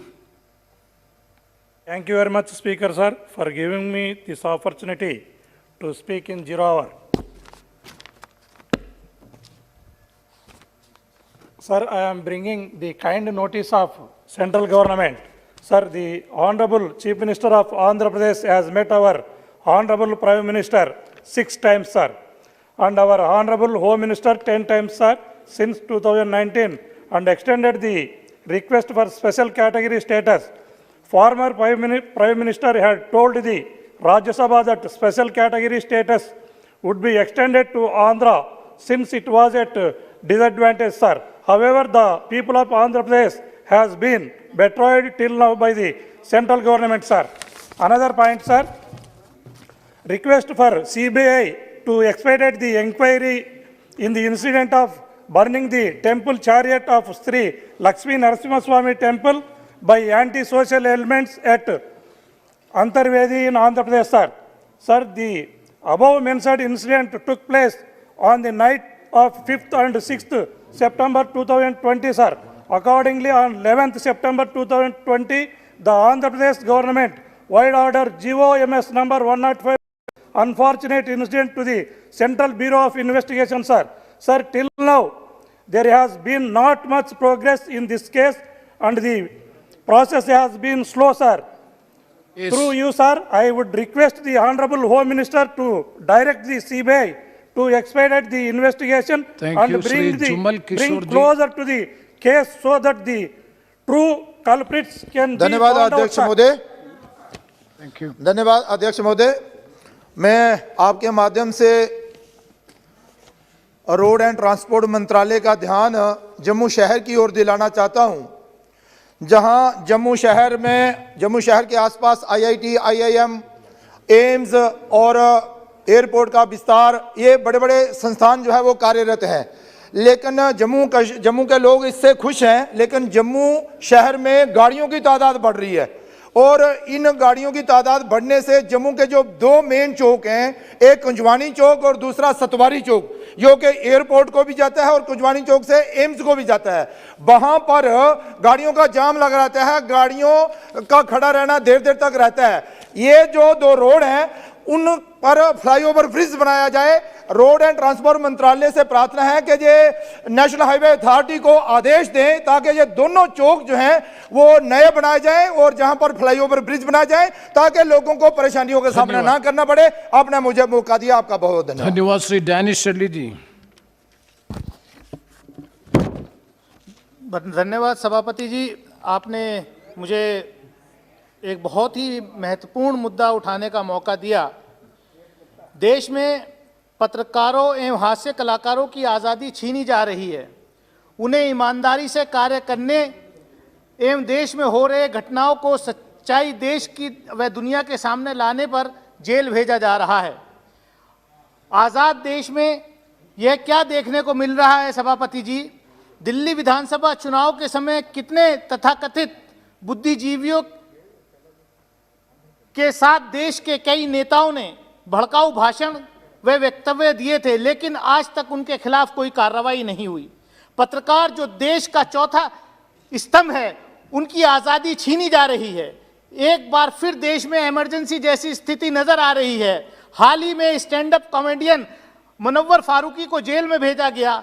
Sindhu border से स्वतंत्र पत्रकार मनदीप पूनिया को गिरफ्तार किया गया। उत्तर प्रदेश के आजमगढ़ में दलित महिला के साथ हुए बलात्कार को कवर करने जा रहे सिद्दीक कापन को जो है जेल में बंद रखा जा रहा है। आजमगढ़ में सरकारी स्कूल के अंदर बच्चों के झाड़ू लगाने के वीडियो बनाने वाले एक पत्रकार को गिरफ्तार किया गया। कई ऐसे बड़े पत्रकारों के खिलाफ जो है कई राज्यों में मुकदमे दर्ज किए जा रहे हैं। ये आजाद पत्रकारिता की आवाज को दबाने का काम इस देश में हो रहा है। माननीय सभापति जी, मैं ऐसी सैकड़ों घटनाएं सामने आई हैं, अपराध करने वाले वे अन्य बदमाश सड़कों पर घूम रहे हैं, लेकिन पत्रकार और कॉमेडियनों को जेल की सलाखों के पीछे भेजा जा रहा है। मैं माननीय धन्यवाद सभापति महोदय। मेरे संसदीय क्षेत्र में गुना, शिवपुरी, अशोकनगर 3 जिले आते हैं जहां कृषि पर निर्भरता और कृषि की संभावनाएं दोनों ही प्रमुखता पर हैं। जैसा कि हमारे यशस्वी प्रधानमंत्री जी का लक्ष्य है किसानों की आय दोगुनी करना, जिसके लिए अवसंरचना व मूलभूत सुविधाओं की पूर्ति भी आवश्यक है। लोकसभा क्षेत्र में छोटी बड़ी कई नदियों का जाल बिछा हुआ है, लेकिन उन पर पर्याप्त सिंचाई परियोजना नहीं होने की वजह से किसानों को सिंचाई के लिए पानी उपलब्ध नहीं हो पा रहा है। मेरे क्षेत्र में यदि सिंचाई की व्यवस्था सुदृढ़ की जाए और वर्तमान तकनीकों में सुधार किया जाए तो किसानों को अपनी उपज और उसकी गुणवत्ता बढ़ाने में सहयोग मिलेगा। महोदय, आपके माध्यम से मैं माननीय मंत्री जी एवं मेरी सरकार से यह अनुरोध करूंगा कि मेरे संसदीय क्षेत्र में सिंचाई हेतु कोई परियोजना की शुरुआत की जाए जिससे किसानों को सिंचाई के लिए पानी उपलब्ध हो सके। धन्यवाद। रामस्वरूप शर्मा जी। माननीय सभापति महोदय, मैं आपके माध्यम से रेल मंत्रालय का ध्यान पठानकोट, बैनर, जोगिंदरनगर की रेल सेवा की ओर दिलाना चाहता हूं। माननीय सभापति महोदय, गत 1 वर्ष से पठानकोट, बैनर, जोगिंदरनगर की सभी रेल सेवाएं कोविड-19 के कारण बंद कर दी थी, जिस कारण बहुत से लोगों को भारी दिक्कतों का सामना करना पड़ रहा है। इस रेल सेवा में भारतीय सेना के सैनिक, बाहरी प्रदेशों के बहुत से पर्यटक सफ़र करते हैं। मेरा आपके माध्यम से रेल मंत्री जी से आग्रह है कि पठानकोट, बैनर, जोगिंदरनगर की रेल सेवाओं को पुनः शुरू करने की कृपा करें। आपका बहुत बहुत धन्यवाद। श्री दुर्गादास उल्के। माननीय सभापति जी, आपने लोकहित के मुद्दे पर विषय प्रस्तुति का अवसर दिया, उसके लिए हृदय से आपका आभारी हूँ। महोदय, मेरे बैतूल, हरदा, हरसूद लोकसभा क्षेत्र में रेल स्टॉपेज हेतु अनेक जन आंदोलन हुए हैं। मुल्ताई सूर्यपुत्री ताप्ती नदी की उद्गम स्थली है। देश भर से श्रद्धालुओं का आवागमन बढ़ गया है। ट्रेन स्टॉपेज पर्याप्त मात्रा में नहीं होने से यात्रियों को विविध प्रकार की तकलीफों का सामना करना पड़ता है। मैं आपके माध्यम से माननीय रेल मंत्री जी से विनम्र अनुरोध करता हूं कि मुल्ताई रेलवे स्टेशन पर Swarna Jayanti express 01 1200-803, 1200-804, Jabalpur Nagpur Amravati express 12,159, 12,160, GT express 12,605, 12,616, Jaipur Chennai express 12,968, 12,969, railway station Barbatpur Andaman express 1631, 16,031, 16,032, आमरला रेलवे स्टेशन निजामुद्दीन विशाखापट्टनम स्वर्ण जयंती 12,803, 12,804। सभी ट्रेन को ये दो है भाई साहब, थोड़ा सा। निजामुद्दीन त्रिवेंद्रम स्वर्ण जयंती एक्सप्रेस 12,643, 12,684। इसी तरीके से रेलवे स्टेशन घोड़ा डोंगरी अमरावती जबलपुर सुपरफास्ट एक्सप्रेस 12,159, 12,160। इसी तरीके से रेलवे स्टेशन आमला के लिए निजामुद्दीन विशाखापट्टनम स्वर्ण जयंती 12,803, 12,804। बैतूल रेलवे स्टेशन के लिए यशवंतपुर लखनऊ एक्सप्रेस, चेन्नई देहरादून एक्सप्रेस, इसी तरीके से बिलासपुर बीकानेर एक्सप्रेस। धन्यवाद। हमें अनुग्रहित करने की आप कृपा करें। बहुत बहुत धन्यवाद अध्यक्ष जी। श्री फकुटीलाल जी।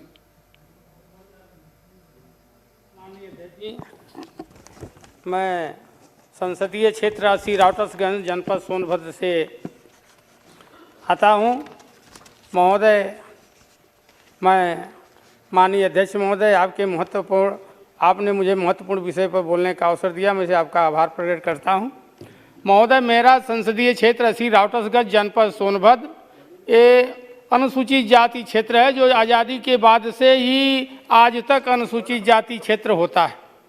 महोदय, वहाँ बहुत भी समस्याओं का अभाव था, लेकिन हमें 1.5 साल के अंदर, हम 1.5 साल हुआ सांसद हुए, लेकिन महोदय इतना विकास हो गया कि अब कितना गिना दें महोदय, ये आधी मिनट का समय दे दें और बता दें कि मेरे यहाँ 100 किलोमीटर पर विकास खंड था, 2 विकास खंड हो गया महोदय, तहसील का निर्माण हो गया, एकलव्य विद्यालय, अटल विद्यालय, मेडिकल कॉलेज, जल जीवन मिशन, यानी महोदय इतना विकास हो रहा है कि केंद्र और हमारे प्रदेश सरकार की कृपा बरसी है।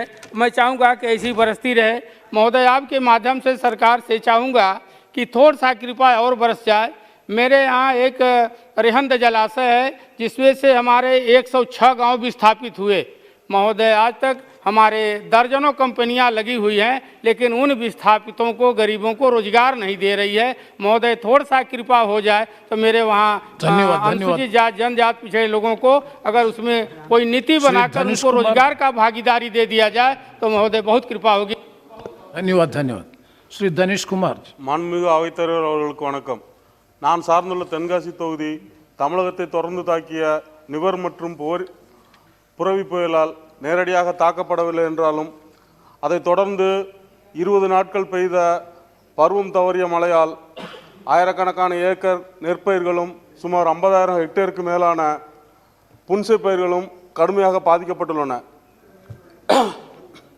மாநில அரசாங்கத்தால் அதற்குண்டான நிவாரணம் வழங்கப்படும் என்று அறிவித்திருந்த போதிலும் முறையான கணக்கீடுகள் எதுவும் எடுக்கப்படவில்லை. அதே சமயம் நிவாரணம் வழங்கப்படும் தொகையும் மிகவும் குறைவாக உள்ளது. அதுபோல் ஆயிரக்கணக்கான விவசாயிகள் தலைமுறையாக கோவில் நிலங்களில் விவசாயம் செய்து வருகின்றார்கள். அவர்களுக்கும் நிவாரணம் வழங்க முடியாது என்று அரசாங்கம் மறுத்துவிட்டது. இந்த விஷயத்தில் மத்திய அரசாங்கம் தலையிட்டு எங்கள் தலைவர் தளபதியார் அவர்கள் கூறியது போல் ஏக்கருக்கு 50,000 ரூபாய் நிவாரணத்தை உடனடியாக வழங்க வேண்டும் என்று மத்திய அரசாங்கத்தை வலியுறுத்த வேண்டும் என்று அவைத்தலைவர் மூலமாக கேட்டுக்கொள்கிறேன். நன்றி, வணக்கம். நன்றி நன்றி. ஸ்ரீ துலால் चंद्र गोस्वामी जी।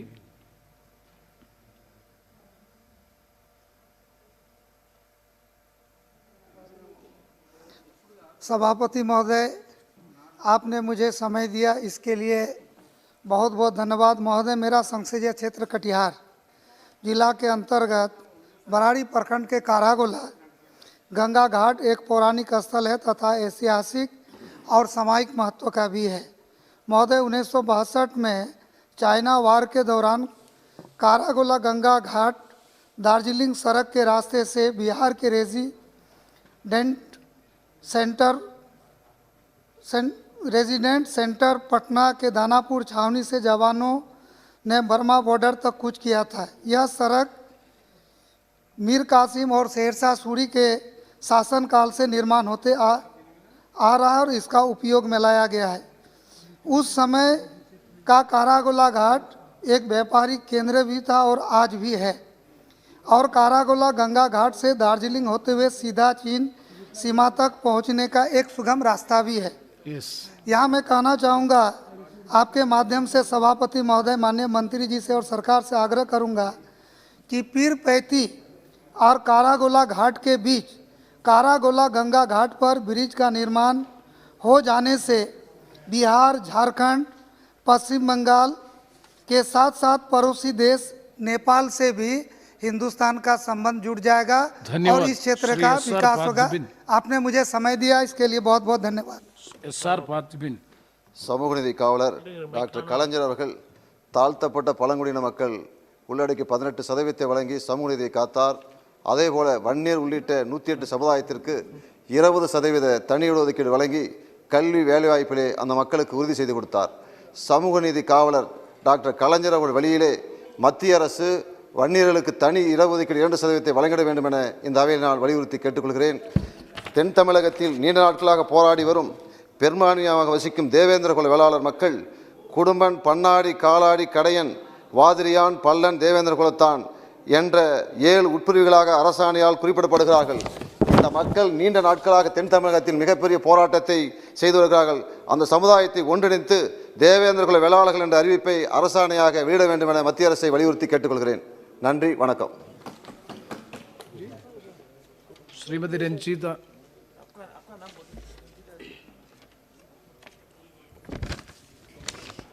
धन्यवाद महोदय। मेरे संसदीय क्षेत्र भरतपुर में GS HS संबंधी सुविधा न होने से मेरे संसदीय क्षेत्र के केंद्रीय सरकार के विभिन्न विभागों के कर्मियों और केंद्रीय कर्मचारी पेंशनरों के परिवारों को अपनी स्वास्थ्य संबंधी कठिनाइयों पर भरतपुर से 200 किलोमीटर जयपुर जाना पड़ता है, जो अनुचित नहीं है क्योंकि उनको काफ़ी महंगा और कष्ट का अनुभव करना पड़ रहा है। मेरी संसदीय क्षेत्र भरतपुर में सैनिक, पूर्व सैनिक, अर्ध सैनिक बलों की विधवाओं एवं शहीद परिवार काफ़ी संख्या में निवास करते हैं और CGHS की सुविधा से वंचित हैं। उपयुक्त परिस्थितियों के चलते मेरे संसदीय क्षेत्र में भरतपुर से CGHS डिस्पेंसरी खोलने का आदेश प्रदान करें, अनुग्रहित करें। धन्यवाद महोदय जी। धन्यवाद। श्री विधुन बरन महोदय।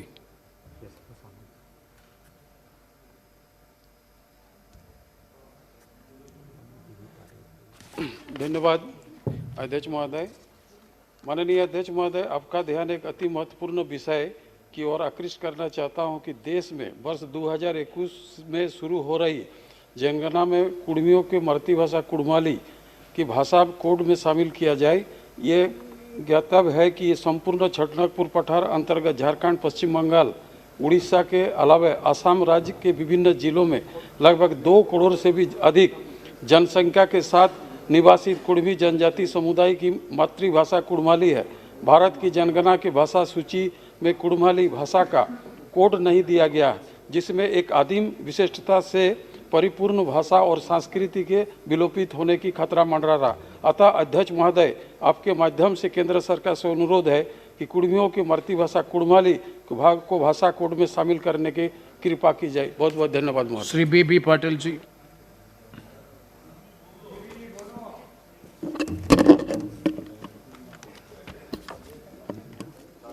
Chairman sir, thank you. I would like to draw the kind attention of Honorable Minister of Road Transport and Highways and would like to state that in the year 2016, Government of India gave approval to national highways in Telangana state, in principle to an extent of 1951 kilometers, and among these approved national highways, 5 roads came under my Lok Sabha Parliament constituency Jahirabad.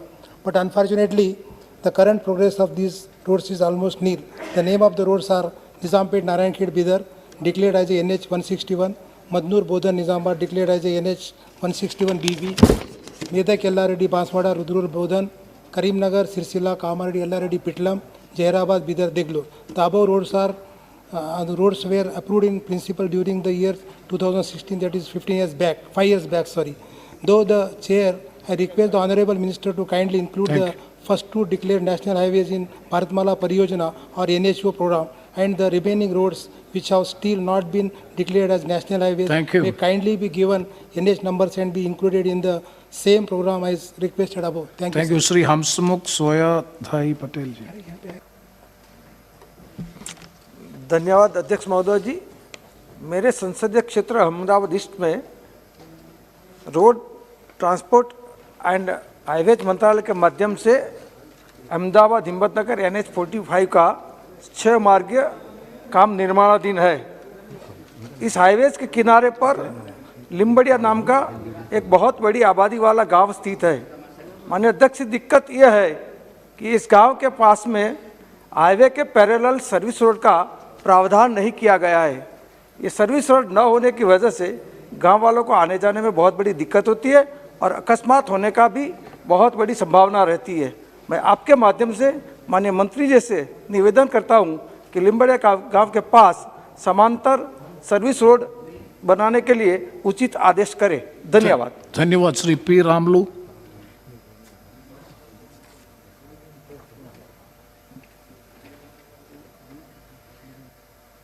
Thank you, sir. I would like to bring to your kind notice that the Ministry of Roads, Transport and Highway has developed the Hyderabad Srisailam section of NH 765 from 23 km to 108 by 800 2-lane with paved shoulders during the year 2016, for which DLP and maintenance period completed in 2018. It is to inform that the NH 765 leads to famous Jyotirlinga Sri Mallikarjuna Swami Temple at Srisailam in Andhra Pradesh. It is to inform that the newly declared NH 167K starts in KM 67 of NH 765 at Kalokurti. It is to inform that the present traffic up to Kalokurti on NH 765 is about 14,000 PCU. Thank you. At Toll Plaza KM 41, and the traffic will be further increased by the manifold if the NH 167 km is developed to the NH standards, as it will be the shortest route to the Tirupati and Chennai. Keeping in view of the present traffic and future, it is very essential to develop the existing two-lane paved shoulder highway from Hyderabad to Kalvakurti. Yes. NH 765. Okay, sir. Demand. No. It is requested to kindly sanction for laning of Hyderabad Kalvakurti section of NH 765. Thank you. In the annual plan Shri Vishnu Dayal 21-22, Ramji. sir. Thank you. Shri Vishnu Dayal Ramji. मुझे इस क्षण का विगत एक सप्ताह से इंतजार था। आपने मुझे अवसर प्रदान किया, इसके लिए मैं आपका आभारी हूँ। मैं जिस विषय वस्तु को आपकी अनुमति से सदन में उठाना चाहता हूँ, उसका संबंध न केवल मेरे संसदीय क्षेत्र से है, बल्कि देश की नौसेना से भी है। मेरे संसदीय क्षेत्र पलामू के पुरबरिहा गांव का सपूत सूरज कुमार दुबे INS अग्रणी में सेलर के पद पर पदस्थापित था। वह छुट्टी पर घर गया हुआ था और छुट्टी बिताने के बाद ड्यूटी ज्वाइन करने के लिए जा रहा था। 30/1/2021 को चेन्नई एयरपोर्ट से उसको 3 अपहरणकर्ताओं ने अपहरण कर लिया। 3 दिन तक चेन्नई में वो उसको बंधक बना करके रखे। उसके बाद वहाँ से 1500 किलोमीटर दूर पालघर मुंबई में ले जा करके जला करके मरे हुए स्थिति में पालघर के जंगल में छोड़ दिया गया। अब प्रश्न ये उठता है कि इतनी दूर उसको ले जा करके मर्डर करने की क्या आवश्यकता थी और क्यों उसका मर्डर किया गया। सो आपका डिमांड क्या है? सो मेरा डिमांड ये है सभापति जी कि इस कांड का अनुसंधान CBI से कराने की कृपा की जाए, इस प्रकार का आदेश देने की कृपा की जाए। मेरा आदरणीय गृहमंत्री जी से अनुरोध है कि जो भी प्रक्रियाएं हैं उसको पूरी करके इस कांड का अनुसंधान CBI से कराएं। मैंने रक्षा मंत्री जी से भी इस संबंध में मुलाकात की है और उन्होंने एक हाई लेवल इंक्वायरी इसमें सेटअप की है सेना की दृष्टिकोण से। इसलिए पुनः एक बार इस नृशंस कांड को देखते हुए और हमारे क्षेत्र की जनता इतनी उद्वेलित है, इस कांड को लेकर के इतनी आक्रोशित है कि निश्चित रूप से इस कांड का CBI के द्वारा इंक्वायरी होना चाहिए। अध्यक्ष श्री हाजी फजलुर रहमान जी।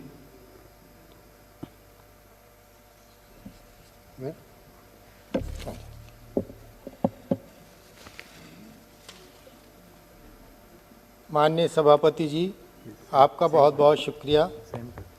अभी कुछ दिन पहले रेलवे मिनिस्टर हमारे पीयूष गोयल जी ने एक अनाउंस किया था रैपिड रेल चलाने का, जो दिल्ली से अलवर तक और दिल्ली से मेरठ तक जाना था। उस मेरठ से मुजफ्फरनगर बढ़ाकर कर दिया गया, लेकिन मेरी मांग यह है कि मुजफ्फरनगर से बढ़ाकर उसको सहारनपुर तक कर दिया जाए।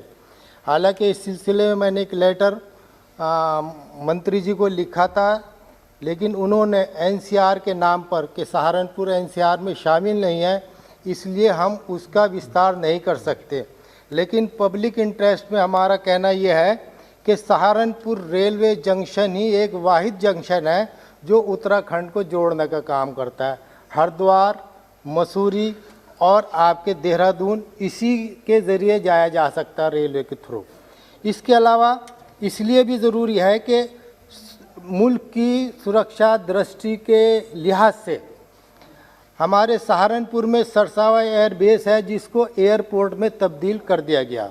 इसके अलावा सहारनपुर में ही हमारे मिलिट्री रिमाउंट डिपो भी है और इसके अलावा रुड़की और आपके देहरादून कैंट भी है। इसलिए पब्लिक इंटरेस्ट में ये ज़रूरी है कि इसको सहारनपुर तक कर दिया जाए। इसके अलावा एक इंटरनेशनल, प्लीज़ एक मिनट के लिए, एक इंटरनेशनल वुडन हैंडीक्राफ्ट का हब है, पूरी दुनिया में मशहूर है। आपका डिमांड में आए बायर्स के आने जाने की सहूलत मिलनी चाहिए ताकि हमारा फॉरेन एक्सचेंज भी बढ़े और हमारा बिजनेस बढ़े। ये हमारा अनुरोध सही है। श्री उन्मेष पटेल जी। धन्यवाद अध्यक्ष जी, आपने मुझे बोलने का अवसर दिया। मैं सरकार का ध्यान मेरे लोकसभा क्षेत्र जलगांव के में लंबित राष्ट्रीय राजमार्ग की तरफ आकृष्ट करना चाहूँगा। महोदय, national highway authority of India ने 2016 में नेशनल हाईवे डेवलपमेंट प्रोजेक्ट के अंतर्गत 4 लेनिंग दरसोद फागने का निर्माण के लिए बिडिंग की, टेंडर फ्लोट किया। उस परियोजना की एस्टिमेटेड कॉस्ट 897 करोड़ रुपीस थी। नवंबर 16 में इस परियोजना का टेंडर एमबीएल इंफ्रास्ट्रक्चर की अगुवाई वाले कंसोर्शियम को दिया गया। बट महोदय, इस राज्य मार्ग के निर्माण का कार्य बहुत ही धीमी गति से चल रहा है और 2020 तक सिर्फ 14% कार्य हुआ है और निर्माणाधीन होने के कारण अनुमानित 200 से ज्यादा लोग इस राज्य मार्ग के पर सड़क दुर्घटना में मृत्यु हुए। स्थानिक लोगों में बहुत असंतोष है। National highway authority of India के जो प्रोजेक्ट डायरेक्टर है, कंसेशनरी को 4 करोड़ रुपए की पेनल्टी की है। Yes. But sir, last one कि जो माइलस्टोन 1, माइलस्टोन 2 पूरा नहीं किया गया है। मेरी मांग है, सरकार से निवेदन है कि परियोजना के लिए दिए गए टेंडर को खारिज किया जाए। ईपीसी मोड पे, इंजीनियरिंग प्रोक्योरमेंट कंस्ट्रक्शन मोड पे इसका निर्माण के लिए टेंडर तत्काल किए जाए और जो प्रोजेक्ट डायरेक्टर है, थर्ड पार्टी क्वालिटी एजेंसी है और कॉन्ट्रैक्टर के खिलाफ सख्त कार्रवाई की जाए। धन्यवाद। धन्यवाद। श्री आलोक कुमार सुमन जी। धन्यवाद सभापति महोदय। रेलवे की विकास में बड़ी भूमिका है। मेरा संसदीय क्षेत्र गोपालगंज, जो एक घनी आबादी जिसकी जनसंख्या लगभग 28 लाख है, वहाँ एक महत्वपूर्ण थावे जंक्शन है। यहाँ से दिल्ली के लिए या अन्य महानगरों के लिए कोई भी मेल या एक्सप्रेस सुपरफास्ट ट्रेन नहीं है। महोदय, थावे जंक्शन वाराणसी डिवीजन में आता है, लेकिन पूरे बिहार में इस डिवीजन में केवल छपरा जंक्शन पर रेलवे पीठ है, जबकि देश के अन्य हिस्सों में मात्र 50 से 60 किलोमीटर की दूरी पर रेलवे पीठ दी गई है, जिसके कारण थावे से लंबी दूरी की ट्रेन नहीं चल पाती है, दूसरे जिले में जाकर ट्रेन पकड़नी पड़ती है। थावे जंक्शन पर कमर्शियल फिजिबिलिटी के साथ साथ यात्रियों की भी काफ़ी संख्या है। महोदय, लाखों लोग विदेशों में रहते हैं, हम सबसे ज़्यादा विदेशी मुद्रा सरकार को मिलती है। अतः मैं सदन के माध्यम से सरकार से निवेदन करता हूं कि थावे जंक्शन में रेलवे पीठ दी जाए। इसके साथ साथ गोरखधाम एक्सप्रेस, हम सफ़र एक्सप्रेस को गोपालगंज थावे होते हुए छपरा तक विस्तारित की जाए, अथवा अरुणाचल एक्सप्रेस, गरीब रथ एक्सप्रेस, एसी एक्सप्रेस आदि में से कुछ ट्रेनों को थावे गोपालगंज होते हुए दिल्ली के लिए डाइवर्ट किया जाए। इससे रेलवे को रेवेन्यू भी बढ़ेगा एवं हमारे संसदीय क्षेत्र गोपालगंज दिल्ली एवं अन्य महानगरों से जुड़ेगा। धन्यवाद। धन्यवाद। Shri Umesh Yadav ji. Umesh Yadav. Thank you, Speaker sir, for allowing me to talk. Sir, I come from most backward district of Karnataka, that is Gulbarga. Gulbarga is most backward area. Health indices are very alarming. My request is through you to Health Minister and Prime Minister ji to sanction All India Institute of Medical Sciences to Gulbarga. The reason being, it is ESI super speciality hospital, medical college, सभी उधर है. We have got all the infrastructure has required by Ministry of Health and Family Welfare, challenging method, infrastructure method. We have got all the criteria filled. So additional land which was required by All India Institute of Medical Science, our Chief Minister Yediyurappa ji has also agreed to give additional land. We have got all the infrastructure, which is sincerely requested without any cost burden on central government. We are ready to give all the facilities. All India Institute of Medical Sciences to be started in Gulbarga. Thank you. Shri Arun Sav, sorry. जी, माननीय सभापति महोदय, देश को आज़ादी को 75 वर्ष पूर्ण होने वाले हैं, परंतु माननीय सभापति महोदय, मेरे मुंगेली और कवर्धा क्षेत्र की जनता आज भी रेल की सुविधा के लिए तरस रही है।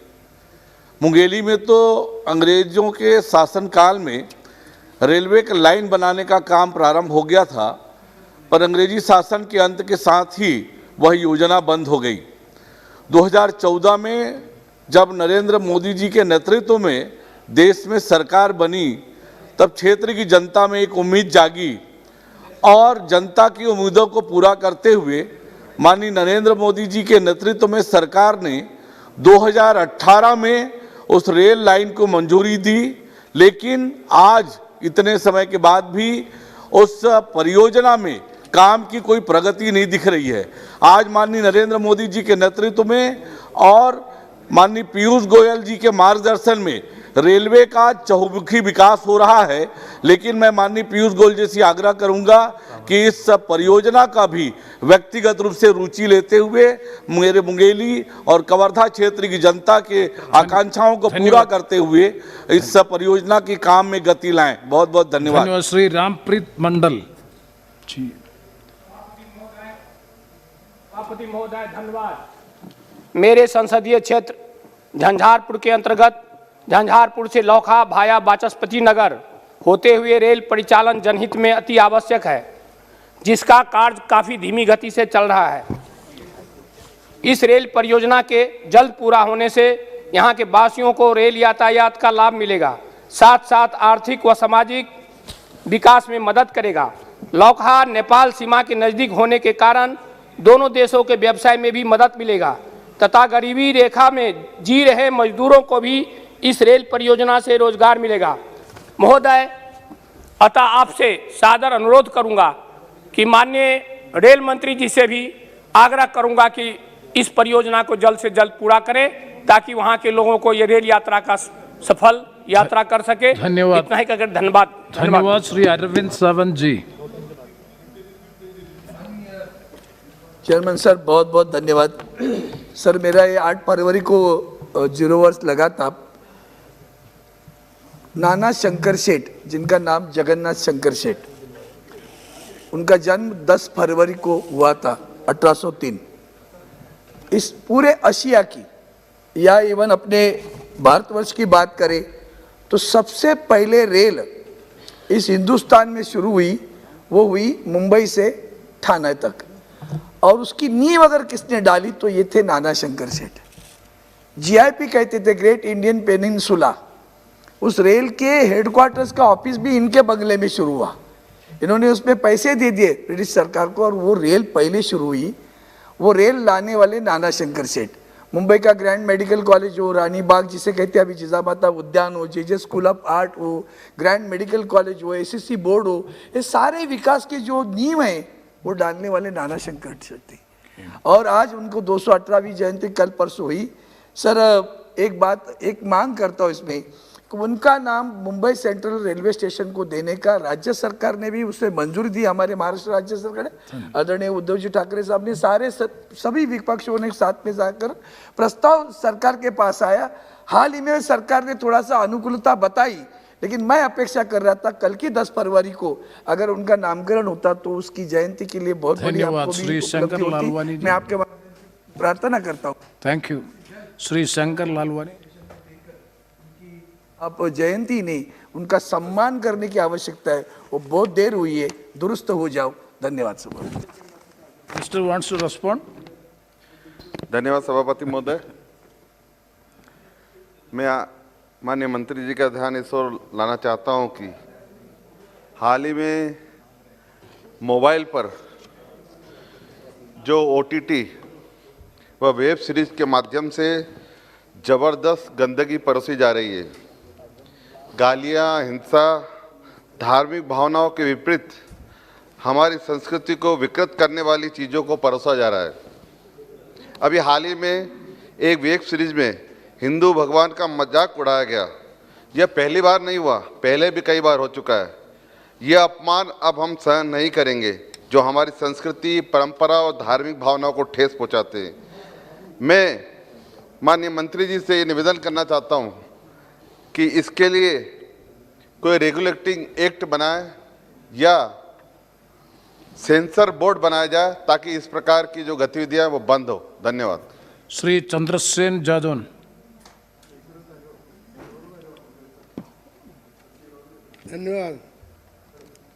आदरणीय अध्यक्ष महोदय, मैं आपका आभारी हूँ कि आपने मुझे 0 आवर में बोलने का अवसर प्रदान किया है। फरीदाबाद लोकसभा से आता हूँ। मेरी लोकसभा फरीदाबाद में कांच की वस्तुएं जैसे कांच की चूड़ी, कांच के गिलास, खिलौने, झूमर, कांच की बोतल एवं अन्य कांच निर्यात वस्तुओं का उत्पादन केंद्र है और लोग छोटी बड़ी 250 इकाइयाँ उत्पादन में कार्यरत हैं। ये सभी इकाइयाँ सूक्ष्म एवं लघु उद्योग में रजिस्टर्ड हैं।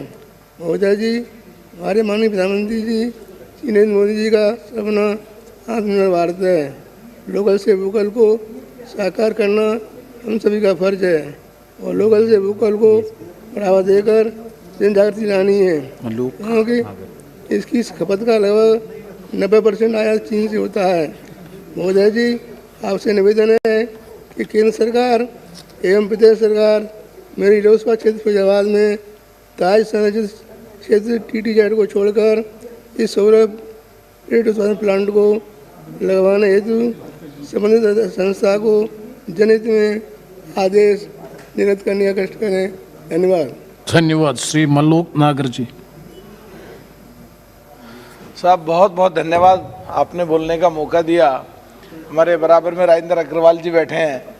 मेरठ, मेरी लोकसभा में 3 जिले आते हैं, मेरठ, मुजफ्फरनगर और बिजनौर। मेरठ में ऐतिहासिक धरती है हस्तिनापुर, जो टेलीविज़न और फिल्मों के माध्यम से पूरे वर्ल्ड में मशहूर है। तो साहब, अयोध्या में बहुत बजट लगाया जा रहा है, अच्छी बात है।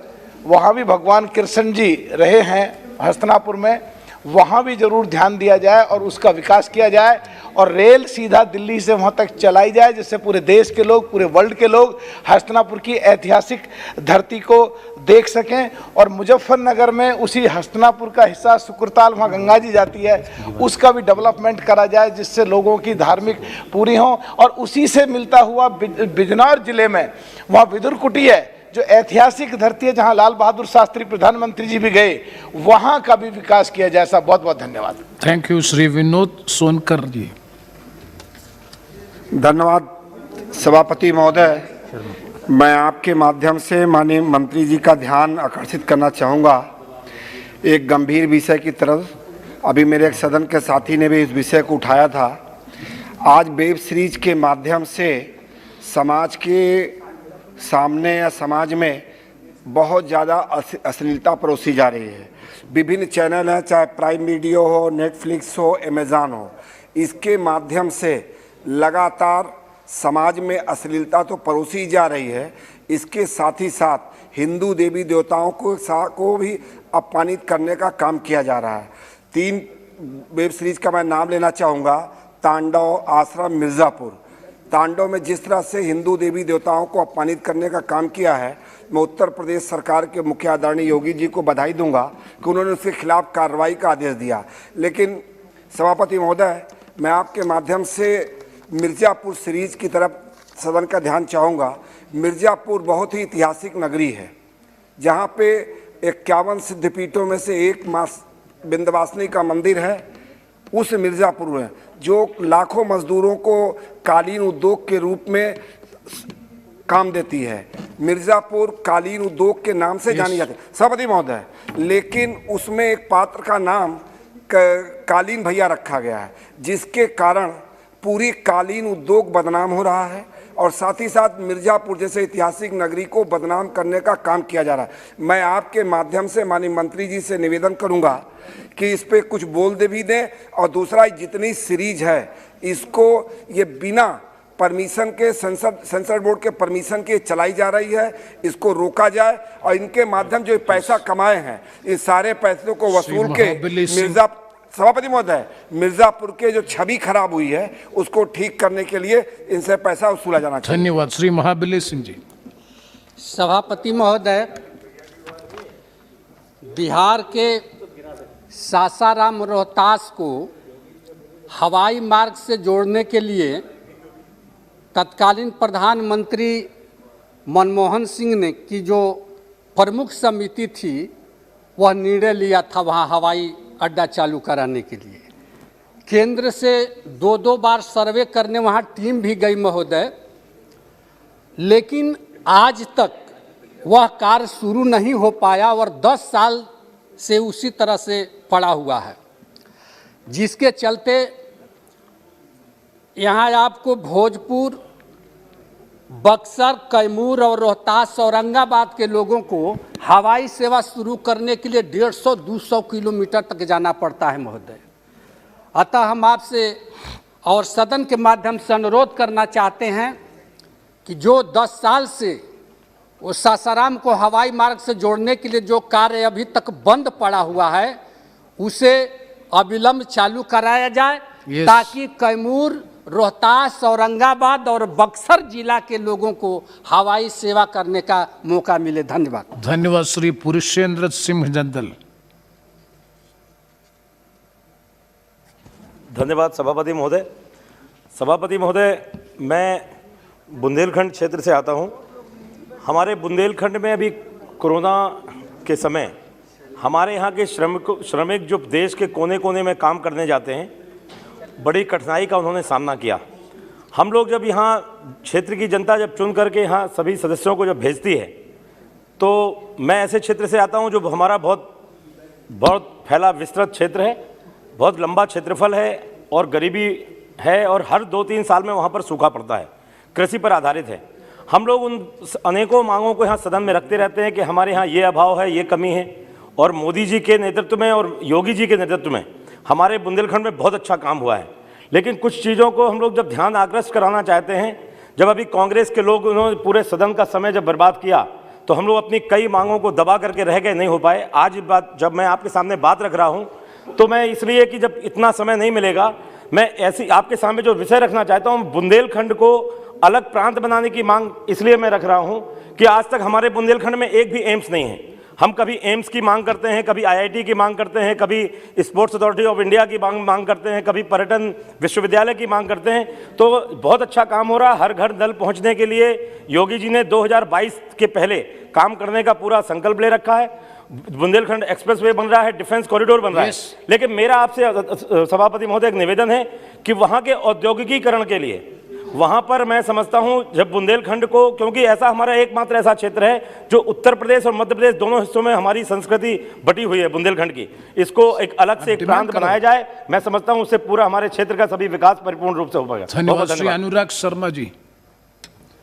हमको मालूम नहीं था। धन्यवाद अध्यक्ष महोदय, आपने मुझको ये मौका दिया।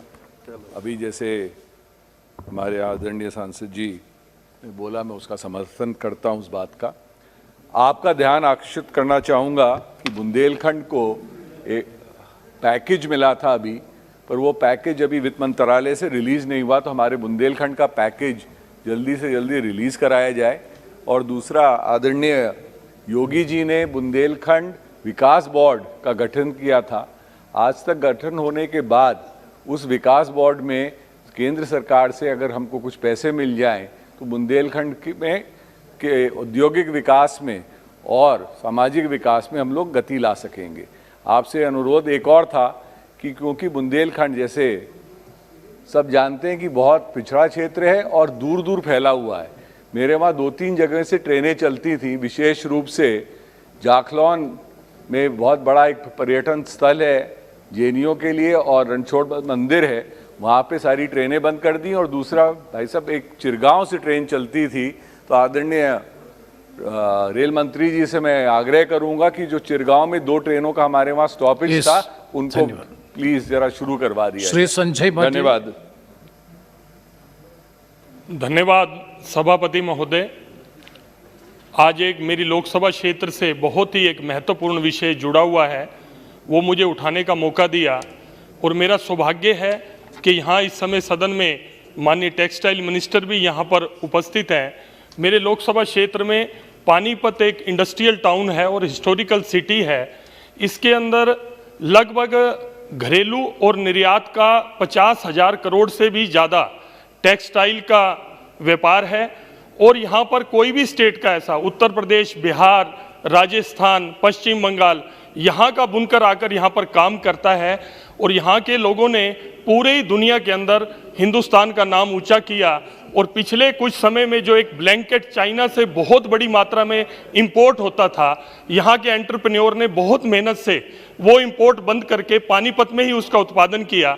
और पिछले दिनों बजट के अंदर जो 7 टेक्सटाइल पार्क यहाँ पर अनाउंस हुए, मैं माननीय जो मेरी टेक्सटाइल मंत्री यहाँ पर बैठी हैं, आपके माध्यम से कहना चाहूँगा कि पानीपत को वो टेक्सटाइल पार्क दिया जाए। धन्यवाद Shri हाईबीडन। Namaskar, sir. Sir, India is going to hit a century very soon in terms of price hike in petrol and diesel. Sir, in Kerala, the price of petrol has crossed 90 rupees, sir. Sir, fuel price, there was a time when crude oil per barrel was around $150. But even then, even during those times also, I don't think the petrol and diesel and LPG price has hiked so much. Sir, this is a very important issue because now the crude oil price globally for 1 barrel is almost $50. And this is a time when heavy excise duty has been imposed both by the central and state governments, where for per liter diesel and petrol, more than 50 rupees have been imposed as excise duty. My request to the central government is to reduce the price of petrol and diesel and LPG, to reduce the tariff or reduce the tax excise duty on these items, because day-to-day life in this pandemic has been very critical. Yes. I request the central government to withdraw as much as possible the excise duty on these crude oil items so that the common man of this country would not be suffered. Sir, the state government is also equally responsible, where state government, whenever they get an additional benefit, they also try to charge more on the common man's shoulders, sir. So this is a very important issue. Thank you. The last submission today, Srimati Sunita Dagal. धन्यवाद सभापति महोदय। मेरे छोटे छोटे से 3 issues हैं। No, एक issue जी, zero over related to only particular connected 2 तो रेलवे से ही हैं। तो एक तो मैं ये कहना चाहूँगी कि हमारे जैसे जो गुरु तेग बहादुर जी का 400वां हम लोग जो है वो उनका दिवस मना रहे हैं, तो हमारे अमृतसर से नांदेड़ साहब जो है एक ट्रेन जाती है और उसमें नरवाना जो है, जो मेरी लोकसभा में आता है, वहाँ पर एक स्टेशन है। अगर सिर्फ 2 मिनट के लिए वहाँ पर ट्रेन का स्टॉपेज मिल जाए तो जो अमृतसर से नांदेड़ साहब जाना चाहते हैं उनको भी बहुत उसका फ़ायदा मिलेगा, और जो नांदेड़ साहब से अमृतसर आना चाहते हैं, और नरवाना के खासकर वहाँ पर धमतान साहब बहुत बड़ा एक गुरुद्वारा है। तो मेरी एक तो ये गुजारिश है हमारे रेलवे मंत्री जी से कि वहाँ पर अगर 2 मिनट का स्टॉपेज कर दें तो बहुत वहाँ पर तीर्थ यात्रियों को लाभ मिलेगा। और दूसरा मैं कहना चाहती हूँ, हमारी टेक्सटाइल मिनिस्टर भी हमारी यहाँ पर बैठी हैं, मेरी आदरणीय हमारे स्टेट के मुख्यमंत्री जी से भी बात हुई है। मेरी वहाँ की जो बेल्ट है वो कॉटन बेल्ट है, तो हमारे किसान भाई जो हैं उनको बहुत लाभ मिलेगा, क्योंकि अब की बार की प्रोक्योरमेंट है जैसा कि 90 करोड़ से जो है वो सीधा 25,000 करोड़ तक पहुंच गई है। तो वहां पर कॉटन बेल्ट है, अगर वहां पर टेक्सटाइल पार्क, हमारी आदरणीय मंत्री जी यहाँ बैठे हुए हैं, मेरी उनसे विनती है, गुजारिश है, अगर जो टेक्सटाइल पार्क जो बनाने हैं, एक पार्क अगर वहां पर बना देंगे तो हमारे किसान भाइयों को बहुत लाभ मिलेगा। और दूसरा एक और जो मैं कहना चाह रही थी कि सिरसा में डींग से, फतेहाबाद से, भूना से, उकलाना से, नरवाना से लेकर चंडीगढ़ तक के लिए, जो कि हमारी हरियाणा की राजधानी है, वहां तक जो है इसकी कोई कनेक्शन, मेरी जो है जो मेरी लोकसभा क्षेत्र है उसका कोई कनेक्टिविटी नहीं है। तो मैं ये आपके माध्यम से गुजारिश करना चाहती हूँ रेलवे मंत्री जी से कि अगर जो है हमारी जो प्रदेश की राजधानी है वहां से अगर मेरी लोकसभा का कनेक्शन हो जाएगा तो लोगों को बहुत लाभ मिलेगा। बहुत बहुत धन्यवाद सभापति महोदय। धन्यवाद, धन्यवाद। सभा की कार्यवाही शनिवार दिनांक 13 फरवरी 2021 को सुबह 10 बजे तक के लिए स्थगित की जाती है।